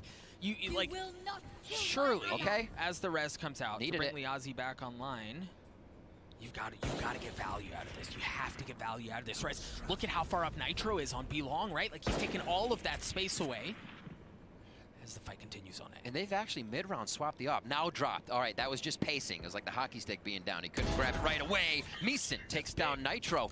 How do they play this? This is where Havan needs to feel out how 100 Thieves is working, because this round can play mentally into many rounds that Havan Liberty can use if they figure out how 100 Thieves starts to move here a man down. So this is really the first bit of space they've gotten really anywhere across the map, right? Like, they have B long control. Now they have A control. They're able to get the spike down, the wall's up, and you take a look at Meeson, right? He's rotating. Keep an eye on him on the minimap. He's going to rotate all the way around, has a chance to blow this up, and this is the type of play. This is the type of round that can really shift momentum. It's got to be big out of him, though. They're using the utility on site. Meeson's going to get those calls. The shots are fired, and now he only creates pressure. 100 Thieves know they can go harder in the site now. And he wasn't able to get the kill. Hiko drops. Xion gets 3. Matter. And Havan Liberty get on the board. A first round for Havan Liberty. Beautifully played with opening frags, figuring out how to slow it down after losing a member, and then getting it back. So, as I said, sometimes you see around 4, 5, 6, ultimates come in. They're the way a team can capitalize. We've heard players say it all the time. There's a lot of ults that can just solidify the round. And here, Havan Liberty worked very well around 100 Thieves to make it count. Can they keep it up, though, is the question. 100 Thieves usually adapts well. Havan Liberty's trying to throw the curveballs here. Very similar defensive setup for 100 Thieves. Oh, there you go. But yeah, we're starting to see a little bit of different feeling it. Pace at the beginning of the round. As you said, Xion's able to get another one, drop Hiko, and give Havan Liberty the numbers advantage. They also have 2 key ultimates to get this round, but it's quiet. They've cut noise. very patient here, trying to see if 100 Thieves are going to play a bit aggressively. They have shown a propensity to do that between the last map and this one. So they're going to wait things out. Ethan has got so much information, and he's good for one. Drops down, finds the second one as well. Playing peekaboo over here. Saw him a few times. Changes place. Double TP with a fake one on top of that. And now with a minute left, there's a lot of time for Havon Liberty to play this out slow. Where can they grab an operator shot? Shion now, full utility up front. And Havon Liberty loves using that drone to move forward. Here we go. Nitro did drop out for info. As Havon Liberty slowly creep forward. Their leader's going to drop. Ethan's going to be in a world to hurt as, yeah, Meeson's able to clean him up. They get control of A. They are going to be able to get onto the site, but this is still going to be a bit of a difficult situation here. They do have the numbers advantage, but Seal does have his ult. He's got to stay alive, though, to make it work. Asuna is going to be able to equalize things as far as numbers go as he's looking for more. Yep, lines up, gets a second one as well. Numbers advantage tipping in favor of 100 Thieves, but they're all so weak, right? Nobody has any armor. Seal has 3 health, but he's going in aggressive. He's going to get cleaned up. Asuna, good for 2. Liazi trades him out. Nitro in the 1v1. He's got a Phantom. Liazi on the tap. Oh Liazi doesn't get it. Nitro swings, gives him the business and the defuse as 100 Thieves get to 5. And what a defense there from Havon Liberty. I feel like they had it. It just seemed like the last few shots, giving the peaks up. You heard Asuna shoot. That doesn't mean you need to peek him. Right. But there's also a game to be played there of how close do you let these guys get, because they will start to smother you. It's on a knife's edge here for Havon Liberty in those decisions, and it seems like 100 Thieves is still able to pinch that pressure point still with the operator now. All right, for Havon Liberty here, you've got Liazi, who's going to be able to bring the Blade Storm, online, rifles the rest of the way, and they have, again, some ultimates that you can really get some value out of, but we've got to see how they chain it together. Now, this is a slightly different attack look, but 100 Thieves have just taken the middle of the map. They've just waltzed their way forward. There's nowhere to go. If you saw the dart come through on that too, Havon, you can see the play of Meeson saying there might be one behind us. They give that up for now. Pletz seems like he feels safe there, and it looks like we're going to get our first B play here. Remember, Pletz does have that Sage wall. They do have the Viper wall to be used. How will 100 Thieves react? Noise has been cut as 100 Thieves slowly creeps their way forward. You've got Asuna and you've got Nitro who are playing on site, and they've got, on the side of Havon Liberty, you have ultimates that can provide you space, that can get you something.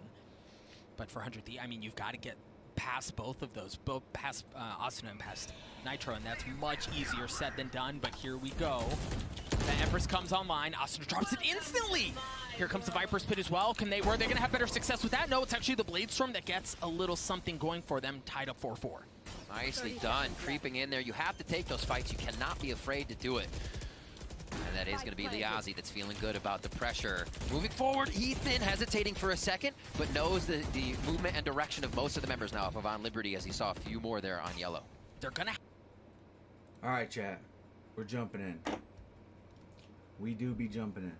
All right. I'm ready to fucking play some games. I'm meant to do that. This.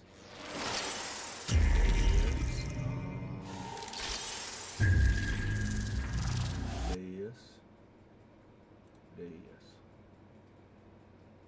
Okay.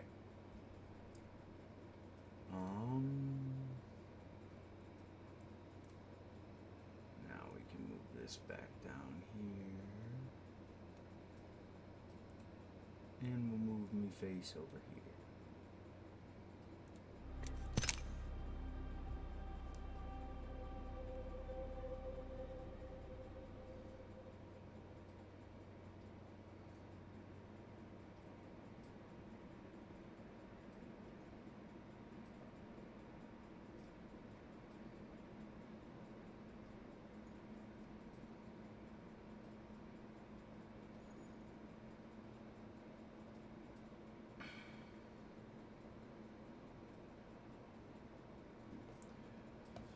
Oh, Jesus. Wait a second. I moved this too low?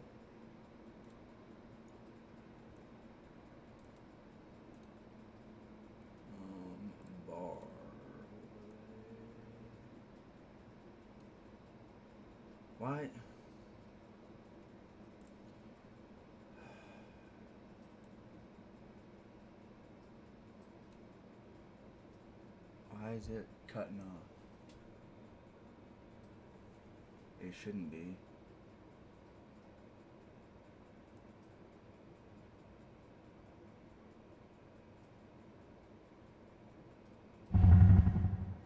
Yo, what up, Hoss? Thanks for the follow, my dude. Holy cow, we are getting a bunch of follows.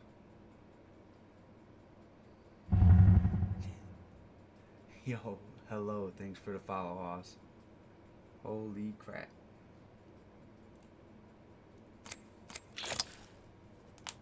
So many follows from Hoss.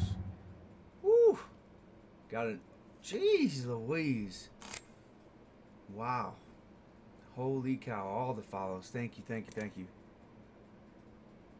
Yo, if you haven't already, you need to go check out my YouTube. Subscribe on my YouTube. It's free, and it's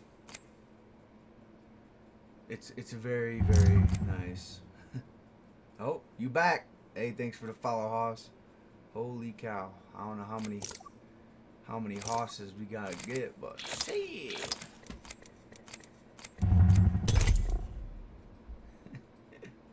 All the follows. Yo, thank you, thank you.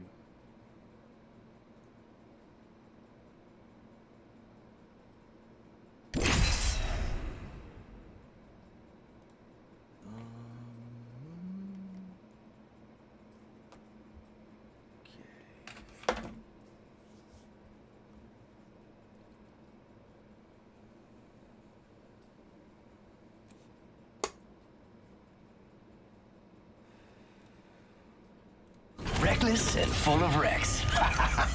Let's go. The ring isn't really complex, but it can be a little complicated. Sky beyond. Wait, what did I just say?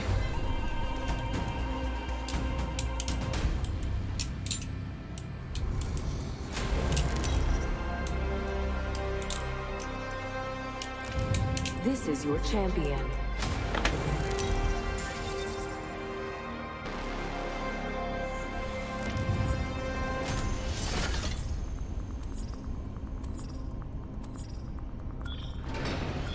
Eeny, meeny, miny. How about that? Yep.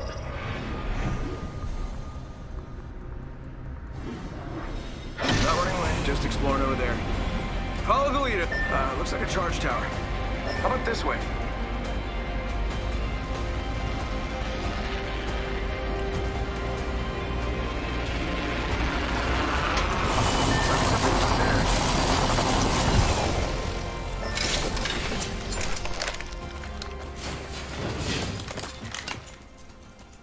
Definitely not the first squad to pass through here. Let's check out over there.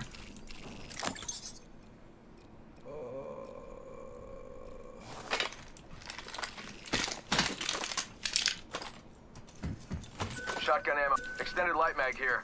Level 2.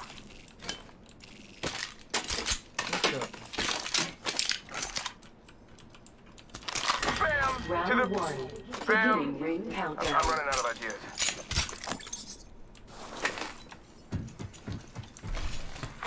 Attention. First blood. Must go faster!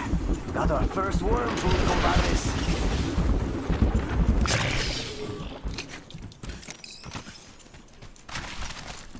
Knockdown shield here.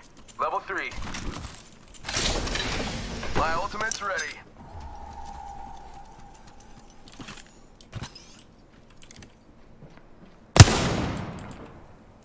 What do you see someone out there? Heard that. Bamboozles for the foolsholes. It works, it rhymes. See through the veil. Must go faster! Throwing thermite.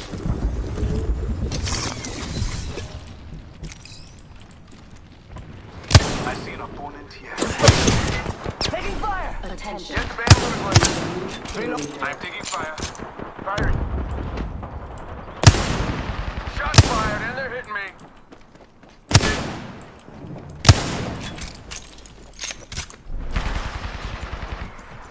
Attention, airstrike.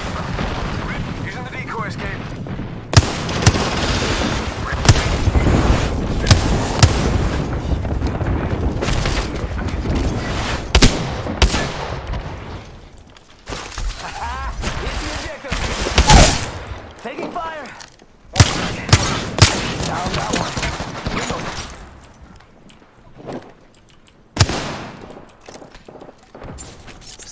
Arcstar!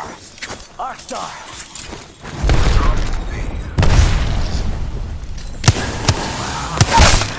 One, my friend.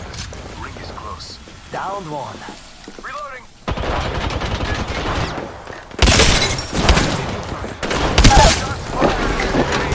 Opening fire. Down another one. Reloading. 45 seconds. Ring is near. Whoa, they just died. I guess that was the last one. Reloading.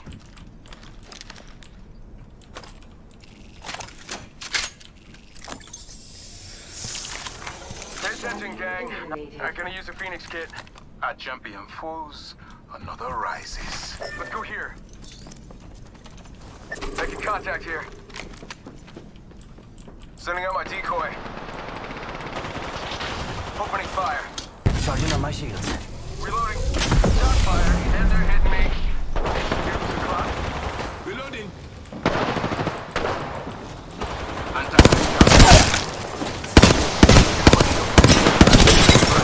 Bam to the bam. I'm running out of ideas. Just gotta patch myself up. We need to move. Must go faster.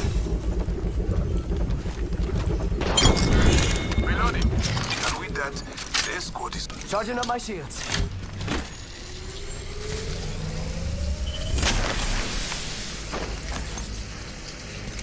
Recharging shield.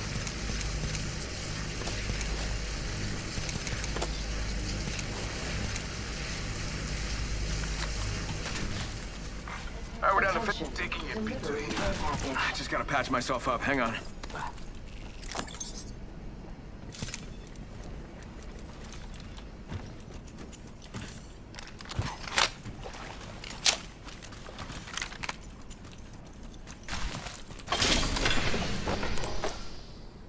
Light up. RE-45 here. Might be something good there. Faster, faster, faster.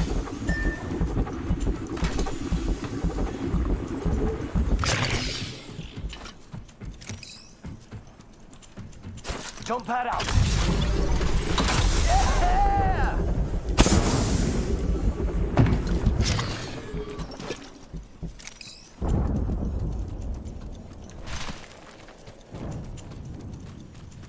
Something good there. It's go time.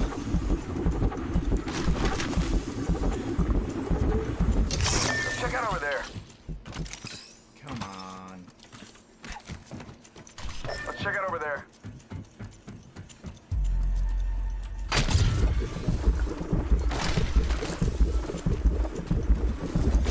Bad guy over there. Sending out my decoy. Hostile right here, right in front of me.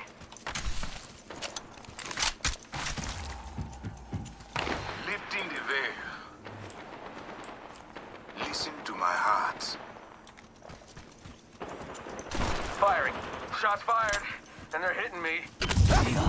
I think this place needs... I'm taking fire.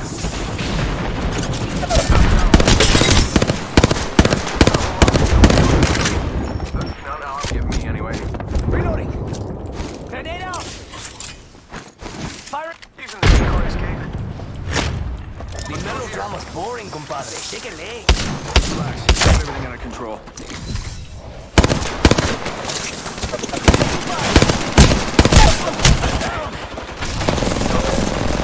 I'm down.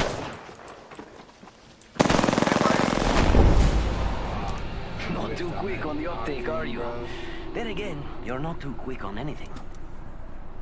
Amigos, let's go here.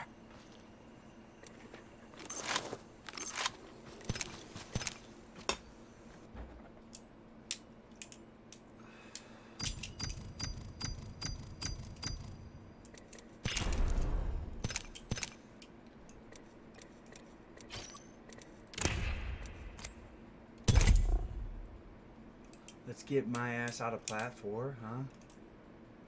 I'm bad, so...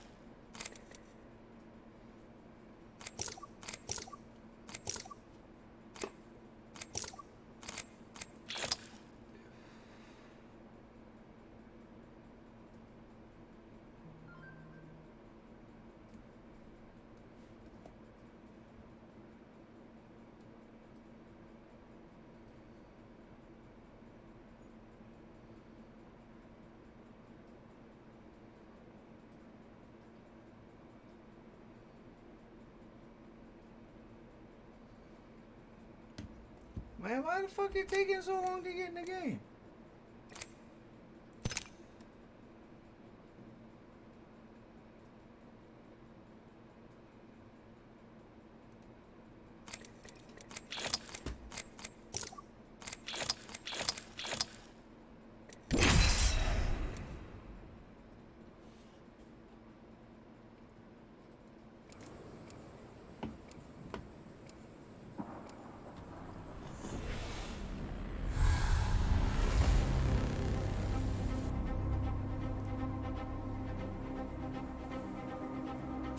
My name is Wraith, and we have a job to do.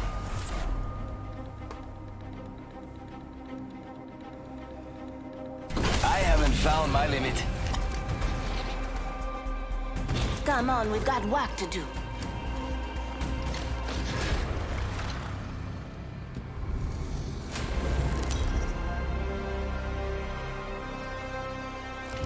This is your champion.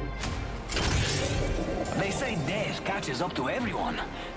He can certainly try. Good, I'm the jump master. It's time. I'm the jump master.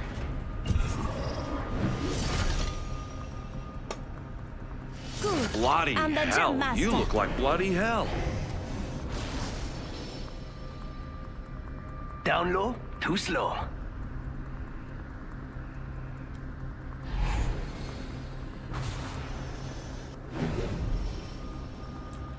Enough lambing around. Might be something good this way.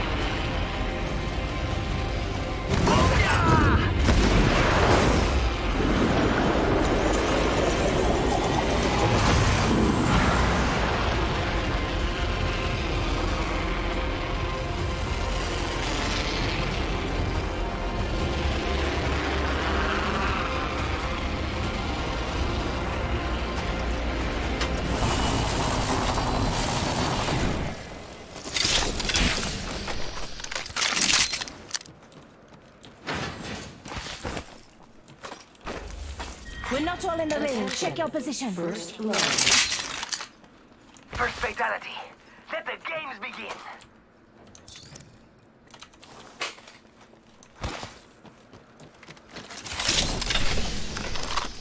I suck at looting in this game so much, dude.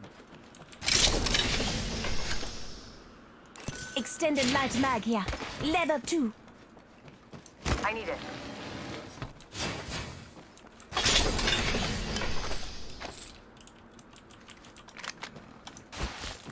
Got some extra supplies.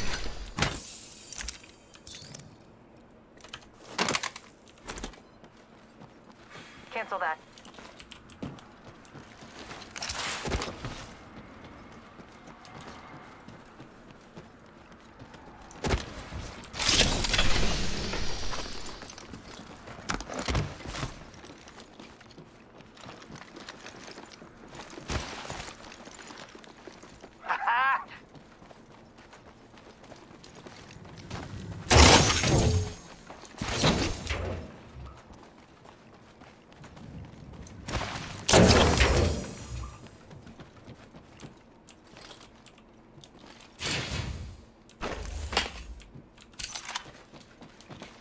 Crafting, but keeping focus.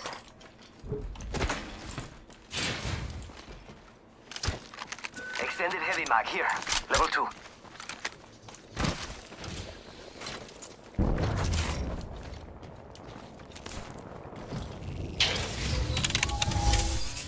I'm crafting.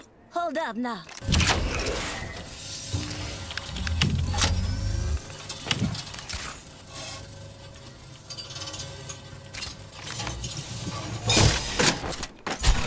It's go time!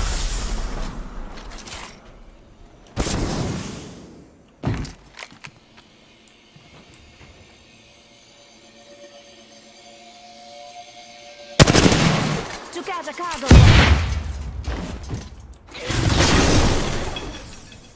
Backpack here. Level 3. Hells yeah, the chica delivers. Literally just fucking crafted one. That makes me so angry. Oh, that's gonna kick!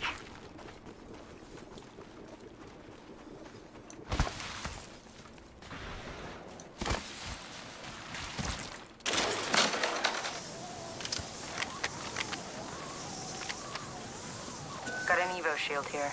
Level 2. Hold on. Throwing jump pad.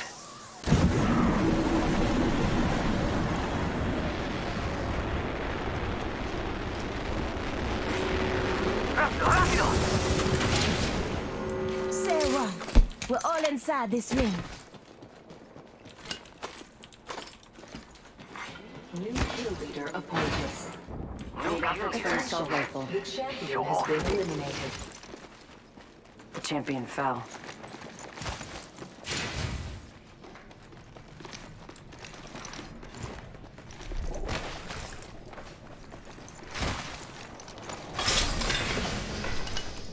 Must go faster. Care package being delivered. Yo, we should def check out that care package.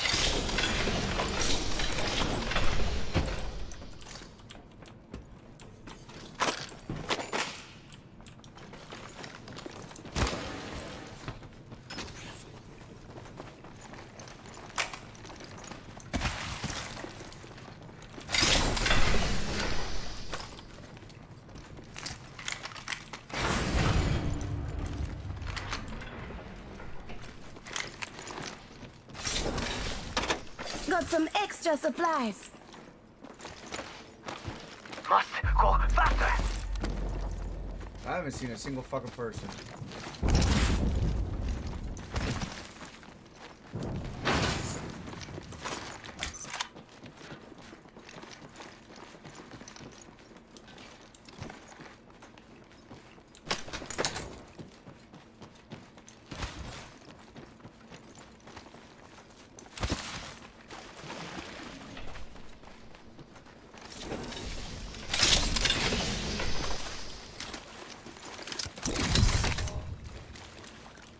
It's go time.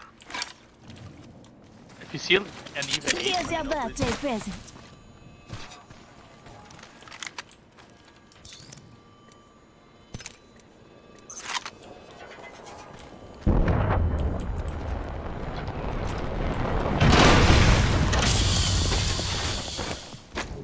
Backpack here.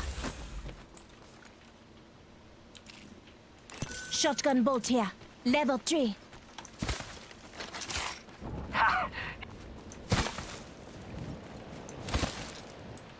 I could use that.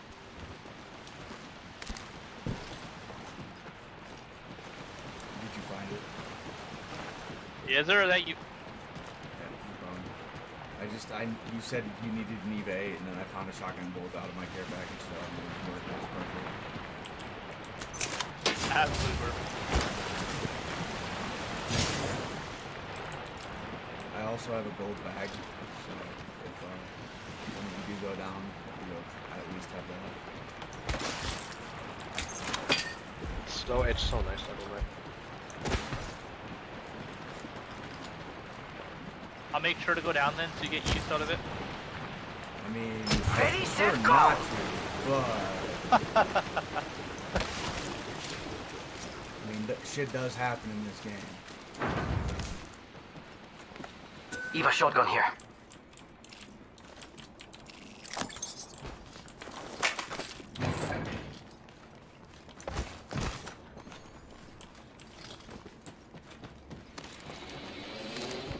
Landing behind me on my building. Reloading. Falcon.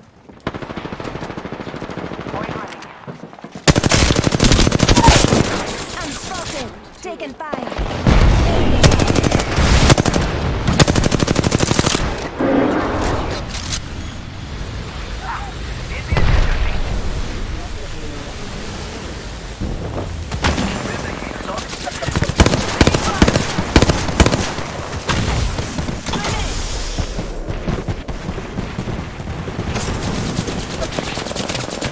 Reloading.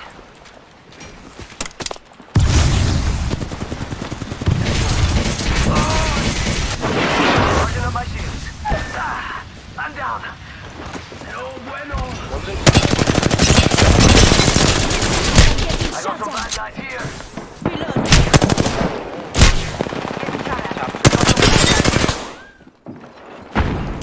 Come on, Mitch. Say hello. Going to face.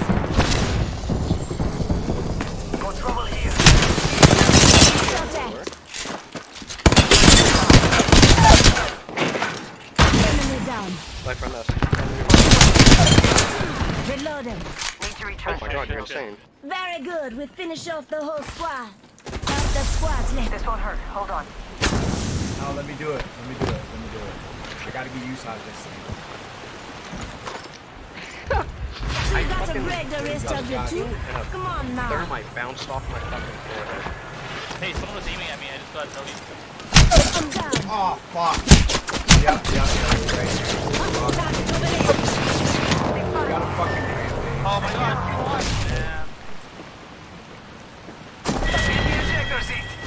That's so for you, compadre. But at least it wasn't boring.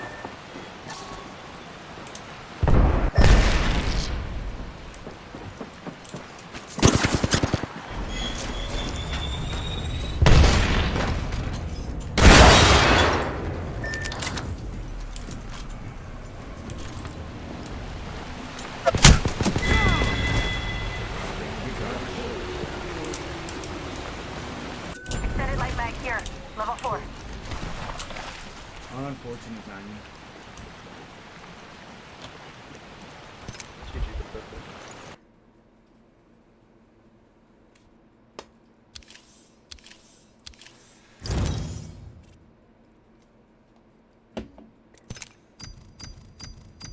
Fucking 10 RP, baby.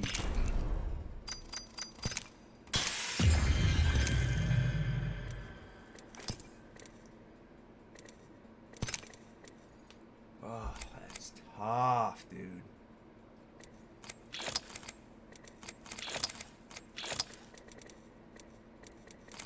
Dude, I should have fucking shield batted. I should have shield batted instead of trying to fucking loot.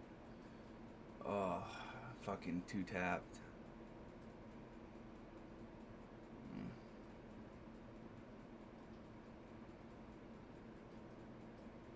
Why am I so stupid? It's tough out here, man.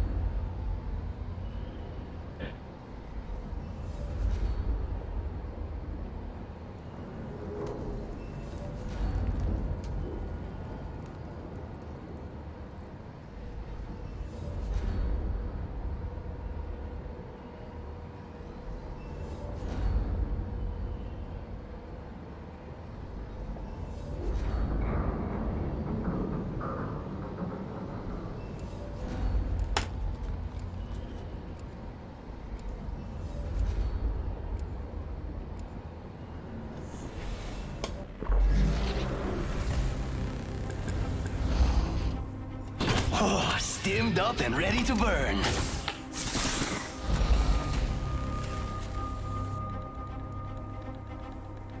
I like that skin.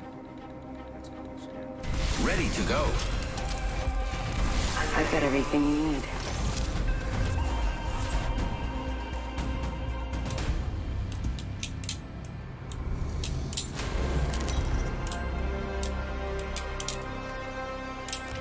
Introducing your champion. The real simp shade, dude.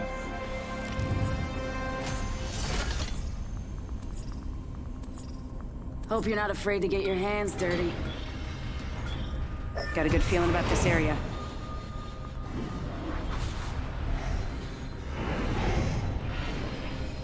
I hear ya.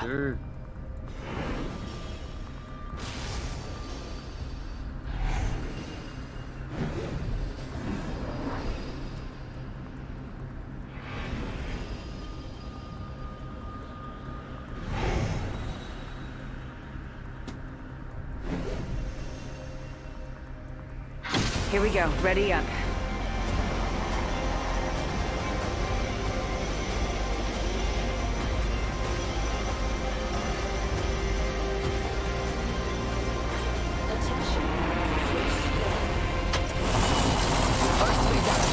Let the games begin.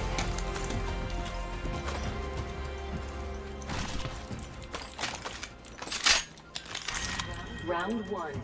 Beginning ring countdown.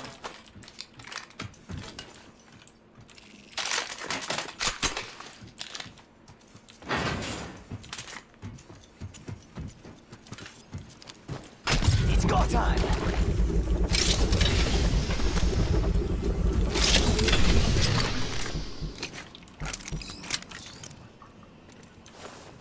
Found an extended environment here.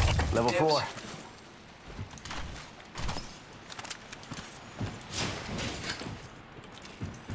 Thanks.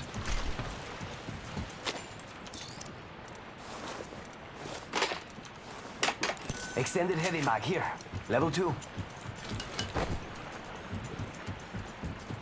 I need a barrel mod.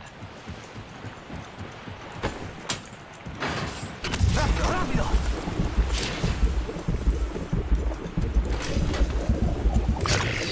Oh, yes, Poppy! Oh!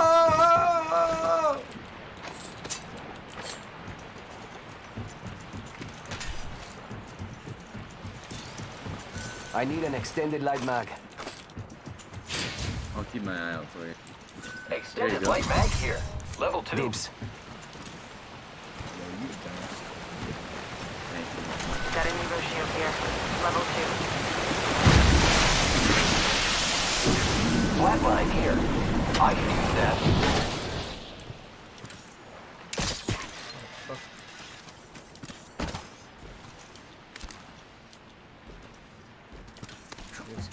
This game.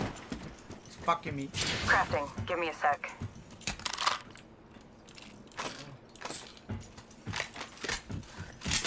I need a shotgun bolt. One more minute, amigo.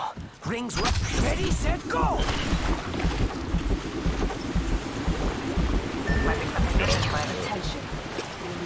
Yeah, I gotta grab the bag and then I'm good. Watch out for the new kill leader, friend. 45 seconds, or we could just walk it. I'm crafting.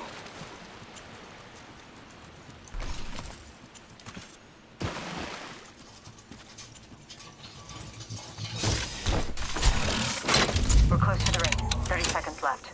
Yo, crafting over here. Here I go.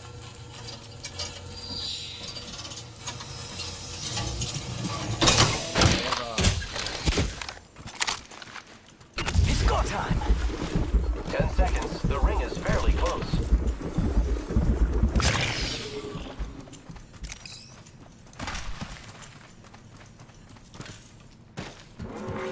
Warning. Movement in progress. Ring's closing. I like pushing limits as much as the next guy, but we gotta go.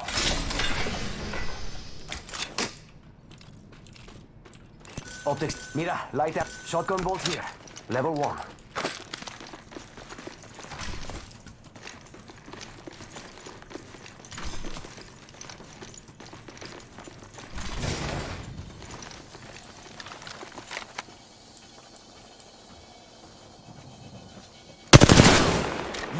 Delivering care package. Care package. So.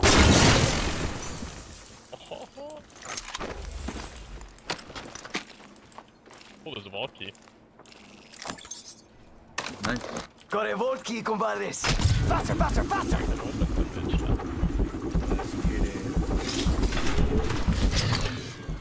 We're chilling. We got.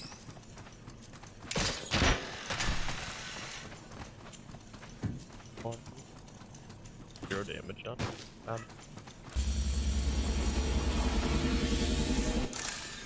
Opened up the vault. You're welcome. Shotgun bolt here. Level 3.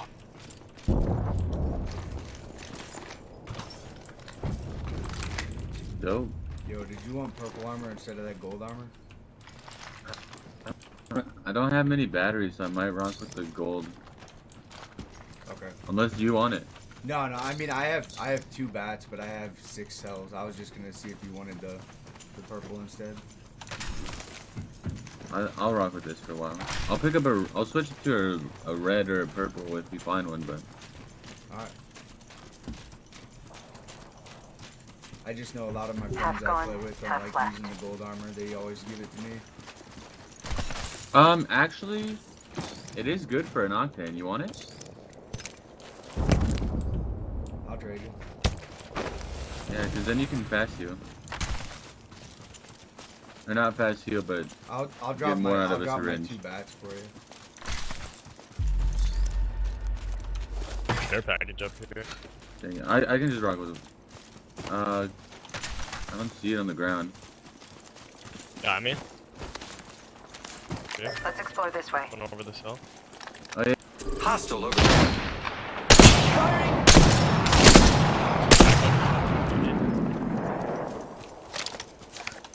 Sounds like a lot of fighting in the Ooh, city. that's got a kick. Hit the ejector seat.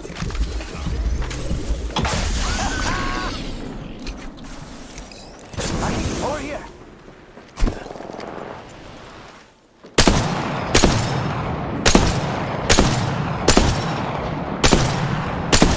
I am taking fire, friends. Reloading. Oh, many. I am down. Oh god, one more guy. The race.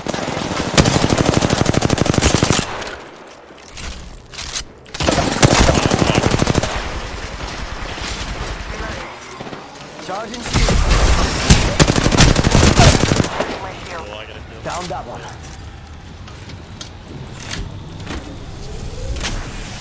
Charging shields. Come on, come on. He went over that way. Need to recharge my shields. Arc star. Can't believe I'm standing still. You're lucky I like you. Watch yourself. There's another squad attacking. Giving my shields a recharge. Throw an arc star. Grab one. Throwing arc star. Next ring's up. Throwing arc star. Throwing arc star. I am preparing myself. Contact. Replicators on the way. Fucking decoy? I'm pissed. Yeah, dude, that actually just made me really angry. Patching myself up. Any cells? There's a guy in the Throwing arc dog. star. Firing. Hit up in 70. Setting up a zipline. Holy no.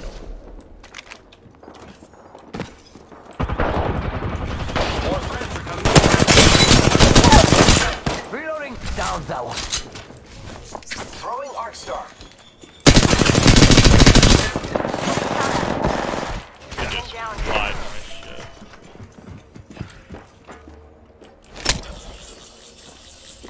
Here's some stuff for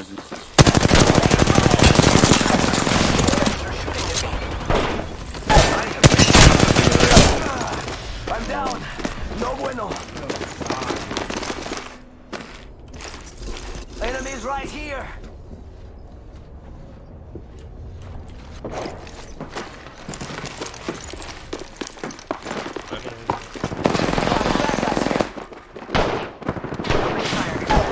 No shot.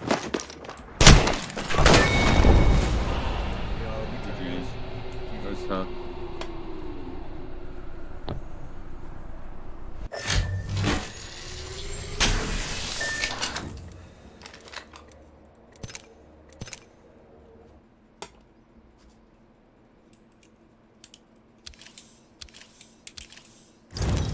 -2? What the shit?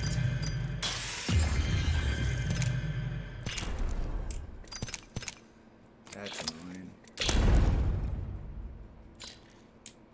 Yo, I'm not gonna lie, I kinda like that skin. Just put it on there. Why not? I'm not gonna play with it.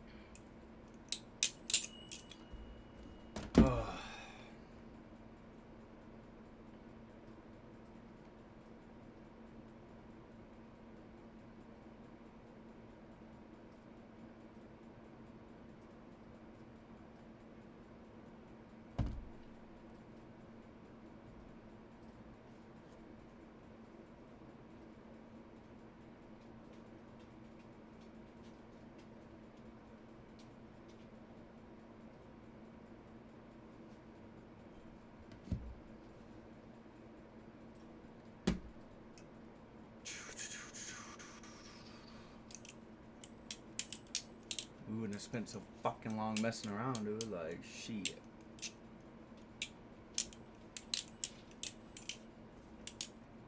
Fuck, I got text messages, dude. I'm not fucking...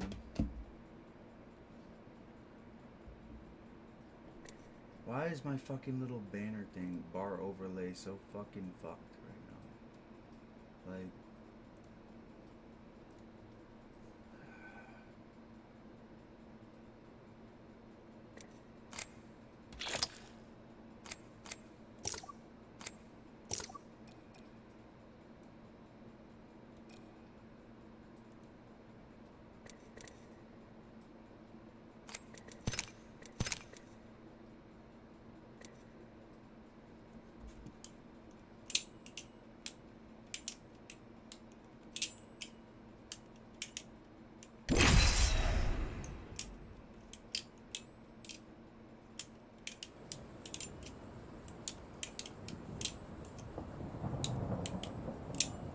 You do need a bruiser or one times though.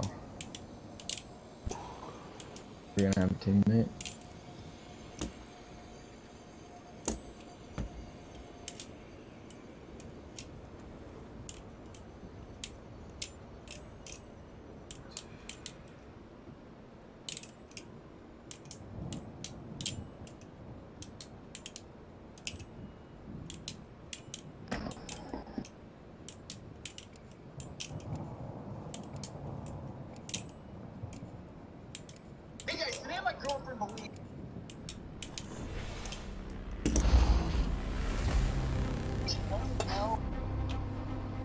Fuck. I don't push the envelope. I shred it. I got your back. Remember me tell you.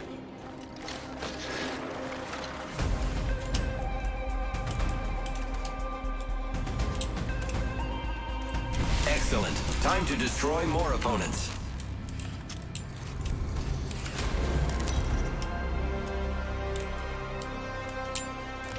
This is your champion. I work hard for the money.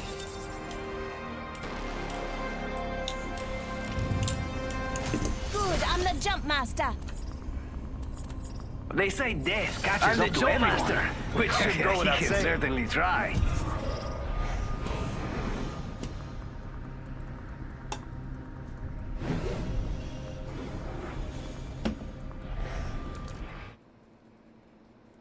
R912? Fuck me. Are you there? I was not. I was deep in a TikTok. We should land there. Looks like fun. Non terre plus ultra! What kind of gamer lets TikTok get more? Oh, Jesus. Thought you were holding L2. Yep. I'm going into this front building. Oh my god, I was just coming in and fuck this up. I'm gonna fuck it up.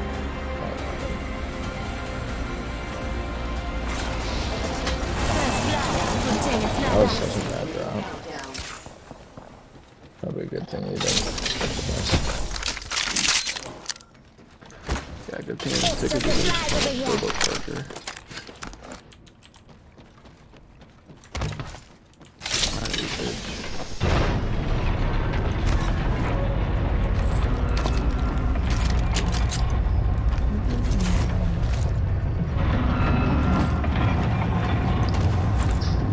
Find a devotion.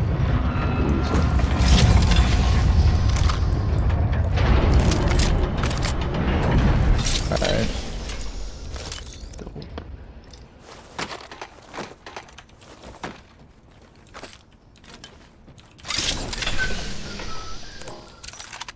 Havoc here. Backpack here. Level 2. Extended light mag here. Level 2. I could use that. New cancel that. Here I go.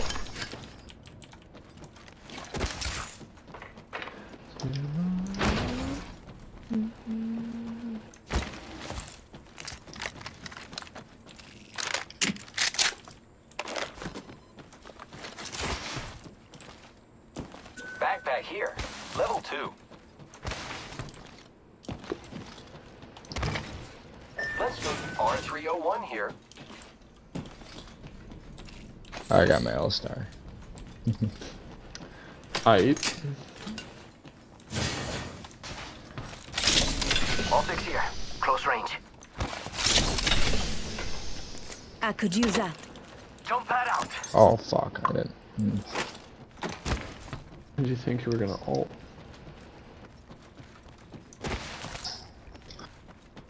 Well, I like wasn't really thinking, and then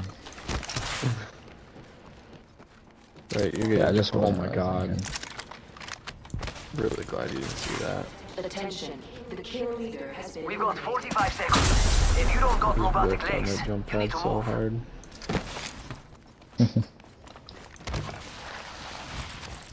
I'm gonna be that guy. I'm gonna do it. Only 30 seconds left on the clock. The ring's close. I'm gonna use a charge rifle. Yeah, I was thinking about that. And then I was like, wait, no, I'm straight. Yeah, I'm dropping it once I find a sentinel.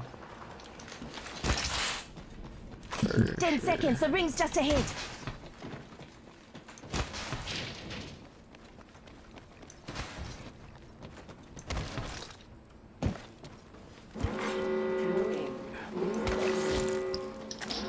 The ring's moving, friend. You got scope. Ooh. Depends. Is it a 4x8? No. Then yeah. Barrel stabilizer here. Level 2. Nice. Sniper. Yeah, I already have a ×6. Thank you. Using grapple. Care package being delivered. Rock and bolt. Incoming care package. Barrel stabilizer here. Level 2. Come and get your birthday present. God, why is it gotta be so hard to find sites? Ooh. Thanks for not marking that. If I ran by it, I never forgive you. Evo shield here. Level 2. I know.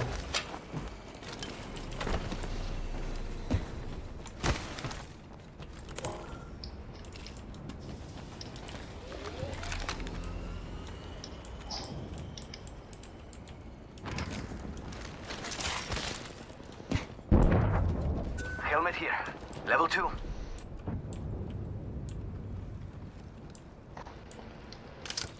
It's go time. Well, now what? Adios, cargo bot. Extended sniper mag here. Once my Level 2. launder is done. Optics here. Close range. Oh my god, I'm getting hit. Ha! Hitting the eject button. I'm spotted. Taken fire. Reload. He's broke. He's not gonna fuck with us. That's too bad. Charging shields. Come on, come on. There's a Recharge depression my here. shields. Over here. Have one. Just getting my shields. The enemies are shooting at me. Cancel that. Using grapple. Holy I am shit. down. I got fucked up. Shooting at me. Reloaded. Oh my god, that was close. That one got the drone on me. Teammate. Alright, I'm coming. Teammate's lifeline. Quit lying, I gotcha. One guy coming down, Giddy's down, but Enemy he's down. broke. Recharge. Dude, 4 times on a Enemy kill. devotion. Good job. I accidentally left that on there, and let me tell you, when I say that's not Charging the on my move. shields. I am repairing myself. Optics here. Mid-range. The other guy ran.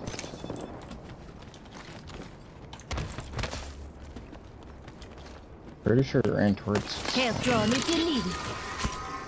Oh, thank you. You know you're getting burned, right? Charging shields. Yeah. Come on, come on.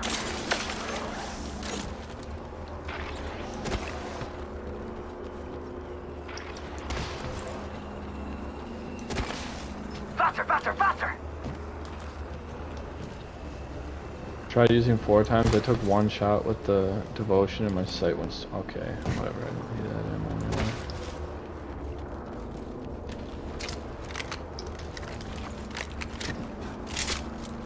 Took 1 shot and my sight went straight up. Yeah, I fucked myself big time. Round 2. Yeah, that thing's got a ton of recoil. Next ring spa.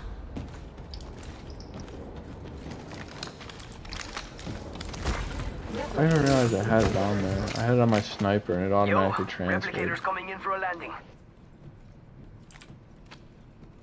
When I found the scope. Got some extra supplies.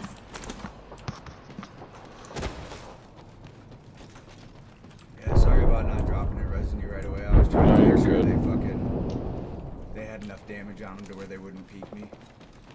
Yeah, don't worry about it, bro.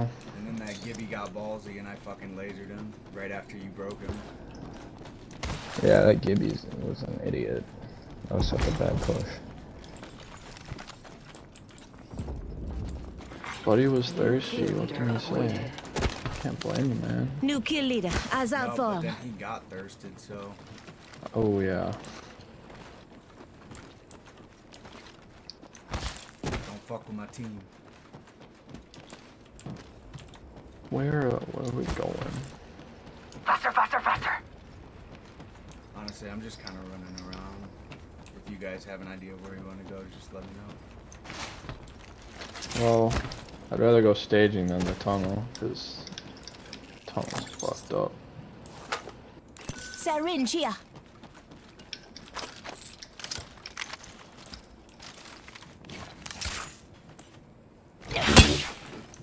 Ouch. The ring is a far distance. 1 minute remains. Wait, did that actually hurt you? It shouldn't have, right? No. Okay. No, it didn't. No, it didn't. I was like, wait a minute, did they fucking update that when I wasn't paying attention? That just surprised me. I was not ready for Ring that. ain't close. I just really like getting my Thought I was- teammates with these shock sticks. It's kind of fun. I just thought I got sniped or something. Right away. A bunch of light ammo. Come and get your birthday present. That ice 30 tempo. seconds. Rings close. Should be some purple armor in here, hopefully. Or if there's gold, I'll take it and you can have my purple. Lighting in whatever that place is. Direct hit. Evo shield here. Level 3. 10 till ring closes.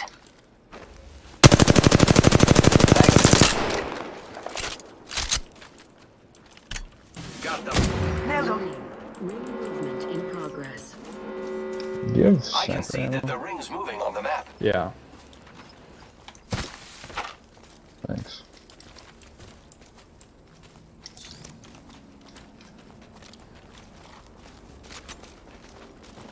There's a jump tower over there. Attention. Delivering care package. Faster, faster, faster! You hear that? There's a care package coming down. Ooh. I don't want to leave this.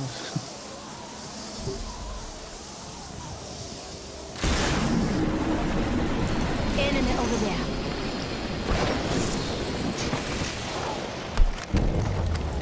Off the squad's left. Reloaded. Oh, we're getting sniped up from the other team. Recharging my shields. Taking fire! Reloading. Throwing thermite grenade. That didn't work. Arc star out.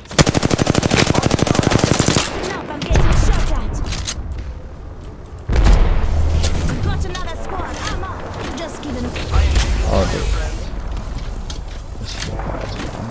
Getting shot at. Recharging shield.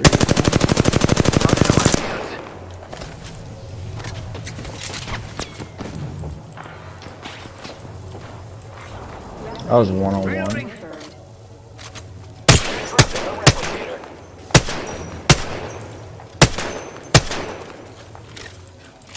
I am taking fire, friends.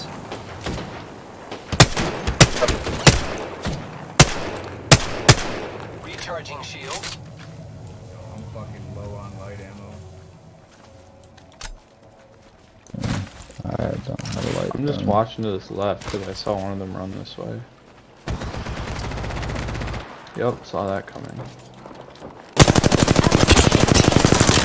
The enemies are shooting at me.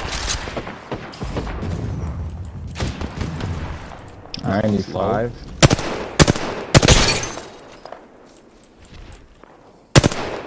Zipline deployed.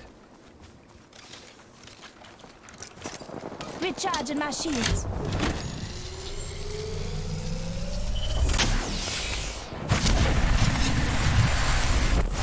Oh shit, I'm almost out.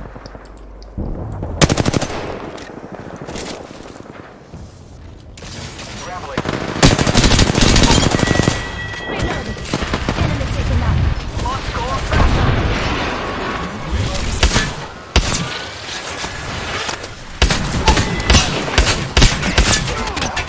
That's the last. Oh no! There's another Ow, squad I'm getting attacking. sniped. What? Oh, please tell me there's an armor swap somewhere in here. Evo shields. Yeah. No, Ami, God fucking damn it. Why? Oh yeah, last man's got your back. That was the last of that squad. Charging shields. Giving my shields a recharge.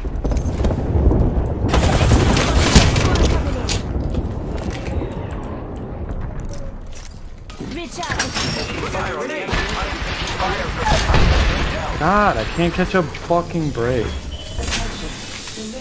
Lifeline, put your thing on. Remind me to never use my devotion. Never use the devotion. I'm getting shot at.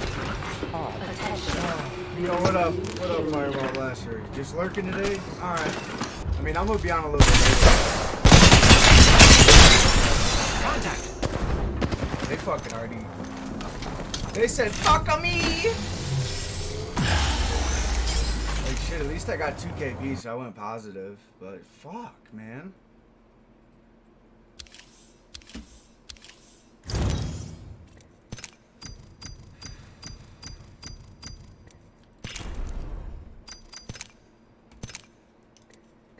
Man, it do be tough out here, though.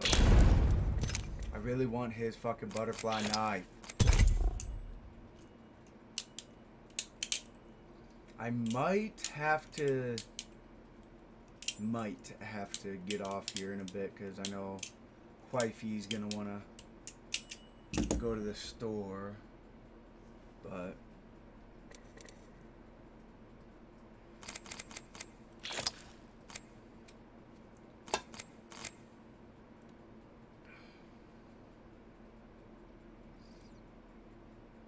damn, nobody answered my poll.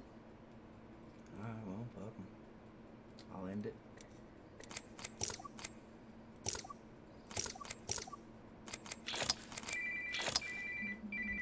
It's on the beach. Yes, dear. Hey, are you okay? Yeah, why? Well, your mom texted I'm me not, the other day. I don't want to do it right now. Don't. That's okay. That's fine. I'm a little bit late, so I'll just make it home.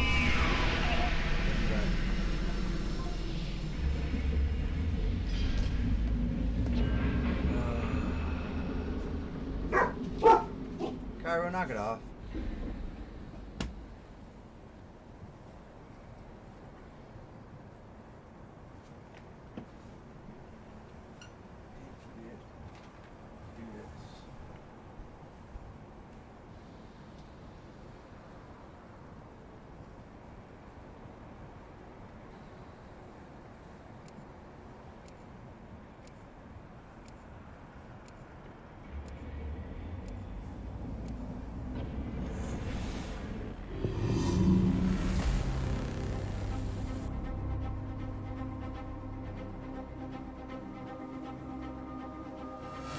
They call this place secure? We'll see about that. Can't stop, won't stop.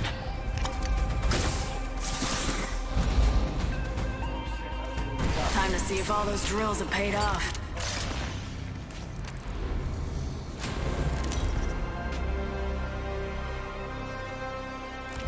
This is your champion. I am the hunter the gods have sent.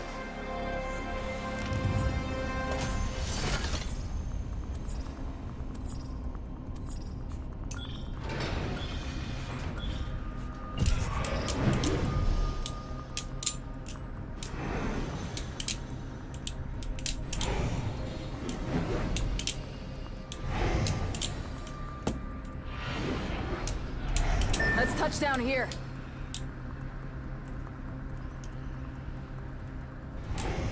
With the jets, we're dropping hot.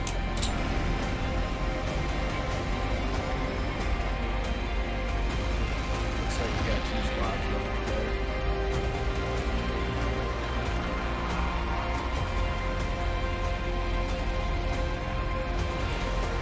Contact. Got company out there.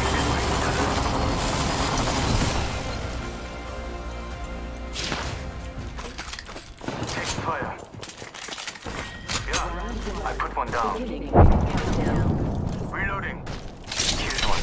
That's one step closer. First blood. It's go time! First blood, but don't get cocky. Enemy spotted. Recharging my shields. Up in the chimney. Fuck, dude. Take it Yeah. through.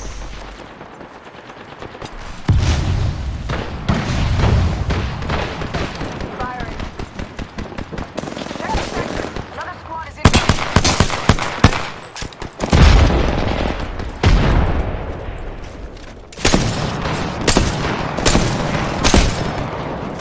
I downed one. Stuck to the last one. Get some.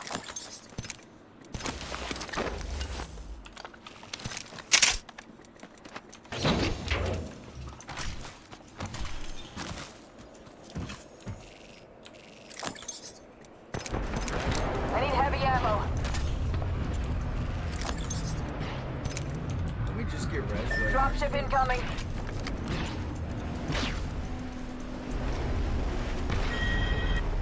Someone's out there! Firing! Roger. There's no secret. Reloading!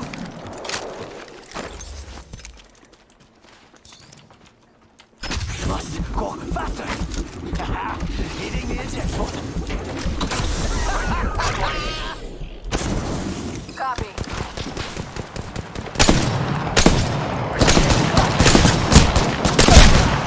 I'm down. Oh, bueno.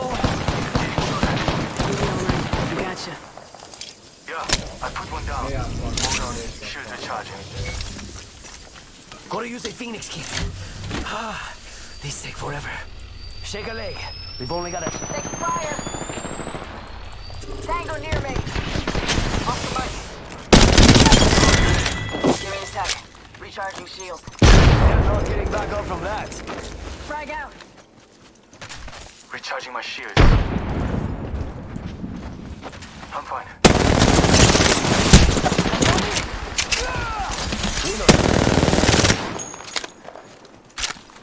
Un momento, healing. Third party. They're trying to corner us. Getting shot at. Top of the chimney. Give my shield to recharge. Hold on. Shields recharging. Let's relocate here. I need help.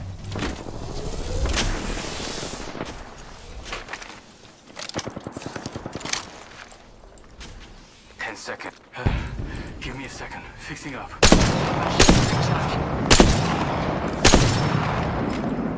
Ultimate's a go. We've got company. My ultimate is ready. Thank you. I like pushing these across the neck. But we gotta go. Down one. Taking fire. Come on in. Hold pace. Reloading. Down reloading.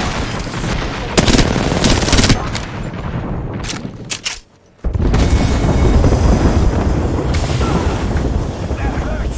Taking damage.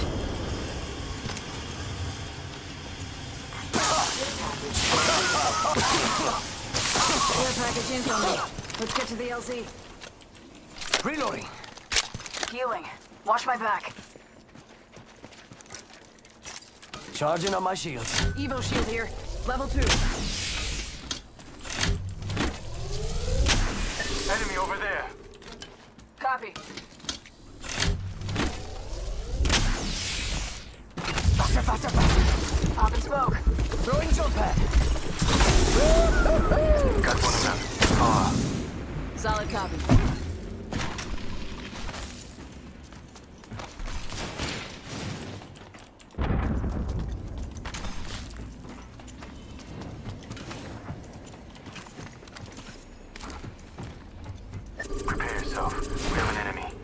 Heard that. Giving him the tip. Getting an extra pair of eyes. EMP protocol initiated. Backing out of my drone. I'm good to go. Firing. Smoke out. I'm recalling my drone. Down that one. Throwing grenade.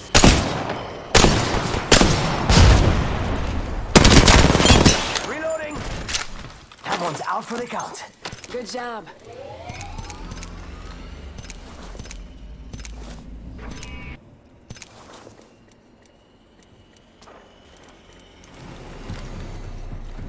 Half the squads remain. I'll have to use some sniper ammo and a little bit of light.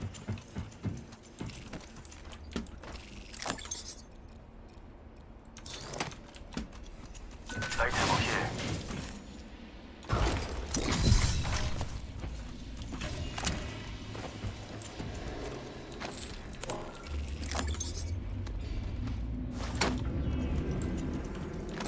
Getting my eyes in the sky. Yeah, there are no squads near us. I'm back. Logged off my drone. I'm recalling my drone. Attention. There is a new kill leader. New kill leader. Not for long, pal.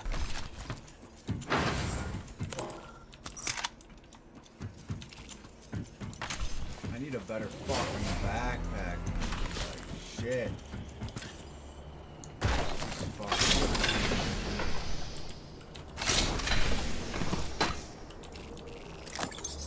Fuck yeah.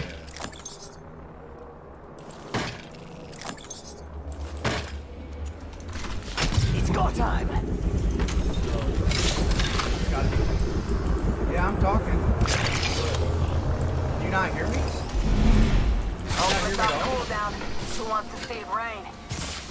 The overseeing eye.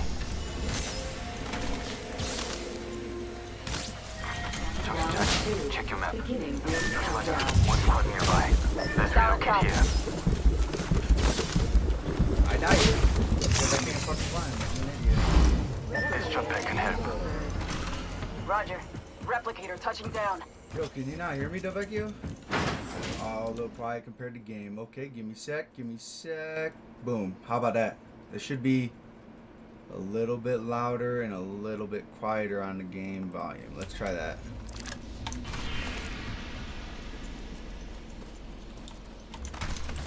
It's go time. Off the mic. Target spotted.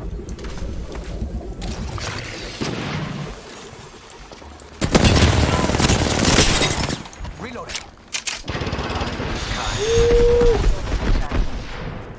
Activating EMP. I'm back. Logged off my drone. Taking fire. I'm down. Enemy agents. One of them over there. Taking fire.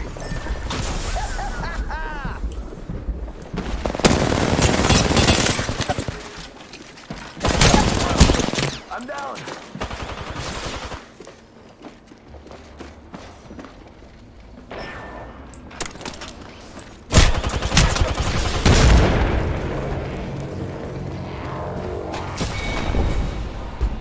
What can Fuck, I say? dude. This one's what really changes a girl. Fuck.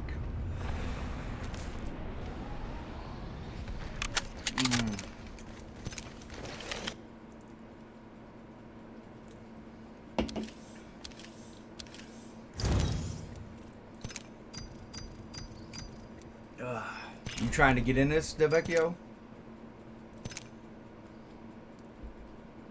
Or you're still working probably, aren't you? No, you might not be. I don't know how many games I can play because I don't know what Taylor wants to do, but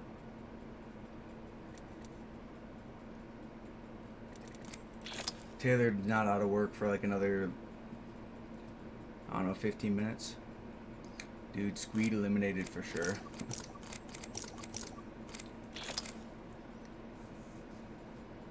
Dude, I don't know how I feel about Rampart. Like, I want I want to like get her heirloom, but at the same time, like if I could get a different heirloom, would definitely do it. Like if I could get like crafting or the heirloom medals or whatever, the fuck are they,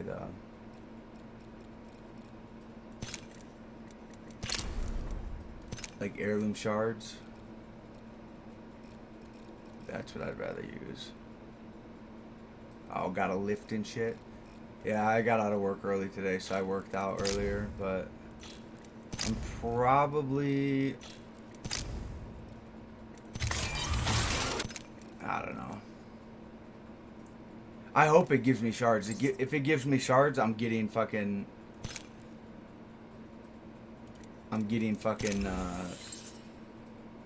octanes.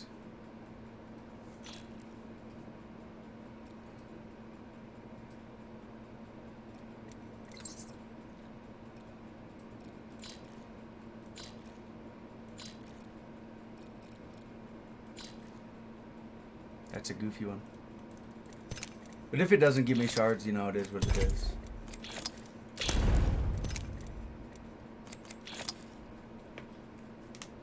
I mean, I got 13,000 crafting medals, so I mean, I basically already paid for the heirloom almost, you know.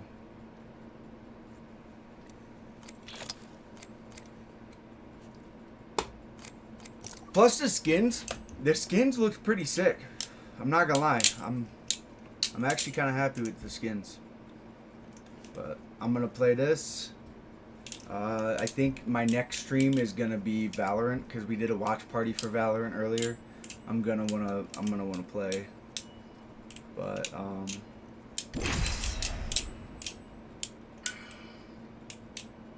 Devecchia, you work Sunday?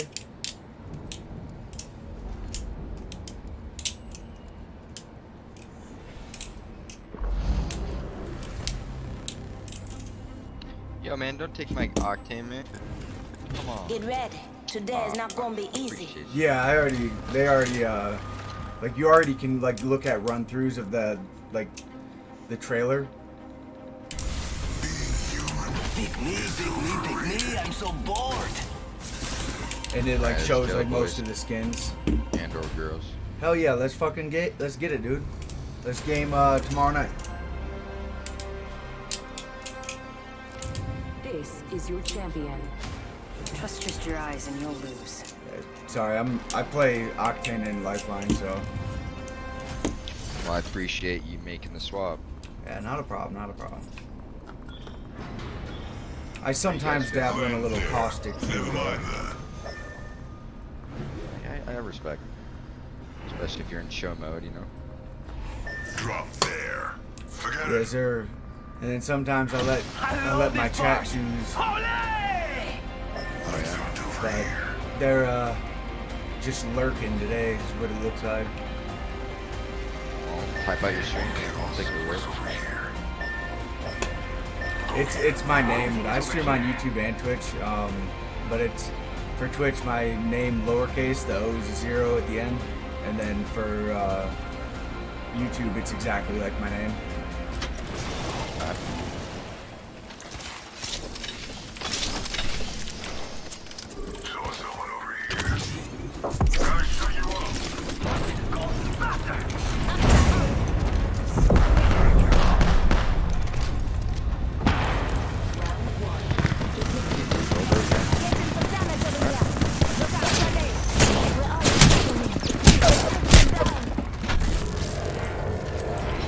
Tried to beat him up. Didn't work.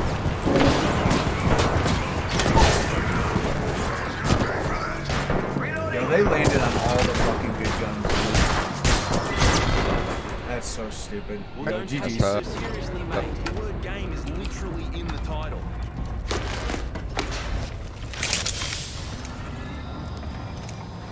I didn't get a single fucking gun. As I go down, I find a... Oh, man, I fucking hate it here, dude. I fucking hate it here. Oh, lost forgiveness. Oh, because our boy DC'd. He DC'd before we all died. Let's fucking go. Fuck you, dude, but thank you. This guy right here. Fucking DC'd immediately, bro. Like, didn't even get a chance to get thirst and just DC'd. Oh, man. I think I might be hard stuck plat. Even though when I play in diamond lobbies, I still fucking shit on people. Just gonna be hard stuck, dude. It's okay, though.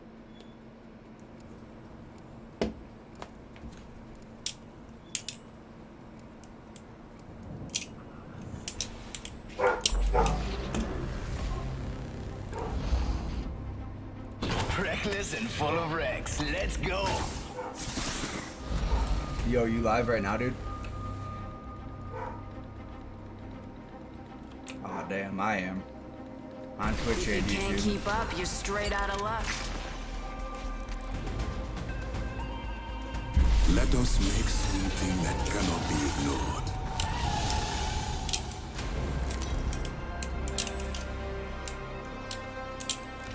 Introducing your champion. It is what it is. I'm the jump master. I don't know. I kind of I'm the want to. jump master. Ready up. I think I might switch my shit from Streamlabs to another software. I'm gonna look when I take my break here in a little bit.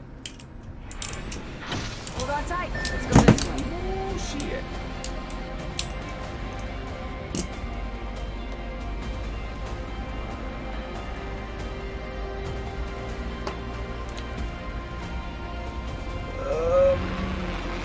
I'm dead here, but fuck it.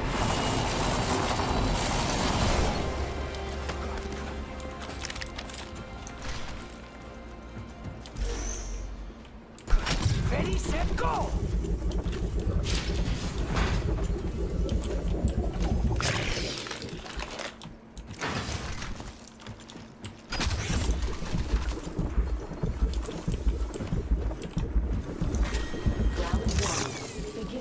Countdown.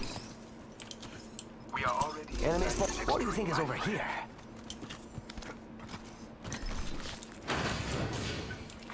Attention. Blood. Threat unveiling. Got our first worm food, compadres.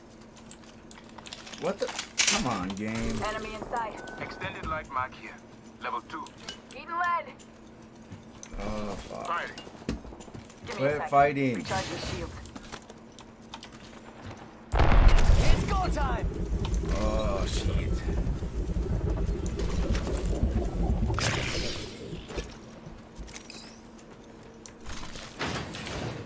Look beyond the veil.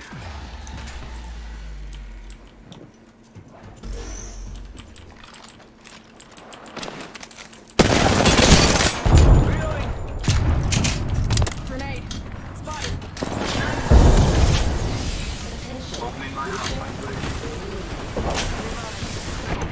Firing on us. Let's be honest. I'm the only real champion here. Reload.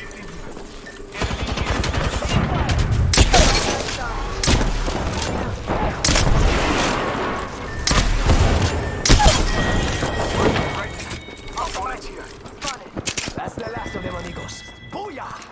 Me now. Pony up. I'm down. Oh, I actually got hit. Fuck. Squads have hit this place. That was rude. I know I thirsted somebody else, but damn. We're just getting lost. Give me a sec. I'm almost done. If I die right now, this is my last game. What? Huh? Okay. Yeah, Chad, this is gonna be my last game because I gotta go. Ooh,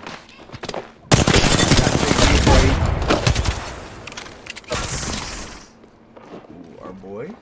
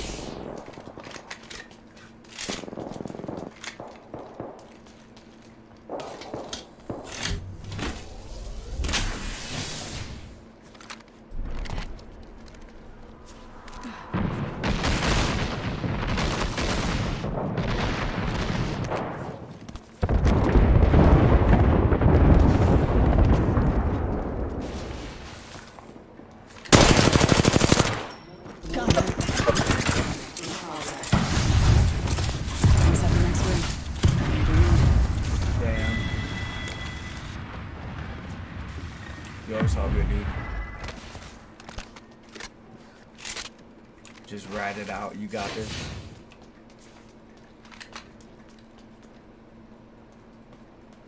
Fuck.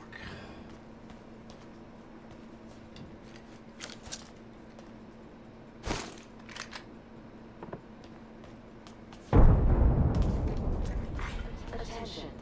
Delivering care package.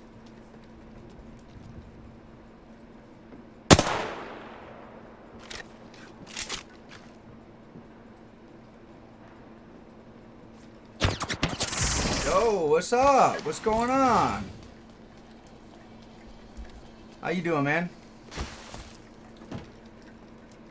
I'm just enjoying the day. This my last game before I got to take a little break, but I will be streaming a little bit later tonight. I just have to. I have shit I gotta do, you know. Shit I got to do. Probably gonna be playing a little Valorant later though too. So.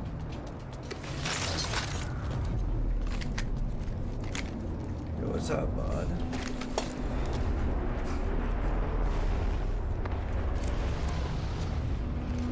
I don't know why a lot of my notifications aren't going off either. It's really upsetting me.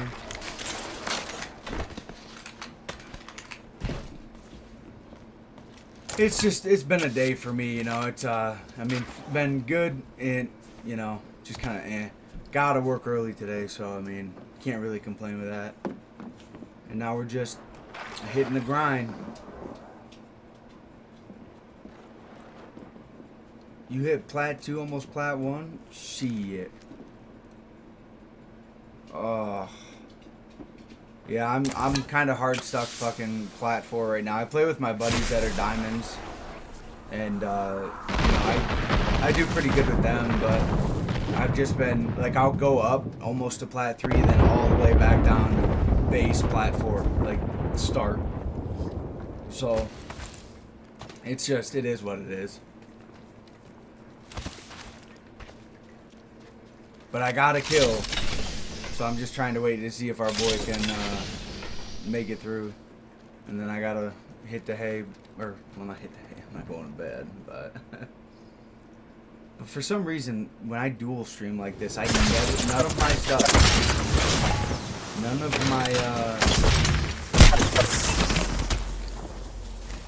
none of my notifications come across on my Streamlabs. I don't understand why. I can see you and I can talk to you, but I just, none of my stuff goes through.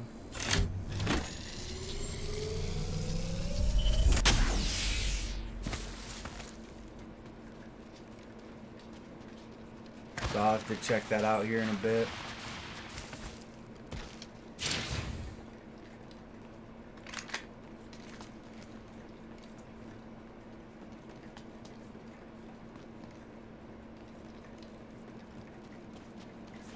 Yo, this dude's a goated ass rat though. Let's go.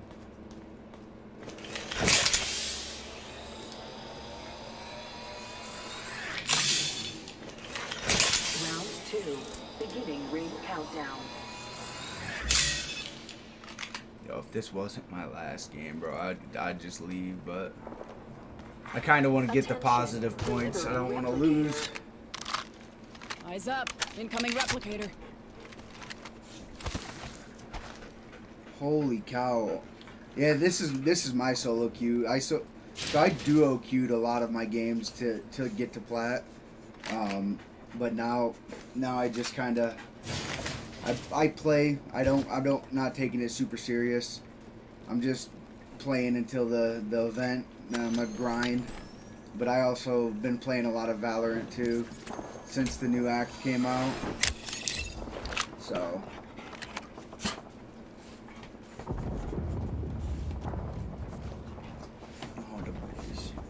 you okay? Yeah. Hey, I can't read chat, dude. Dude, nice. Winning a lot of the ranked games helps with jumping super quick. Like, I won a lot of games in bronze and silver and gold. It's just been Plat. Plat and playing with my diamond friends has been difficult to get dubs. As of late, anyway. I mean, it just depends. It's like I got the plat curse right now. And I'm hard stuck fucking silver in in Valorant, so. What the boy's doing wrong? Ow! You hurt me. You hit me in the face. You hit me in the face. What's your mom doing? Huh? What's your mom doing?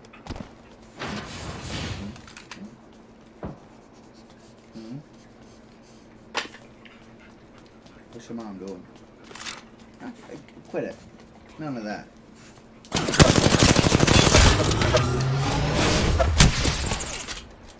Yo, that dude got headed.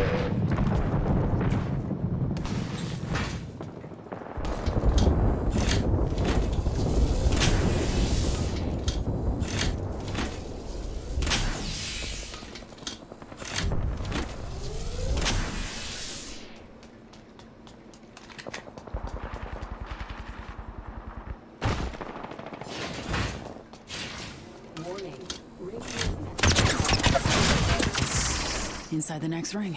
Jesus, Ready to win. Dude, this dude's getting fucked.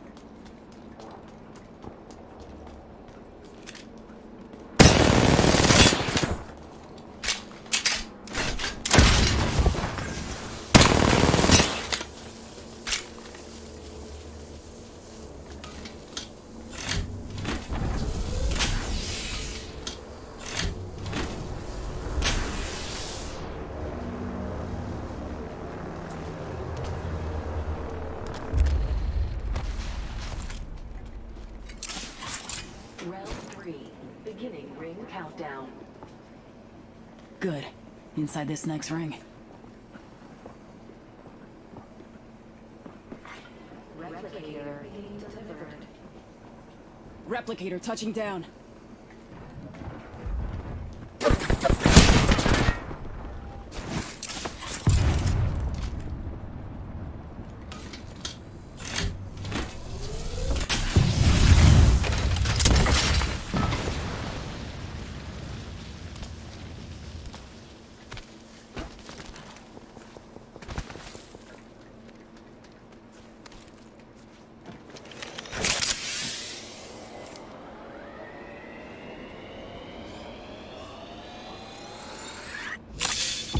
I have the same KP as him, so that's where I'm at. -21, dude. What the fuck? Oh, we need people to die faster. They're not dying fast at all, bro.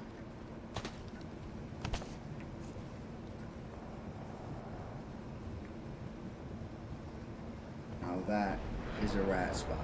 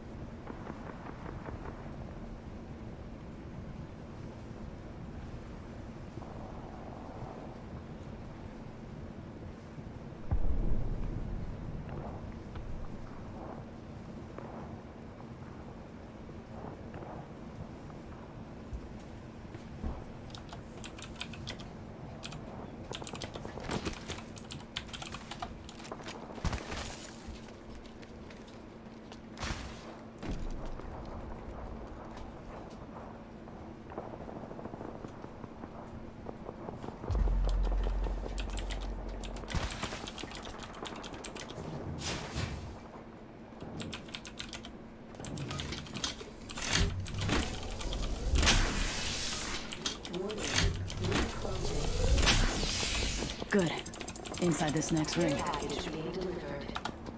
You die? Huh?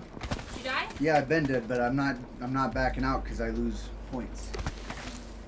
So if he keeps going, like right now, I have the same amount of kill. I have 1 kill, like him. And so with the placement right now, we're negative 14 points.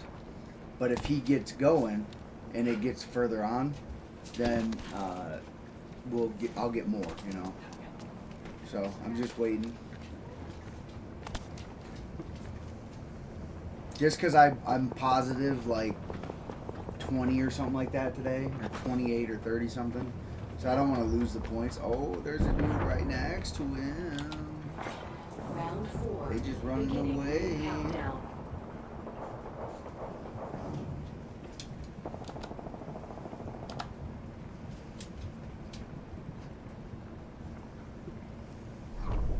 Look at that. We're at -4 now, Taylor. Our boy left at like -30 something, so.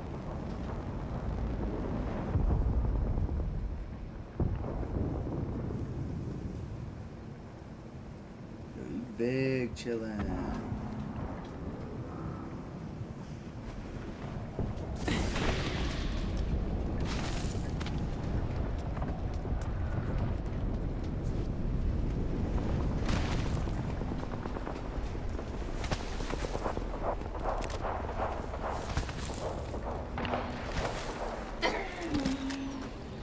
Only one of my pictures will come out the way I wanted it to. Oh, it came out the way you wanted it to? So the other one didn't? As good as I wanted to. The way I bought it, I'm not like happy about it. I would never order it again. I don't even know if I like their canvases enough. I just have to come in to see what happens. I might never order them again. Butterfly? Well, I mean, I like my pictures from them, but I don't know. It's a different canvas than how it works. It's actually probably a nicer canvas itself,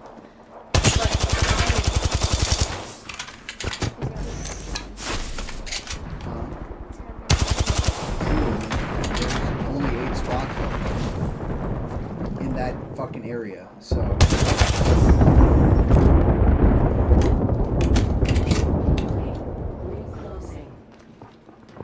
I think he wants them 2 squads to fight, because if one, I think if 1 or 2 more squads get eliminated, we get more points. Like we'll go into positive. So right now he's just kind of poking the bear. Yeah. There's a door in the way, dum-dum. Not my boy, but the enemy dude. okay. Just shitty because I want some foods. Alright, 7 squads. Yeah, I know. I just set out 1 pack. Oh, look at that. +6, +9.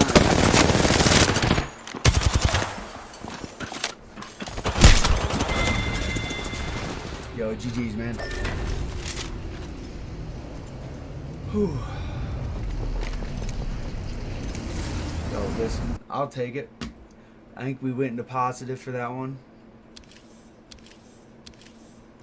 Yeah, +9, baby. We are up 45 points today. Not great, but I mean, it's something.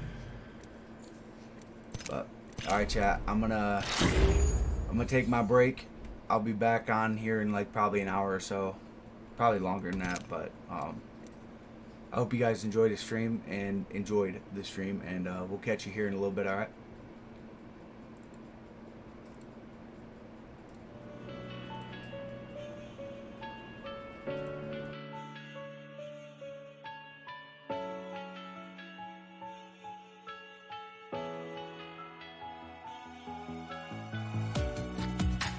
Living in the same routine, like the seasons I'm on repeat. It's a long way down.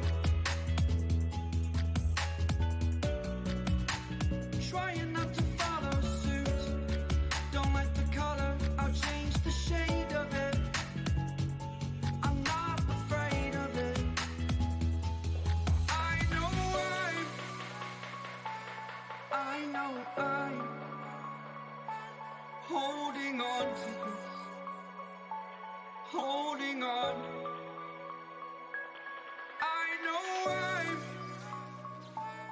I know I'm